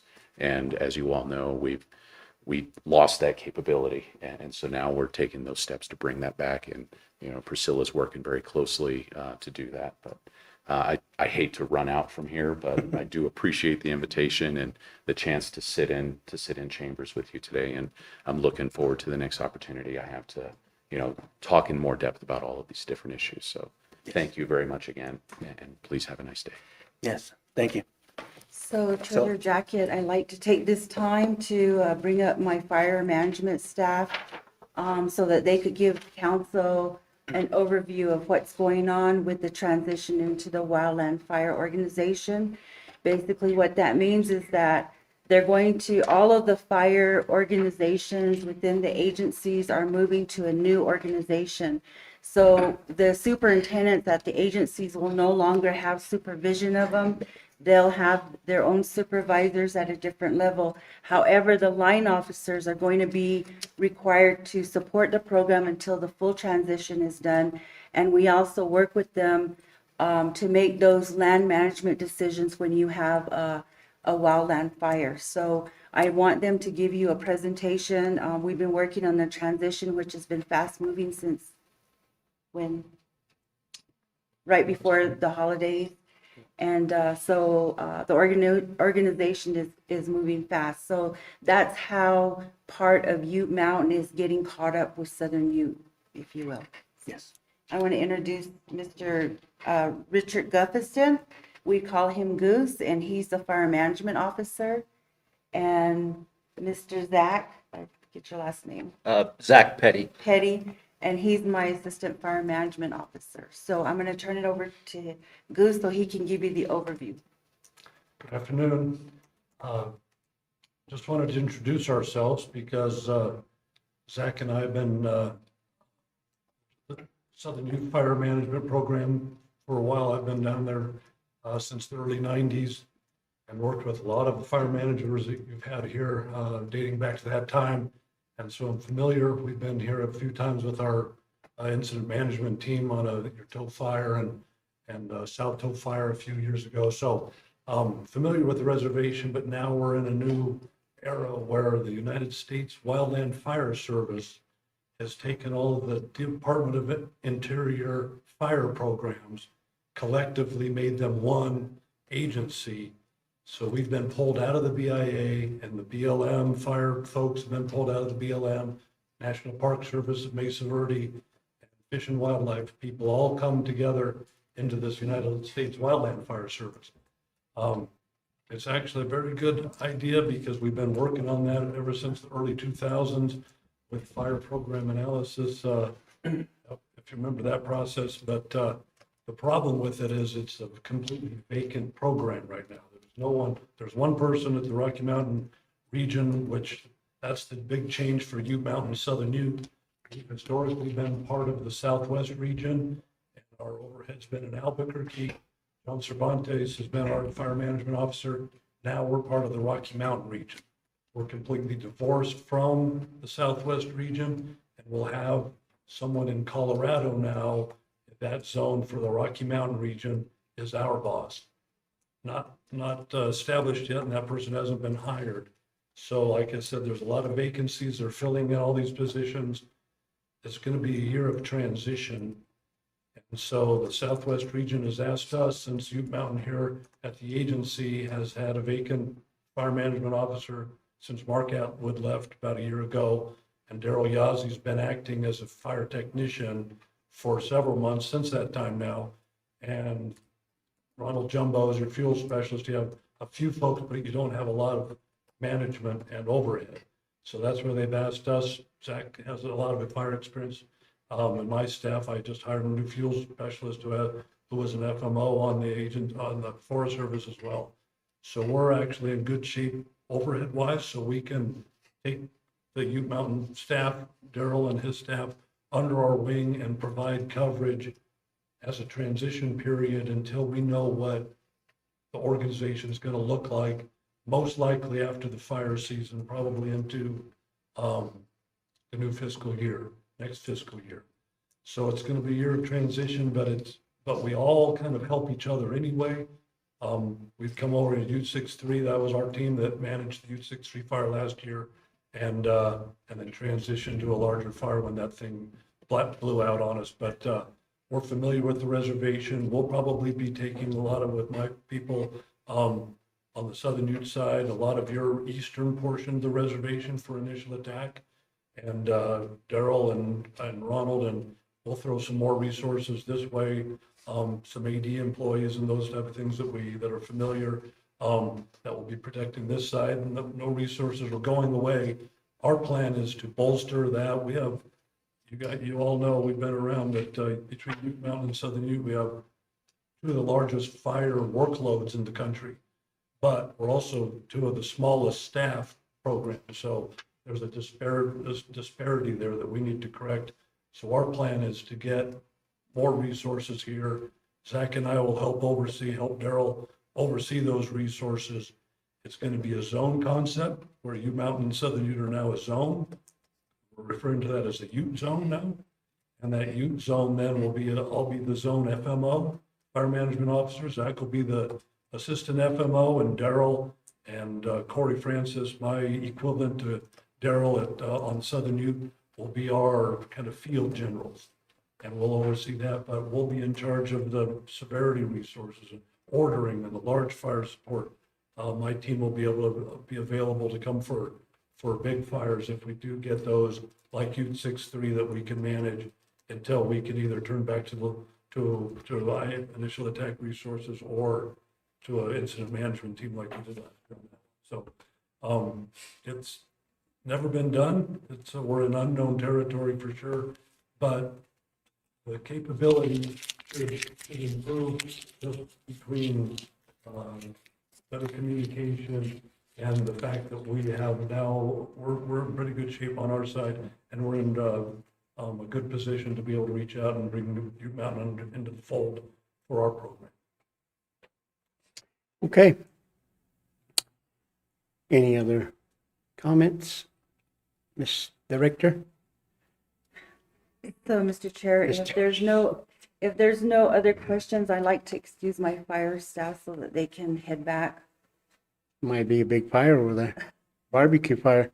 That's what you're gonna go suppress. So you are going to have a field specialist? You have a field, well, you do have a field specialist, and how is he going to work with us over for the time being? It's just. Yeah, it'll be, until we get the organization down, but he's available, very, very experienced, and excellent prescribed fire practitioner. And so I already let Ronald Jumbo know that we have that expertise, and we can coach him up on the field treatments that you maybe have up on the mountain, and the protection objectives you have with the Sundance and those type of things. We can help Ronald with that process. There's NEPA and there's project proposals and all that type of thing that we can help him with. So we'll be we'll have subject matter experts available for him. Okay. So, Mr. Chair, I think that, is there a forum that these kind of suggestions come up as, or how is that communicated for your priorities? It is, it's just been practiced with the superintendent and the communication with council as to the needed services, and the superintendent would commit herself and the team to work on those projects that the council requests at that given time. There's not a set process in place as to having a conversation and implement a forestry plan, management plan to look at those areas. And one of the big areas is right now the vegetation around the Sundance ground, and that's been always a burning issue because of all the deadfall that's in there and the fuels that is just on one side, which is the southeast corner and potentially the southwest corner of the grounds, where it's been mechanically fire lined, and everything inside the line is dead, and everything outside is the same as well. So you got both areas with deadfall and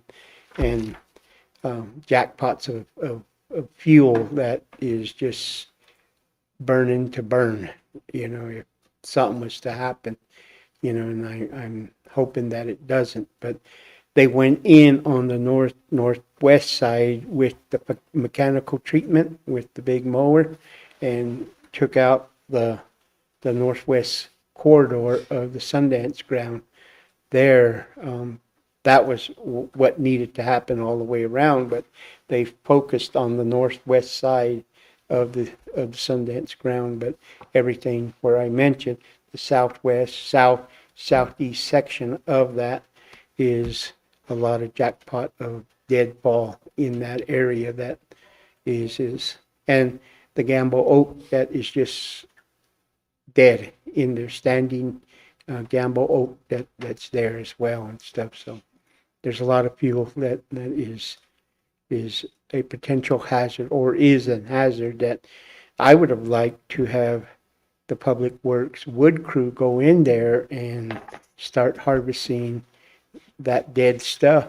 But it's almost, again, back to that prioritization of what is it and how do you want to manage the forestry. And that's why we would like to have the fuel specialist, the forestry technician, to give us that added input as to what are the best practices. And I've always looked at it from my years of being the fire FMO for the agency, was to have prescribed burns in those areas because there's nothing that wildlife wise in there.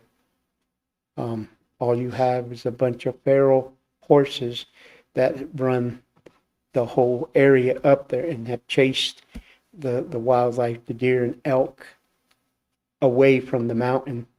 And so you just have this thicket of Gamble oak. You got 2 feet of grass under the oak that is just been there for years, and the duff from the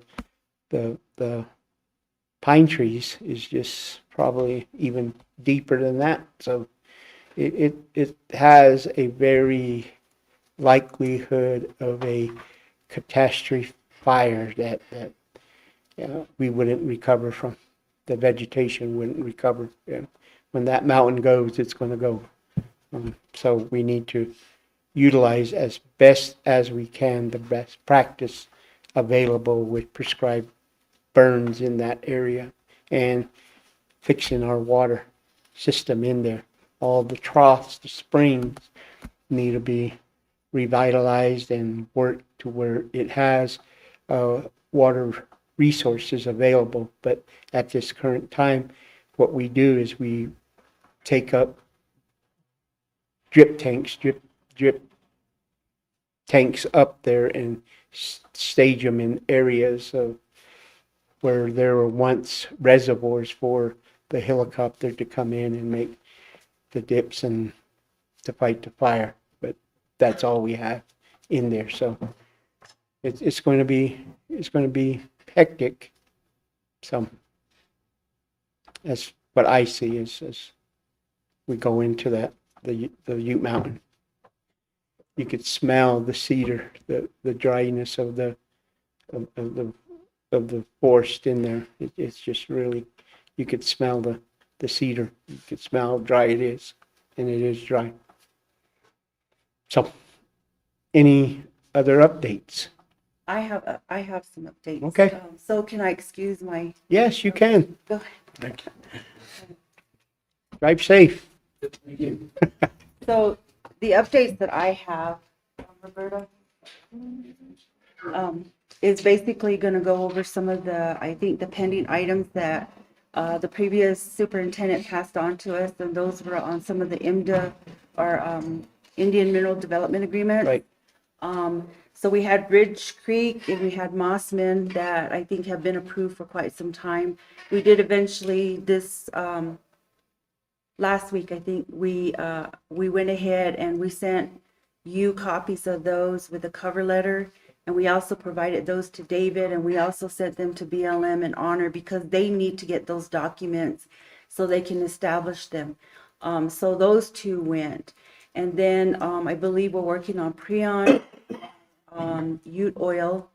Prion, we did upload the EA to the NEPA tracker, and Ute Energy, excuse me, we're waiting for the EA on that one. I did call a meeting with David, and just to go over to see, I think that's his name, David, just to go over to see if there's anything else pending that we could take a look at immediately. This morning we did meet with Miracle, and we were made a note, we're looking for the 9 right-of-ways. I do know that you guys passed the 10 right-of-ways for Hillcorp, and those are renewals, so we can manage those. That's not bad, and we'll be working with Miracle to make sure that she's able to process those, and we want to get them out as timely as we can because, you know, there's a lot of money associated with all of these actions, and so we want to make sure that they're done timely. So as far as the realty, we have a plan on how we're going to assist. I think that the former superintendent had an agreement with the regional office to provide some assistance, and we're just trying to wrap our heads around what kind of assistance that was, because I don't want to, overstep the bounds there. If Miracle's comfortable working with them, then we'll allow that to continue. If she wants to work with us, we're more than happy to work with her and get those actions processed. But I want to make sure that we're covering all of our bases there.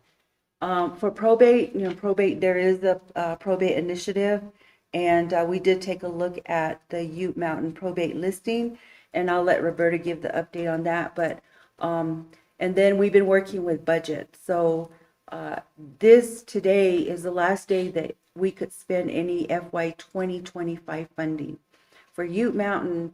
And I don't know if you passed a resolution for the water litigation money, which is about $498,000. Okay, that needs to come down almost immediately. It's down there. Is it down there? Yeah. Okay. So we could PR it today. I did notice that there was some funding that was left from 25 in the master contract, and Ms. Begay is working on PRing those, and when I say that, it means just obligating them. And she was waiting for Mr. Patrick, I think that's his name, with Grants and Contracts, to get us those modifications down, and basically all it is modifying the budget to increase it with the amount that's available. If he can do that fairly quickly, we can get those off and running so we can close out 25. 26, we're working on 26. I asked her to pull all of the funding documents and prepare the funding notices. So, Mr. Chairman, you're going to get a bunch of funding notices for FY 26 on all the available funding for your 638 contracts. Once you get that, then we'll be working with Patrick again to see if we can get all of those contracts timely. What I would recommend is that if he needs assistance, to have him reach out to the agency and let me know. Be happy to sit down with him and show him, some ways to move those things along quicker. But our goal is to get all of your money to you. We're ending our second quarter now, and we want to get all the funding to the tribe before, or at least in the next month, so that we don't have any money on the table. And then, of course, as acting regional director was alluding to, we're still trying to make some arrangements in order to assist the detention center with all of the maintenance items that they have, and also to deal with the quarters program down there. So we're just trying to work on that. This is our second week coming in, and that's a pretty full plate. So I'll turn it over to Roberta and let her give you an update on probate. Okay, so for probate, I went ahead and looked at the list that Lorraine Ben had provided me. And there are actually only 22 cases that need to be sent to the judge's office to go ahead and have a decision on. And going by what the RD had just went ahead and said, we're looking at the ones that have more money that's tied up to get them out to the heirs. So there are a few cases that have very high dollar amounts. So that's why we're going to go ahead and do that probate outreach that he was talking about. And that one is more or less, we're going to go ahead and have probate staff here, realty staff, land titles and record staff, and also the Bureau of Trust Funds Administration. And it's more like an outreach for your tribal members to come and ask us any kind of questions that they have. And then also for our probate program to go ahead and gather the documents that we do need for some cases. And then hopefully get those sent out. But after looking at most of the cases, it looks like she has pretty much everything on the bigger high dollar amount ones. So I did ask her to go ahead and give me another list of what exactly she's waiting for. And then I'm going to look at those next week and help her go ahead and send those out so we can get it to the judge's office. At least there, that way it's not waiting for any more documents. Then once it gets to the judge's office, then they're going to go ahead and work on getting orders out. That's pretty much the update right now. So that's basically all we've been doing. I just want to say again that if council has any questions, you can always email us, give us a call, and we'll be happy to hear any concerns or follow up on anything. I did want to address, Mr. Chair, Councilwoman House's one of her issues on the fencing. I did see that there was a resolution that was passed for fencing, and I think the contents of the resolution indicated that they wanted the BIA to verify the cadastral survey, and that's on the southern boundary, right, because of the feral horses. Right. So that's all the resolution said, was BIA to verify that. Am I correct? Right. Okay. All right. And that's the southwest corner of the reservation in the Four Corners area. Those two sections that go north, Utah, Colorado, going west, east, west, New Mexico and Colorado boundary lines. Yeah. All right, so I did see that resolution, and that's been forwarded to my office, so we'll be making a request for that verification. Okay. I think that's all I have. The only other thing that I like to bring up is because we'll be traveling, or I'll be traveling back and forth, and I think my schedule is going to be every other week with Roberta coming in on Thursdays and Fridays for supervision. We're having to juggle 2 council meetings, and especially if you have them on a Tuesday. So I just need to see if it's okay with you, Mr. Chairman and council, if we can possibly participate on Zoom. And if you have a real need for us to be on site, to give us advance notice, and we'll be happy to rearrange our schedule to be here. And the 2 people that more than likely that will be here will be myself or Roberta. So, Okay. Okay. That would be very well. Thank you. We I can do that. appreciate it, and I'm so happy to be able to come and visit. And I guess we're going to get blown back to Southern Ute because it's really windy up there. So, Outside? yep. Yeah. Windy. Are you at Priscilla Bancroft? Yeah, priscilla.bancroft@bia.gov. Okay. And I forgot to bring my cards. I apologize. I'm gonna forward you what we sent to Sandra, just so you know Oh, it did okay. go out. Okay, good. They Well, approved thank it you. this morning, and our Terrence is our paralegal and he got it down there. Oh, great, that's great. We have Priscilla to come in. Mm-hmm, yeah. Good to see you guys. Thank you, thank you, thank you. Safe travels. Thanks. Thanks. Alrighty. Let's go to number 9, Tribal Council reports. Let's start with Councilwoman Knight. Do you have any reports or? Yes, I have a brief report. Good afternoon, everybody. Councilwoman Tani Knight here. Brief report for today. Since our last council meeting on Wednesday, March 18th, I met with Stacy Coleman and the Colorado Parks and Wildlife along with Councilwoman Jacket.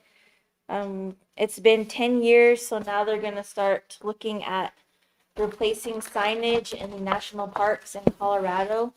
So they want input from the tribe to see what significance, cultural pieces we have with each piece of land and park, and how we can use our own language, culture, and improvise how we can improve the signage for the visitors that show up, you know, since this is Ute land, our country, so how we can help CPW with signage. So that should be a good project to work on. Thursday, I traveled to Denver in order to be there for Ute Day on Friday the 20th. Myself, Secretary House, Councilman Turtle, and Treasurer Jacket. We were there for Ute Day. It was a good turnout. Thank you to Secretary House for the speech. Also, thank you to our royalty, our bear dance chiefs. We had a bear dance presentation after the Ute Day at the Capitol. So just sharing our culture up there in celebration of Ute Day. And a big thank you to Lieutenant Governor, who spoke on behalf of CCIA and the tribes. I'd really like to say thank you to her for all of her work she's done in her term for both Southern Ute and Ute Mountain. Spring break, I was in and out of the office. I attended some of the events that were held. I'd like to say a big thank you to Generation Wild, the Rec Center, RRI, Diabetes, the Resource Department, Finance, and Education for their transportation. They all played a big role in hosting some kind of event for the kids during spring break. I'd also like to thank Officer Arthur. I did see him at a few of the events for the kids, and he actually did participate in some of the events too. So it was good to see a police officer out there participating and showing his face and being there for the kids for spring break. So big thank you to him. Yesterday, I got to hand out gift cards. The Travel Center donated some money for Easter for the Head Start kids, KCA, for the whole community Easter, and also for the Elder Center when they're going to hold their Easter luncheon. So just want to say thank you to the Travel Center for their donation. You know, we're focusing on kids and elders, so just giving back to the community. So with that, I want to say thank you all for your work. Families, it's going to be Easter weekend. Have a safe weekend. Enjoy families on Easter Day. These next couple of weeks in April, I'll be busy traveling. But otherwise, thank you all again. Have a good evening. Tukoyak, thank you. Okay, thank you. Secretary House. Hello, everybody. I want to thank you for tuning in today to the council meeting. I'm going to start my report on March 18th. I traveled to Denver, Colorado for the CCIA meeting. On March 19th, I attended the CCIA meeting with Councilman Turtle. Met with Lieutenant Governor and some other state agencies to talk about some topics. Phil Grover talked about the Native American boarding school initiative that we got going on. Talked to CDOT about some of the signage that was put on the side of the road. I don't know if some of you had seen that when CDOT had came down about a month or two ago when they were doing the lines to turn into Toyac by the travel center. The Ute Mountain sign was put on the side and not replaced. Spoke about that, and I see that back up. We talked about IHS, how getting more staff for IHS. We just see that there's a decline in staff at RIHS and probably all other IHSs in Indian country. Also talked about some task forces that will be happening. Want to get some tribal representation on them, and talked about Lieutenant Governor. This is going to be this year is going to be the end of her term, and we just want to thank her for being a good partner with the Mountain Ute Tribe and all her initiative that she's done while being Lieutenant of Colorado. On March 20th, I attended Ute Day at the Capitol with Councilman Turtle, Councilwoman Knight and Jacket. I want to say thank you to Marvin Pennicruz for the prayer, the Ute Mountain Royalty for being there representing, the CCIA staff for planning the event. It takes a lot to plan this event. They usually plan out starting in December, and a lot goes into it. So I want to thank everybody for that. And I spoke for the Ute Mountain Ute Tribe, just talking about how we're happy to partner with the state of Colorado and how it's good to be recognized by our state. There's some Indian tribes in other states that aren't recognized by their government. So it's always good to get Utes recognized in our state. Southern Ute was there, so it's good to see our sister tribe there as well representing. After that, I attended the luncheon at History Colorado. I and Councilwoman Knight shared a short tribute to Eric Wells, one of the Bear Dance chiefs.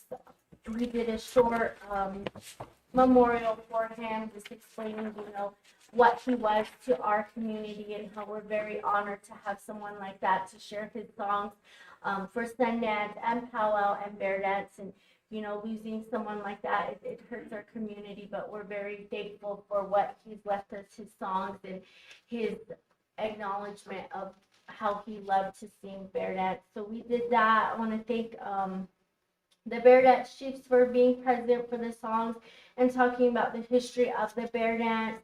The audience who came out to Bear Dance with the royalty. It's always good to get some of the members from the audience out to participate. They had fun. I've seen a lot of laughs and smiles out there. Also, I want to thank Marvin Pennicruz again. He presented a presentation on Ute culture.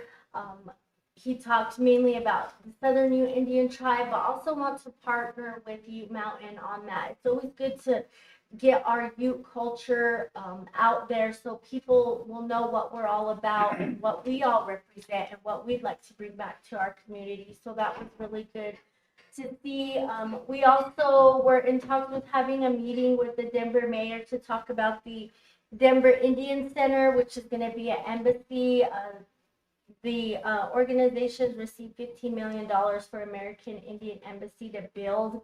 And so that's going to be built in Denver, Colorado. And the mayor of Denver wanted to get input from the Ute Mountain Ute Tribe as well as the Southern Ute Indian Tribe. So we're always happy to partner with somebody who's willing to work with our tribe and acknowledge that we're there. We also do have some members that are in the Denver area. So it's always good to, work with another organization just because we have members there as well. Let's see, I did attend the Denver March Powwow. It was good to see some of our elders here participating and walking around the vending booths. I'm glad they made it safely. March 22nd to the 27th, I attended the Red Conference. It was good to see some of the employees from the Ute Mountain Ute Casino there. We talked a lot about tourism and just ways to bring in revenue for the tribe. And some of that hit on our casino, which they could, use some of that. We also, some of the council members met with the Ute Energy Company, Christopher Tabee and Rudy Mayor. They actually came today to do a presentation. Their organization's UDES, which is the Ute Delco Energy Services, so they're wanting to work with the Ute Mountain Ute Tribe, and it's always good to see one of our sister tribes willing to give us that support and that hand to work together. Also met with the CKP, that's the Ute Mountain Ute Tribe's drought insurance. They went over the 2025-2026 update presentation. Also, they've been working with the Ute Mountain Ute Tribe for 4 years. We talked about, so CKP does donate some money to the Ute Mountain Ute Roundup, which is what we have in Cortez. They do donate some of that money there. We kind of talked about if they should still continue to donate that money. We're still in talks about that just because, you know, we as tribal membership don't see that. You know, it'd be good to get free, you know, wristbands for our kids or even free rodeo tickets, as CKP does donate to that. So we'd like to see if they're going to donate, if it goes back to our community members that do participate in the Ute Mountain Ute Roundup. After all, they are using our name, which is the Ute Mountain. We talked about maybe having some of those funds go into a scholarship or a water data center. Data centers are the talks now, so there's different kinds, different ways that it does help a project succeed. They're also having a summit in 2027. We spoke about that. And then also, I met with I and some of the other council members met with Western Resource Advocates, Talia Bear and Brianna Edmo. They just talked about the issues that we're having with WAPA and our energy project that we're having. Also kind of talked about copyright. It's always good to get our language copyrighted so someone can't go and take it from us, because as we know, there's apps out there that do have our Ute language on there. Not only that, but, you know, it's always good to open that door of copywriting. Even our flag, you know, we see our flag, our seal on different t-shirts and stuff, and, you know, we want to make sure that we protect that. And some of the classes that I did attend, which was a feasibility study, got some information on cost of feasibility studies and how they're good if an upcoming project is coming about. Got some good amounts. There's different kinds of feasibility studies. There's small, medium, and large. It just depends on what kind of infrastructure you're wanting to bring. For example, a small feasibility study would be if someone wants to open a food truck or a salon. Medium feasibility study would be something of a software IT, and a large feasibility study would be if we're trying to, you know, do a casino or a hotel or any kind of accommodations like that. We went over the risk and the reward of it, and we talked about how 63% of the information that you get from the feasibility studies, those always stay in the local economy and the small businesses. So feasibility studies are very important, especially when, like I said, when you're trying to do some infrastructure. Also, attended a Cultivating the Next Generation of Youth Women Leaders. It was a really good session, talked about different women leaders and how we can go and uplift other women leaders. I think we see it even in not just in a top tier leadership, but even, you know, in other areas. You know, women need to support other women. You know, when one woman succeeds, we all succeed. And having that sisterhood of uplifting each other is something that we need to do more of. It's going to bring us closer, and it's going to keep us strong as Native women. We also talked about some barriers to leadership as a woman. You know, I can attest, as well as Councilwoman Knight and Councilwoman Jacket, you know, there is some barriers of becoming a woman leader, but, you know, working together and uplifting each other is a way to break that barrier. And we also talked about women mentors. You know, we don't see that a lot in our area, and in certain areas we don't have a lot of women mentoring other women, and it's always good to start that at a young age. You know, if we want our future future to succeed, then we need to start mentoring at a young age, which would be, you know, middle school or high school. You know, if someone has a passion for leadership or anything, then that's a good time to take in that person to mentor them and to help them succeed, because when one of us succeeds, we all succeed. And it's always good to start our youth in building them up at an early age. I also attended the general session. I walked through the trade show, which is very, very informative. It's very good to see so many businesses and programs out in Indian country just helping each other and wanting to help each other. And let's see, I met with Jerry Hongsbia. She is from Destination Native America. She is the Native American Indigenous tribal content developer. And it's a website where it's in the United States, and if people are planning to go through maybe a Native American reservation or anything, they can Google that on that website, and it'll tell them what that tribe has to offer with tourism. So Ute Mountain is on there, which showcases our tribal park.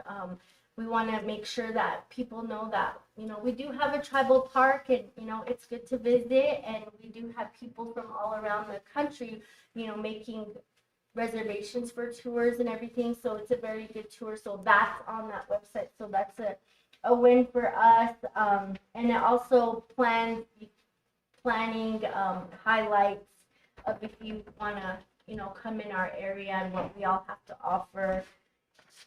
And I also want to end my report with just a couple comments. Last Sunday, it was the start of Holy Week, so that's the week before Easter, and that's commemorating the events before Jesus' last day. So I just want to make sure that, you know, everybody knows that, you know, we do celebrate these things for our Lord and Savior. And I also want to send my condolences to the families who have lost their loved ones.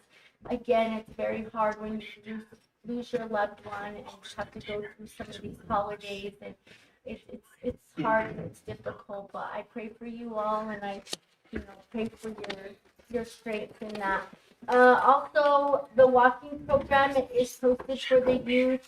Our first walking event is going to be this Friday. This Friday is also half a day, but we are going to try to get in a walk before the tribe does close at noon. And if you want more information on that, you can reach out to the rec center, and they can give you some more information and what you need to do to get your child on that walking program. Spring break, I hoped all of you enjoyed your time with your families and the kids got a lot of fun and rest.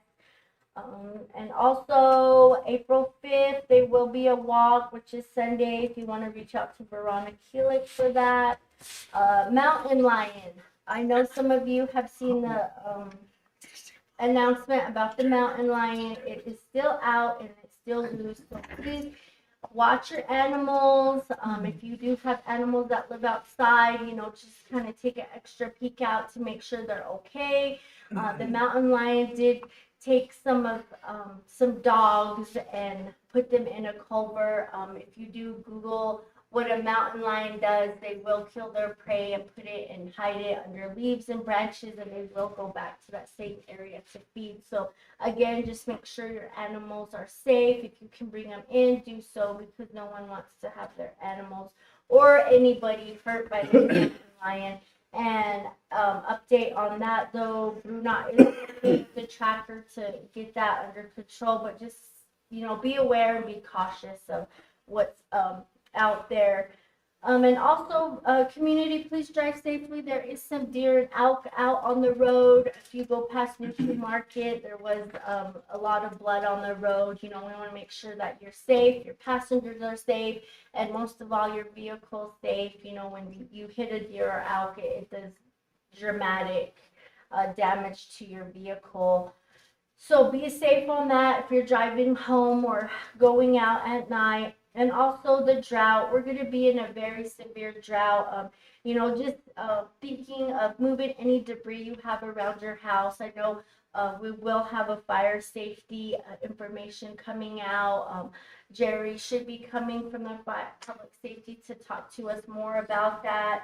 BIA is working on a fire management plan for upcoming Sundance and all the cultural activities that we do, but you can also help yourself too. If you have any debris around your area, your home, clear that, clear anything that you may think that can be ignited easily. You do not want to see anybody get hurt or anybody's property or home damaged at all. And so with that, I want to say happy Easter. I hope you all enjoy this Easter holiday and love one another and take care of your family and your friends and your pets. And thank you. Okay. Councilwoman or Treasurer Jacket.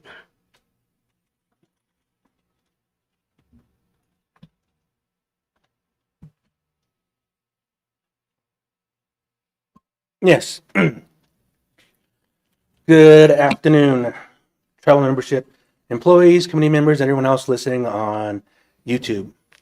So I'd like to start off my report with I did attend the Albuquerque Indian Health Board earlier this month. I did miss the council meeting on the 17th. I was asked to talk on behalf of Albuquerque Indian Health Board on our IHS funding. So it was a really good experience to be in front of the subcommittee of proclamations to talk on behalf of our funding in this area, in our southwest area. I got to see a lot of other tribal leaderships up there. It was just great. I really like to say that I think our word got into these senators and representatives. So it just, we need to testify. Anything that needs to be said in front of these powerful subcommittees and committees, we need to be there at the forefront. So I don't think our person who lobbies for us in Washington, I don't think she's been doing a good job, because there's been a lot of communication, a lot of discussion, and they just want to know where the tribes are coming from. What do they think? And I was just glad to talk on behalf of IHS, and I wish I had a chance to talk about our issues as Ute Mountain. And when you're talking in front of these guys, you got 5 minutes. You got to get to the point. But again, it was a really good experience, and I hopefully get that opportunity, or even the rest of us council can go up there and advocate on our behalf. I was there for 3 days, traveled back. I traveled to Ute Day. Unfortunately, the plane that I was in, the tire had to be replaced.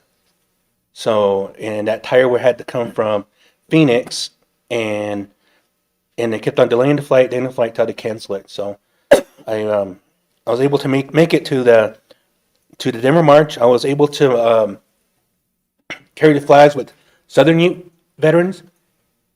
Thank you very much for letting me carry the flags with them and letting our other members be with them. It was a big event. Like to thank all the dancers here that went up there, and the royalty too. Councilwoman Knight, Councilwoman House, we got to meet the Denver mayor too, and he was just asking us what we thought about the new Indian embassy that they're building up there. So it was just really good connections, a lot of good vibes, and it was just really good weather. From there, I traveled to the RES conference in Vegas where I met up with the rest of the council. It was really good. A lot of economic development was being mentioned. That was the main point of it. And energy, I mostly stayed in the energy seminars, and that's where you're going to hear me talk more about tribal utilities. Out of the 575 tribes, there's only 5 tribes that have their own utility company, and I really think we can do it with our land here, with what's potential with the solar, and especially the Sweetwater Pump Back Station. We have a lot of potential, and I really like to see our membership. I really like for us to not be energy dependent on Empire, paying our high bills, not knowing the credit. It goes up and down. It's nothing that's sustainable. But I'd really like to look out for membership with that. And we do have people who are interested in helping us out. Actually, not people, but another tribe that has tried for 30 years to get their utility company started, and they did. And they said, you Mountain, we can help you guys out. What took us 30 years, we can do it 5 years or less. So these discussions are happening. It was really good that the rest of the council, Councilman Turtle, he found these potential investors and he said, hey, let's go see them. Let's go over here, hear them out. Let's tell them our issues and our problems. And it was just really good. That's how we're synergizing. That's how we're able to talk. And as you heard, we had Ute Tribe here with their energy company saying, hey, let's work together. Let's do that. And as you heard with the rest of the council, we said, let's do it. Let's get on it. So I was there for a whole week. Like I said, it was so many people, so many meetings. And yesterday, myself and Chairman Weisskunk, we were at the Jicarilla signing. I'd like to thank the Jicarilla Nation for working with us again for that 3,000 square foot of water that we can use.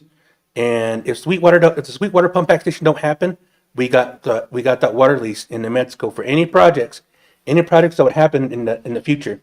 It's going to be there. So that's how we're working together. We're doing things. We're working with all these tribal. This ain't the only ones going to be coming up. There's going to be a lot more. I like to mention it to membership that all of this working together, it's all going to come together and it's all going to benefit us all. So in closing, I'd like to say thank you, membership. Thank you for listening to us. And you know what? Be nice to each other. You know, it's tough when you're going to be mean just to be mean. We're all here. We're all as one. And let some things, you know what? Just let it be. Let it be. Just let it settle down. And like I said, we're just a little tribe compared to these big tribes. And even with us teaming up with Southern Ute, the 2 Apaches, the 2 bands of Navajo, we don't even add up to a lot of these tribes membership-wise. So just take that into consideration. But we are going to work on a fire ban, as what was mentioned from some of the council members. It's going to happen sooner. So be prepared, be aware. No fireworks, no outside fires. It's going to happen, even though it's supposed to rain or snow tonight. We all know that it lasts a day or two, then the sun's right back out and it dries up everything. So just be prepared for that. So membership, I'd like to say thank you to listening to us, and we got the best intention of the tribe at hand right now, and we are moving forward. It's a slow progress, but we are looking to go around things, jump over things, and as you've seen, we are asking for help, and we're getting that from our sister tribes and other tribes. So chairman, council membership, council committee members who are listening, everybody on YouTube, thank you for listening, and have a good rest of the week. Thank you. Okay. Councilwoman Jacket. Good afternoon, no chair, staff. Just going to do a brief report here. I didn't give a report at the last council meeting, but the first week of March, we attended the Hawaii retreat with Southern Youth, and they discussed a 5-year plan, and that includes health, wellness, and housing, education services, improving the child welfare, and reorganization. That was a long 2-day session. There was a lot to talk about, and discuss, and try to reorganize or try to improve some of the services, especially around social service. And so I attended the directors meeting on the 12th with Ms. House, and then we have what we call wraparound services. We weren't able to make that meeting for that Thursday on the 19th. We're supposed to all come together, the service providers, so we weren't able to meet on that day, but we'll continue next month with that. Then on the 20th, I didn't make it to Youth Days. I stayed behind. I went to the sunrise service, There was just a handful of us there, but it was okay, There was prayers that were made for everybody, for the community. And at that time, we were talking about putting a sweat lodge at the treatment center. So we went out and had breakfast. It was a pretty good session we had around starting a sweat lodge for the community. And we really need it because that's part of our traditional therapy. And so on the Saturday, the 21st, I went to White Mesa. I was invited, attended the 100 years remembrance they had down there. And they had worship song dance, and they had rom dance, and they fed us. And it was a good turnout too for the community down there. And then I went with the council members to Vegas for that RIS conference and attended a few sessions. And one I really I attended was called the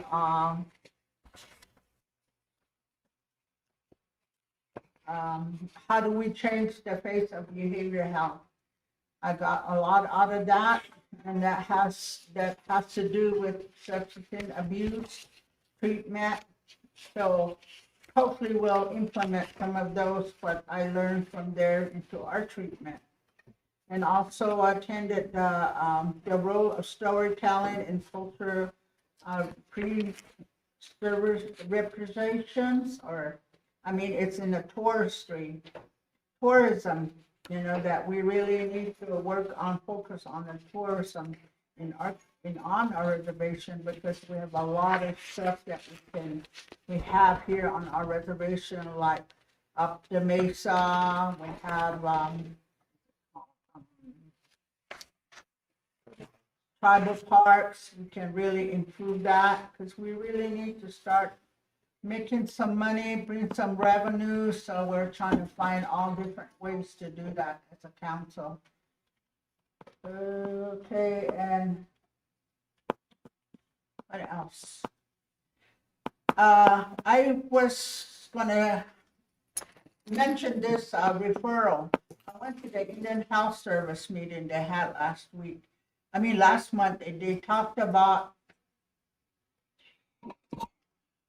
referrals. If you can get an appointment at the clinic during that time, at that day, you can do a walk-in and you can call the health service. That way they can pay for your service when you went to the walk-in. And you always have to call in for 72 hours for emergency, if you go to emergency. And then the other thing I really like to stress to you all is, I know that there's a lot of employment issues that's going on, especially with the casino. And I had a few people that confronted me and saying, what are you all going to be doing about our problems that we're dealing with the employment at the casino, where we're being discriminated and we've been fired. So I've been referring them to Terrell. They need to go to Terrell and let Terrell take care of that portion of their complaints or whatever, the issues that they may have that caused them to be laid off or fired. Oh, let me see. That's about all I have now. I don't want to go into all the details, but however, have a happy Easter, you guys. Take care of each other. I know that we're really struggling nowadays, but however, try to make a good choices for yourself, because there's a lot of things coming up. Springtime is coming upon us, and we want to enjoy spring, because that's the year that us Nuchi, we celebrated. It's our new year for us, so we need to go into it with a positive mind and, really pray for yourself or get some counseling if you need help out there. That's why we have all these services here with within the tribe. You know, you can utilize them, and and don't say there's no services. There is, and if you can just reach out and get the help you need, it's right there. So I just want to say that. So Tawayak, you guys have a happy Easter and come together as families. And Nama, Tkakpachum, enjoy yourself. Tawayak. Okay, thank you. Next, Councilman Turtle.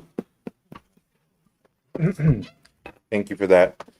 First and foremost, I want to thank all of the tribal members, tribal staff, and community members for viewing today's council meeting. Very important issues that we discuss as we move forward. I want to thank all the council members for their reports and what's going on in their respected committees. A lot of work that's getting done, and I think the tribe's moving in a really good direction.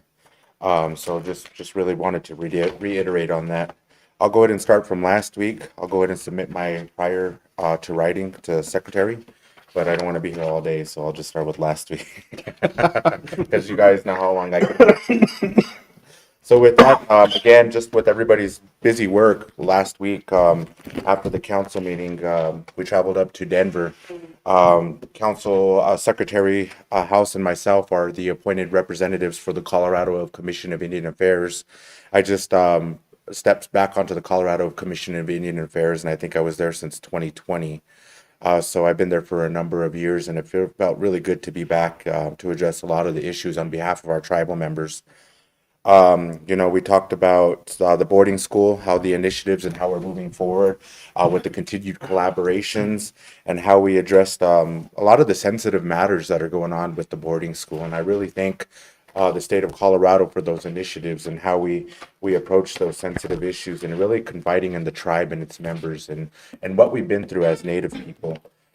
We know that things can't be made right, but definitely can shine a lot of light on what had happened and how we make those changes in a positive way moving forward.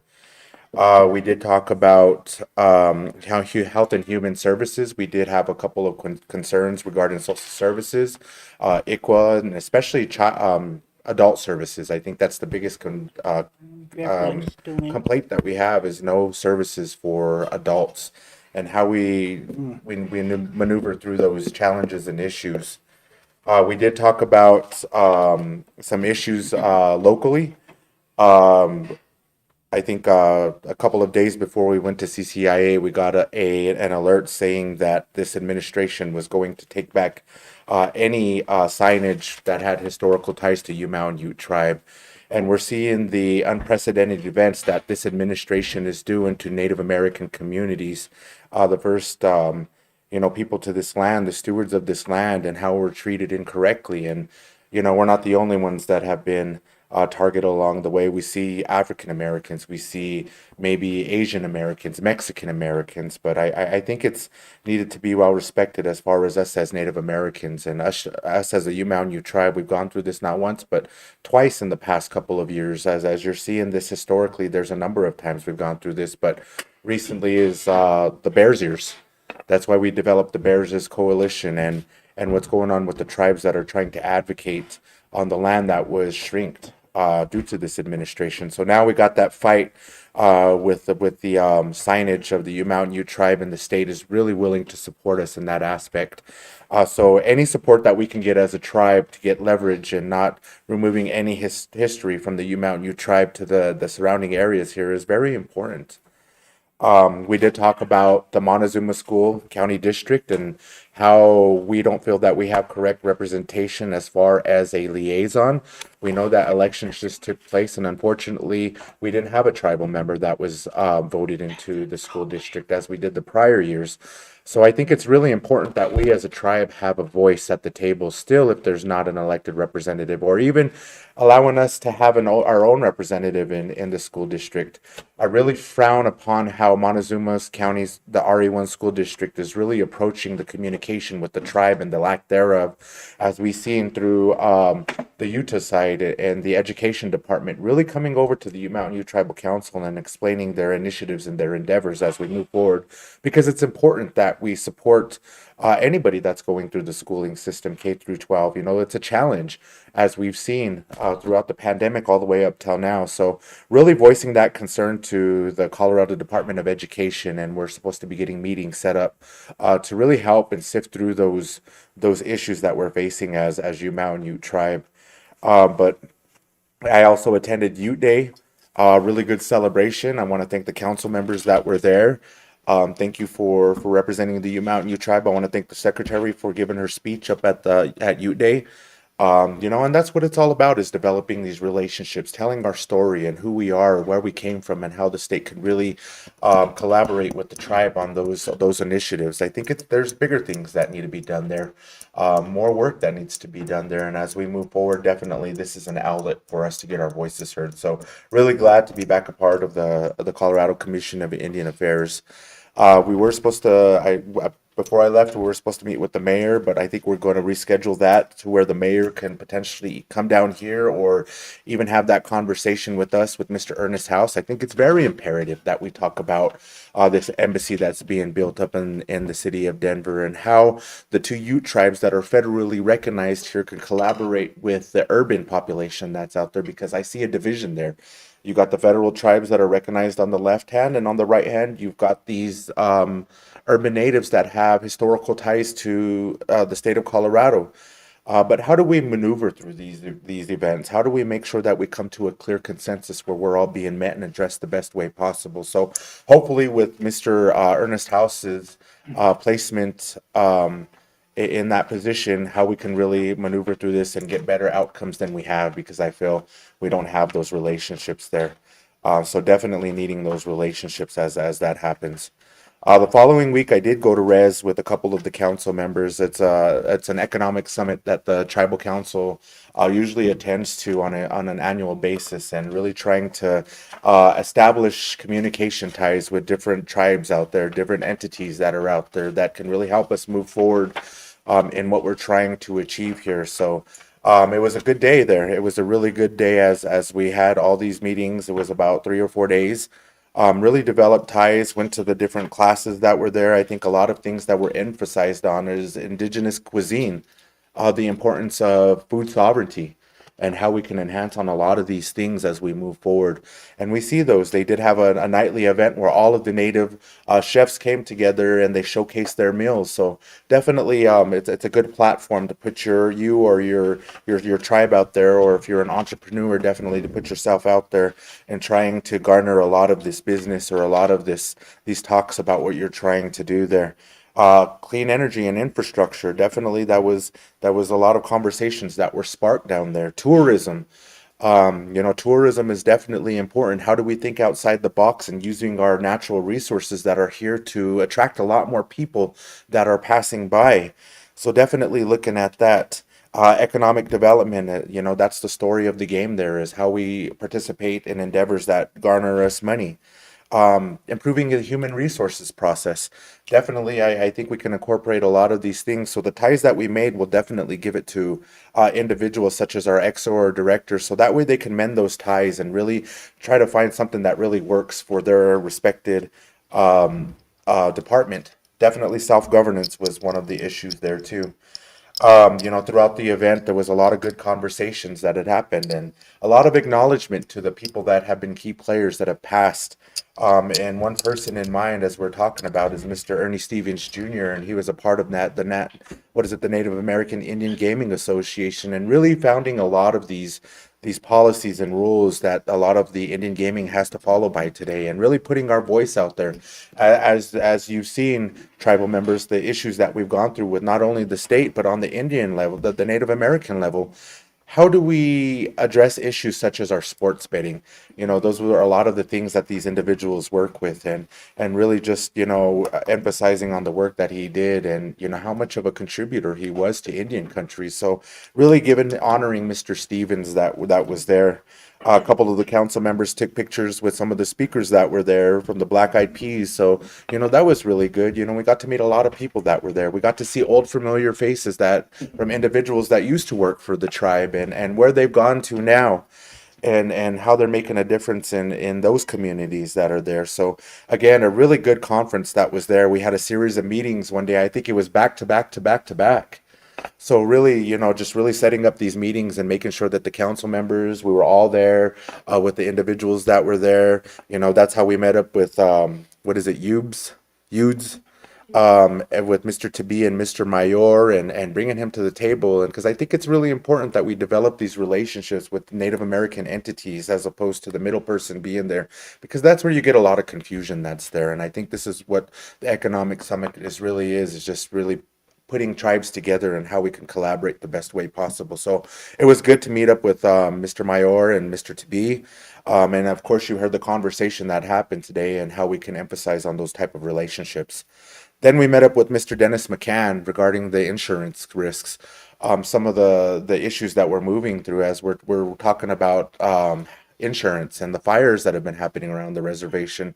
How can we confide in with different insurance entities to make a bigger impact? Because right now, everything is just monopolized through Amerind. And sometimes Amerind doesn't meet the best adjustments that we need to here, and they're the only insurance company out there, and we have to only confide in them because these insurance companies like Progressive and the ones that are out there, Liberty, unfortunately they don't take any clients on through the reservations because it becomes more of a challenge, and that's where the challenge becomes with waiving our sovereign immunity. So really understanding and getting those viewpoints on how we can pave our own road as we move forward, because it's much needed. So really good conversation. Thank you, council members, for being there. Thank you, Ron, for being there as well. It's important that we continue to emphasize on these ties with these people that we do business with. Right after that, we went up to the conference area and we met with WRA and their advocacy group. I met them up at CCIA the week before, so she ended up meeting with us again down at Res, and I'm glad the whole council was there to talk about a lot of our issues, whether it's Lake Nighthorse and how we can potentially try to advocate to get infrastructure to get the delivery system over here. We did talk to her about our challenges. We did tell her that we're recognizing the state of New Mexico. Is there any way we can harbor that water down to the Colorado side through the San Juan River? So a lot of questions that were there. WAPA was a topic of discussion that was there too, and definitely how these challenges are posed to us. So, I think we all played our role there, and we brought a lot of our concerns to the table on what the tribe is going through. So again, thank you, council members, for being there and having that conversation with Miss Bear. Right after that, maybe about an hour, we met with CKP, our drought insurance. We have an outstanding relationship with them, and most definitely seeing how our policy is garnering some revenue because of the drought. But we would rather much love the water instead of the drought money. But again, we'll just take what we have. That way it helps us with what we're going through and our resources. So again, we had that conversation where the tribe is, where we've gone. We've been a part of them for 4 years, and I think it was the total amount that we made was a little over $1 million. But with that has stringent guidelines to it because it's a USDA program, and it only has to go back into an account that could be utilized through things that are regarding agriculture. So we couldn't turn around and utilize that for any type of per capita or anything like that, because a lot of these fundings have stringent guidelines. Even though we wish that we could do things like that, it would help us with things with our food sovereignty. I did ask them, could this be a potential to bring a meat processing plant here with the fundings that are there? And definitely that could. So again, thinking outside the box and how we can move in a direction that we haven't been down in, because I'm sorry to say we've been a conservative tribe for far too long, and we've got to learn to take risks. And that's what it's all about in the business world, is really taking these risks, but really making sure you got these projections from the people that you confide in and consult in and guiding us the best way possible. So I think we're moving in a good direction right now. Let's just keep it up with what we're going through. Today I was in and out of the council meeting because I had a series of meetings with housing and broadband.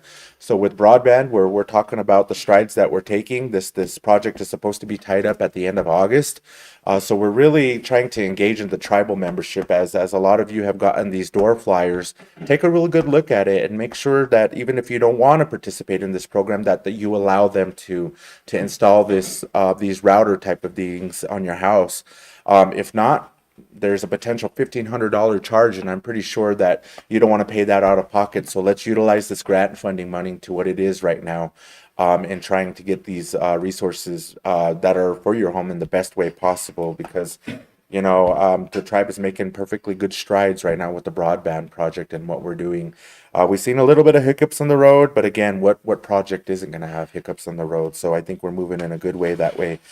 Tribal Council, I just want to probably maybe confide in the staff about where some of these documents are with the transmittal process. We are against the timeline. I didn't see any on the transmittals that I signed today, but if staff could update me on some of these broadband projects from Newcom and Calix, where they are at, those are really needing to be signed. So I think we really need to come up with a better process. I don't think it's the signing, it's just the process in which the paperwork is going. I think more of an electronic process. Now that we're kind of stepping up with this Windows, maybe we can develop somewhat of a better electronic process, because it's a long time done. If we're going to be spending money on things, then why not spend it on something that's going to benefit this tribe? So I really say that respectably, because it really hurts us when we're trying to get updated on a lot of these processes or these transmittals documents that are there. What else? Let's see. I did have a conversation with the housing. So this is probably something I'm going to bring in front of the tribal council with the 729 account. As you know, we got 2 units that are going over to White Mesa. So I thought, why not send 2 more units over there, utilizing the 729 account. So it kind of helps alleviate the housing situation. We do have 20 units that are under housing that should be coming up for individuals for rentals. But again, we're trying to streamline that. We are setting up dates for the housing retreat. So it's going to be more of an internal retreat. I got Beverly working on that right now, and that's going to be HUD, it's going to be new housing, and it's going to be Tawahe. So that way internally we're all on the same page. We had that conversation today, so I think we're going to get good traction on that. I did let them know that this month and next month are really pretty busy, so I was looking at maybe after Bear Dance for those meetings, so that way we can convene on that. We're also convening with the permanent supportive housing. We need to make sure that we utilize those DOLA fundings that we've got from the state of Colorado to these studies for this 60 unit potential permanent supportive housing that's going to be located where the old gravel pit is. So again, we saw the challenges with the permanent supportive housing and the Piñan project up in Cortez. We saw that a lot of our tribal members were more comfortable locally here in Toyac. So definitely trying to develop our footprint here and really get into support for our tribal members the best way possible. Remember, a lot of these things don't happen overnight. They take a series of processes. So just bear with us, instead of jumping the gun and listening to the next person and what they have to say. If you want the most accurate information, there's 7 of us here that are in the office. Come to us and we'll be happy to answer your questions. We do have a series of meetings coming up in April and May on the New Mexico side. We got the Cultural Affairs Department side that's going to be having a meeting, I think, in April. And then on the 7th, we have a New Mexico Tribal Leaders meeting that will be held in Santa Ana at the Tamaya Resort. So just want to emphasize, anybody that wants to go on the New Mexico side, you're more than welcome. Just like what we have with CCIA, only the members will be able to utilize that account, but the others, you'd have to utilize your own account. So as we look at it that way, really gearing up with that too, and definitely we want to make sure that we're there with our people. I think our attorney's got to be there as well to make sure that we're moving forward in the most appropriate way. As you see, a lot of these tribal entities that go to these conferences, they have their entourage with them. So we need to start probably doing things like that and making sure we're getting the best guidance as we move forward.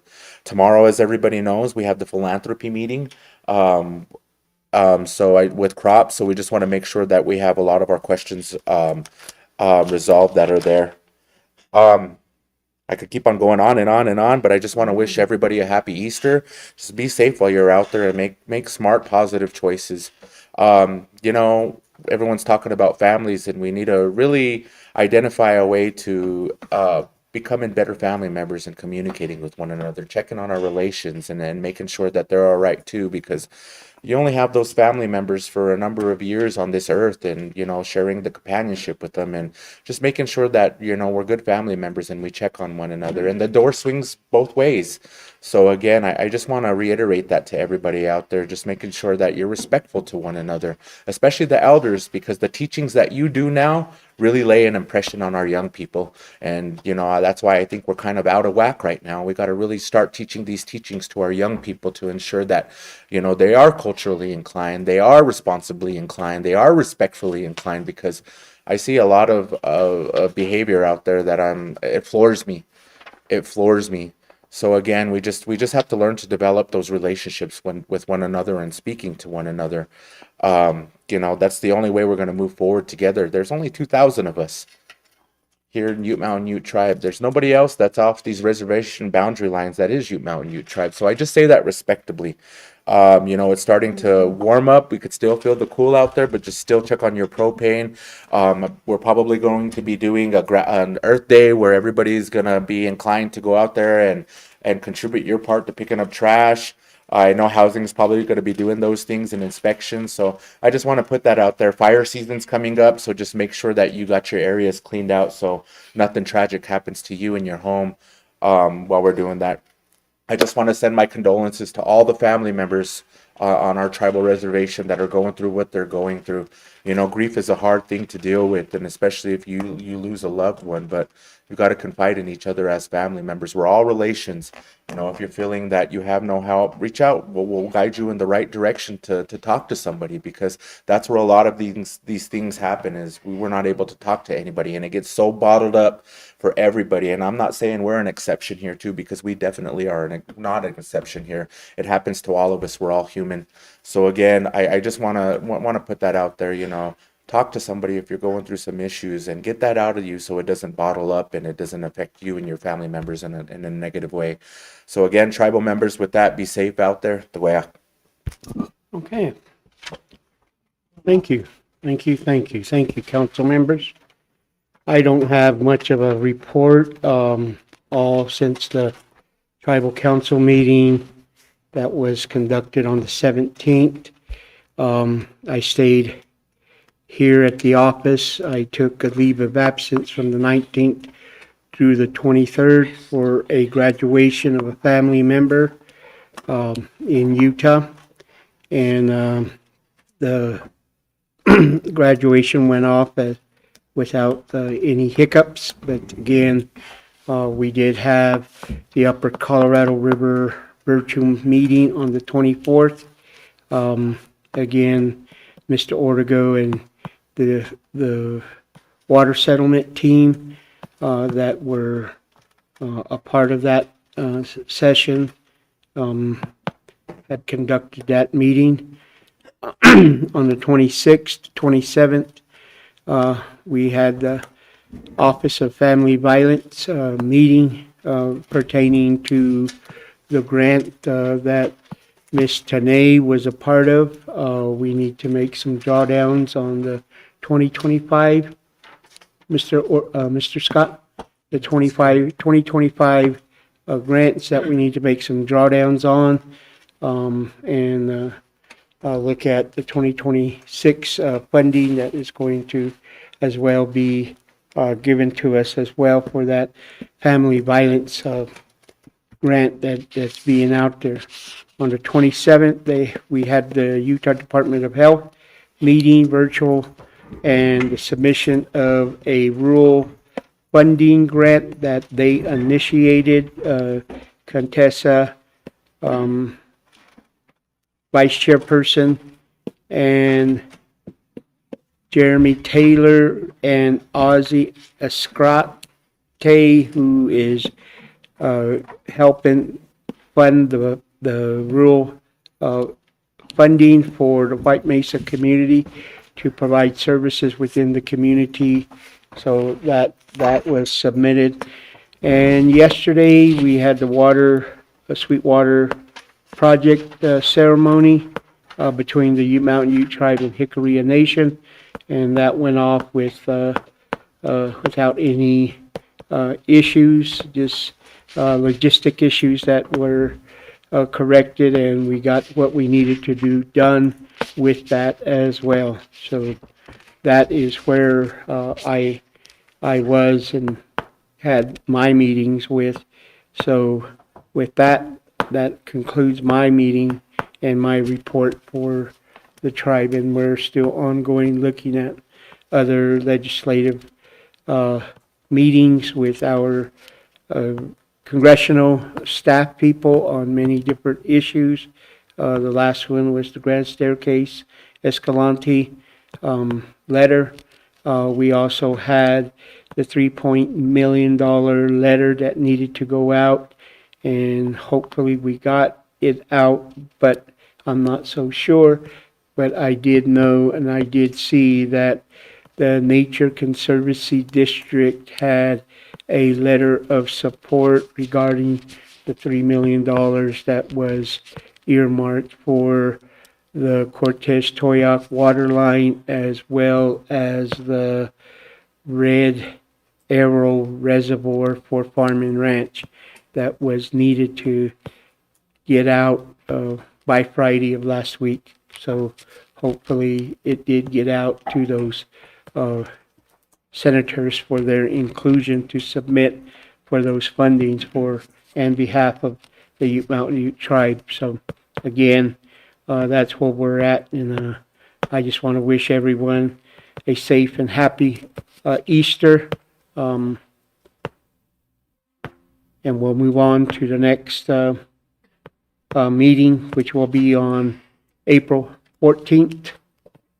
And tomorrow we have this rural funding, what you said, the philanthropy project that will be undertaken at 12:30 at the Ute Mountain Casino. And I will make the introductions, and they will proceed with those presentation that Ms. Santacola has set for the departments that she indicated that we're going to make comments on. So again, that is the report from my office. Thank you. So now we're going to adjourn this session of the council meeting, and we will go into executive session. Here we have 4 items that we are going to take under